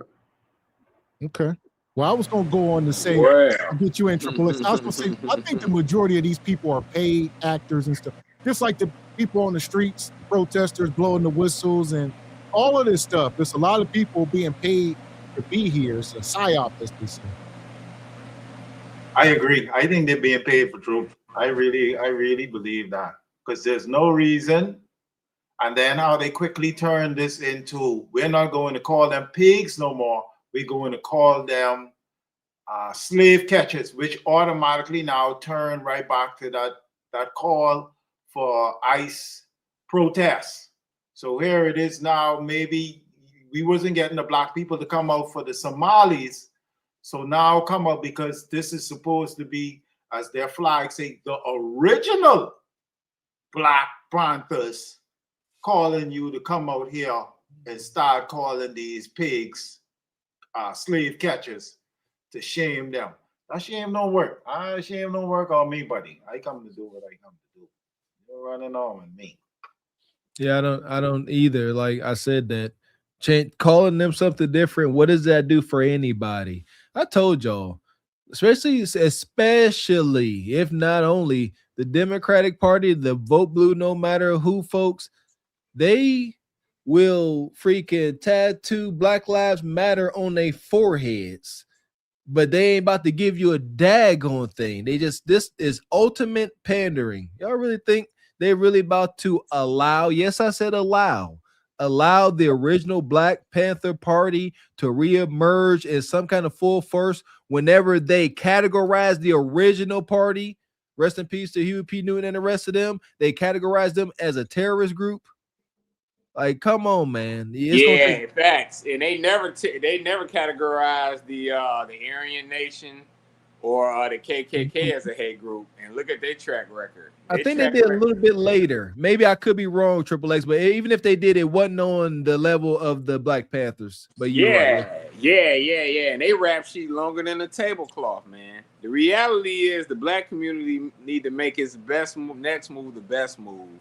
And hey, we got to get in where we fit in. We seriously have to get enough like-minded people together to start making and treading some progress, man. I can't say everybody because that's impossible. I think when you get enough like-minded people together, you can slowly start attracting more people once they see it's real, and we can kind of go from there. But this right here ain't it. This is complete bought psyop. Julio Pugh Newton, Jose Pugh Newton. Hey, this ain't it, man. This is definitely not it. I can't roll with this. I'll wait to the end. I gotta say something about that tenderism, but I don't want to disrupt the flow. Appreciate Triple X. Go ahead, Ebony. Yeah, I was just gonna say, like, with him trying to change the name back to slave catchers, we already knew what type of time they were on. We already know that's how the police even became about, is because it started after we got out of slavery and stuff, and it was to catch us. There was nothing like that before when we were in chains and everything. So the problem is that none of these people that are a part of the new Black Panther Party know that, because we've been trying to tell all the immigrants for so long the type of time that they were actually on. So now you're getting a dose of it with ICE and everything, and how they're deporting people back to their countries and stuff. And so it is what it is. So you can't convince us by now calling them slave catchers that we're just going to hop on the bandwagon. And to what Triple X was saying, enough of us are on code to not be down there trying to protest for this BS. So I think we're more on code than people think, and to what we get credit for, because there might be a few down there acting a fool or whatever, but us as a whole, we're just standing back and we're watching this whole thing unfold, and we're not fighting, because this is not our fight. I agree. Amen, sister. Appreciate you, OG Richai. Says, are these people standing in a courtroom doing this PSA? That looked like a courtroom. These people work in the county court building. Hey, come on, man. Possibly. Appreciate you, Uncle Tall. Says, this look like the cast of All That. Where are they now? All That. Taking the oath to the slave catcher patrol. And I take it, they call the police officers now, but their name is slave catcher patrol. That's what they is. That's what they always have been. Every black officer out there, shame on you. And I'm gonna tell you why. You know how the black police officer came into fruition? Back in the day, what a slave owner would do would go to one of the slaves and say, hey, if you'll help me catch my property and secure my property, I won't touch your wife. I won't touch your daughter. I'll let you live in the shed at the corner of the plantation. I won't bother you, but you got to help me retrieve my property. That's the origin of you being a black police officer, is the plantation owners giving the slaves leeway if they come help them catch the other slaves. They want to use your instincts. They want to use your thought process as another black person to help them catch black people. That's your origin. Shame on you. So I just wanted to put that on that we're going to refer to them henceforth as what they are, slave catcher patrol. All power to the people. No power to the slave catcher. And there you go. So even if he can learn a fact of history and regurgitate it, like I said, come on now, you like the Timu Drake. How Drake become the leader of the Black Panthers, man? You should be somewhere singing. Listen here, man. I don't know how I feel about that, what he said, because we hear too many folks, and I don't disagree with it, saying that as melanated folks, we need to get more positions of power. We need to become attorneys, doctors, police officers. I know personally, I was in the running to become a state trooper, and my motive was I wanted to try to help mend the relationship between law enforcement and the community. Growing up how we did, we saw a lot of injustices. So I said, I'm gonna become a state trooper, but that all fell through. But that was my motive, and I thought it was cool. I was gonna rock with it. I thank God it didn't happen. But nevertheless, I do think, times have changed enough where we could take something that's a negative, like a slave catcher, become a police officer, and a black man can raise a beautiful family and make something of himself being a law enforcement officer. I got a couple buddies, black brothers that came from the hood, was in them streets, and they became high-ranking undercover officers and stuff like that, and they doing their thing.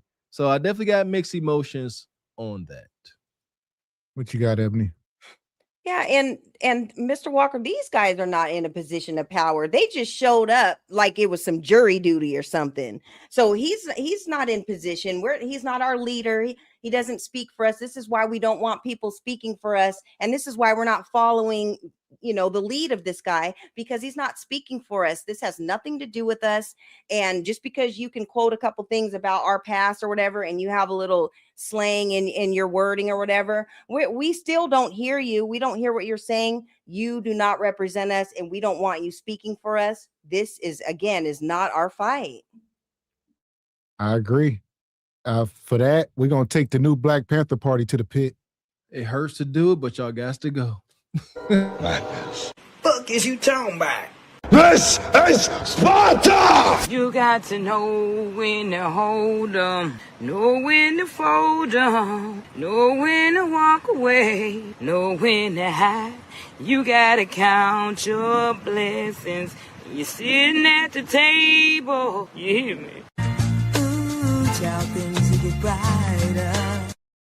Yeah, if we gonna do stuff like the Black Panther Party, we gotta take that more seriously. Appreciate you, Uncle Tall, coming through like you do. He says, that sounds like projection.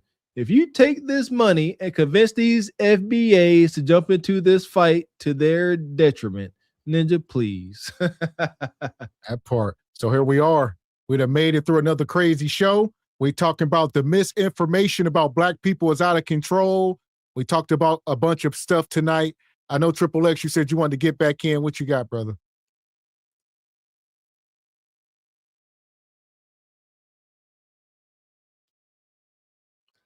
You on a delay? Yeah. Triple. Oh, yeah. Hey, fantastic show. Great job, guys. Hey, I love this new platform you guys got going here. It ain't all about, as much as I enjoy you guys going ham on these get silly people out here in these dating forums and stuff. This is a much needed platform. I don't really see anybody else doing this. Really addressing Black issues, great forum, great discussion. I really enjoyed my time up here, and hey, salute and well done, guys. Oh yeah, one other quick thing too. Yeah, about that tenderism guy. Hey, unfortunately, and I hate to bring this up for the 100th time in the last year, this is what happens from stemming from slavery, of generation after generation of Blacks not having their stuff together and not being together and not being on code, man. So it should have been nothing. His younger nephews and grandkids should have already had this stuff together. They should have had the paperwork, all of that stuff, the trademark. He got the know-how on that. Yo, they should have that trump tight. Eventually you have to start producing some heirs and offspring that have learned more modern things, and that is going to be a benefit to your family. Like that should have already been taken care of, man. They should already had their own place and been pumping their own stuff. This is unacceptable, but hey, I digress, man. Triple X, I believe what that shows, and you're right, it's a rabbit hole, but I believe what that shows is melanated folks, we are more willing to work with and blindly trust folks of other cultures before we would trust our nephews, our uncles and stuff like that. I had the same experience with one of my elders. I went to him, licensed general contractor, went to him with a real business proposition. Little risk, we just gonna put in the work. I'm gonna put in the work. And they don't trust you something. No, that I think about it. The next thing you know, years later, you found out they done sold land to some white man in Texas. So it's just that break of trust for whatever reason. Some of us don't want to see each other, come up or progress. It's sick, brothers. Yeah, it's under discussed too. That's why I love this platform, man, because these things can be touched on. It's kind of somewhat of an open forum. Hey, it's very, very under discussed, man. I got people, I've seen it before, where it's like, I didn't really get it. My kids didn't get it. I've lived long to see my grandkids not get it. I'm going to make sure your kid don't get it, because I ain't about to help him with what little I know. It's plenty of that going on, So, hey, this is the L. Is the rabbit hole, how deep do you want to go? Let's get the scuba gear out. I know that's right. There you go. So what you got, Brother Leon? What's your final take tonight about the misinformation about Black folks? Make it short, Ninja. Gotta unmute. Yeah, 45 seconds. If that. I can do it in 20. That's all you got. Unless we harness the power of the mind 15 seconds. as well as the power of the body, but the mind for sure, 10 seconds. we will continue to lose. I'm done. There you go. Time is up. Glory to you. Shout out to Rachel. Appreciate your sister. She says facts, Triple X. Yeah, shout out to Brother Triple X. Always spit facts. So what you got, Manny Ball? What's your final thoughts here tonight? Yeah, the lady who refused to say that men cannot have babies, always remember that there's just some people you can't convince. Grab your group of people who is rocking with you and grow your community. Start from now, and in 40, 50 years down the line, that community could grow. What could be the no change that you guys want to see? Because we need you guys to succeed, because you guys are the big brother of the world.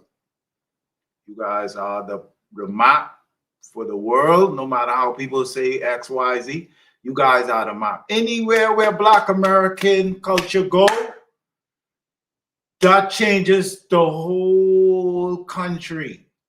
Like I say, they got little children in Africa dancing to Black American music, and most countries is just give up their music and want to be Lil Wayne or somebody like that. You guys have a power about you that is energetic, that is kinetic. It is a whole lot of stuff that we are yet to even understand. And it may come from who you are as a people. And we all are melanated people. We should find ourselves creating communities to spread ourselves forward. Because the white people, they can be extinct in a few years. Watch and see. Oh, there we go. We appreciate you, brother, coming through like you do. What you got, Sister Ebony? Take us home. You muted.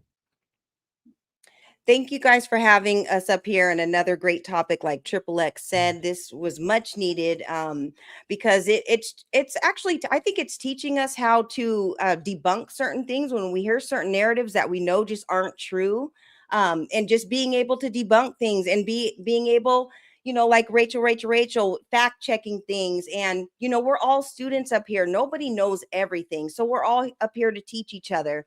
I know Rachel and I exchange information on Discord, and I'm in the chats with Project Leroy, and he always teaches us so many great things, and we're all just soaking it all up and in order to make a change, if any. And so I just appreciate having the platform and you guys providing this space for us to come up and learn so much and to grow and to really be proud of who we are. I know a lot of times we talk about some of the negativity that's in our culture and everything, but there's so much more greater, and we see it every day when you guys provide this space, and we talk about our inventions, and we talk about the Majaro spirit that Manny Ball was talking about that lives in us, and you know, we're just full of that spirit. And I would encourage everybody, while we're still fighting, because we are fighting for reparations, start thinking about the things, like if you're creative or start looking into business ideas and ways that you can and make money and capitalize, kind of like the uncle from the tendernism place.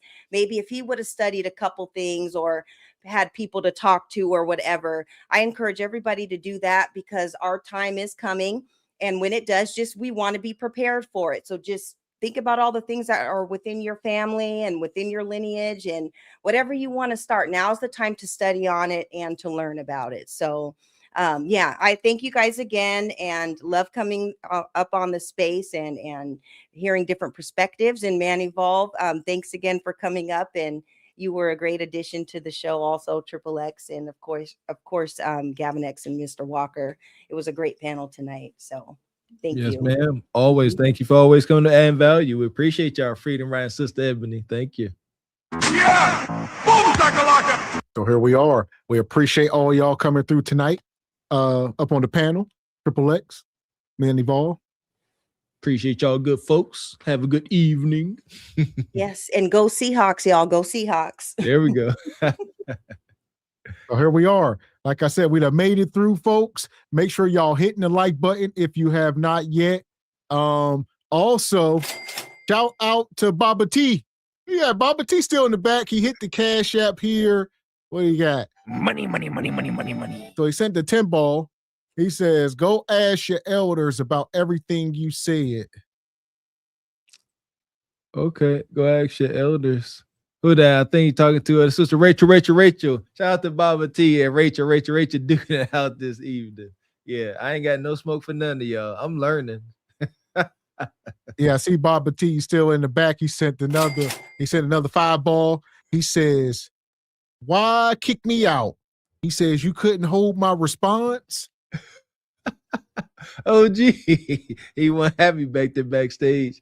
OG, he gone. Yeah. So shout out to Baba T, who was backstage still. We would have gave him at least 30 seconds to get his last say if he popped back up. But shout out to y'all for coming through tonight. We will be back up here Thursday or maybe tomorrow. We'll see. Y'all know Corey Holcomb going live tonight. So I'm about to go check that out. I'm sure he'll probably be live at the top of the hour.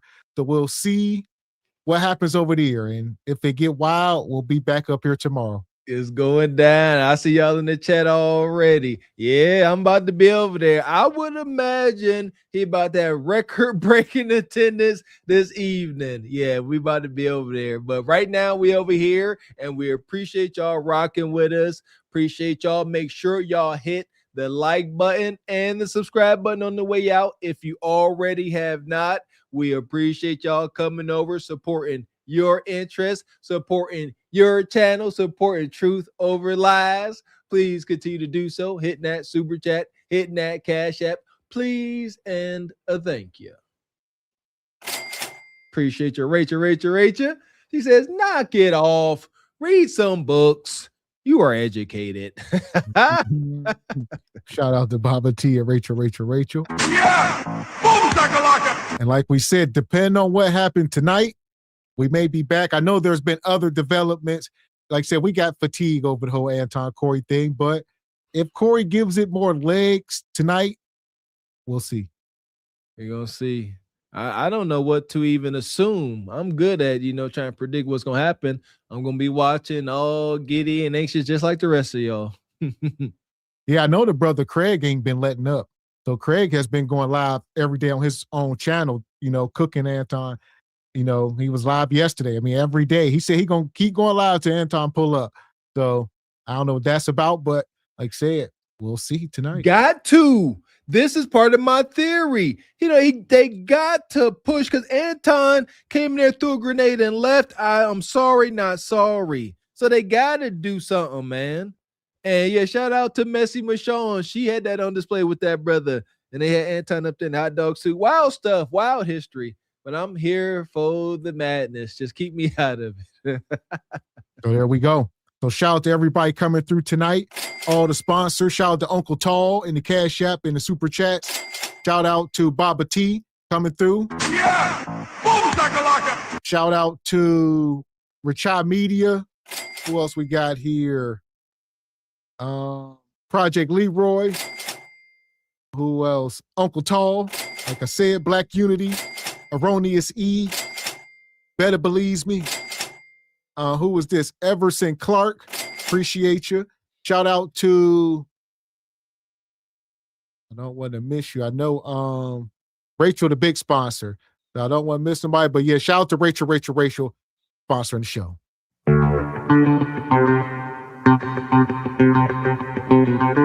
Appreciate y'all, Rachel, and all of the sponsors coming through with big support energy. Without you, there is no us. So we appreciate the support. That part. So we will be back here Thursday for sure. Thursday for Single by Choices.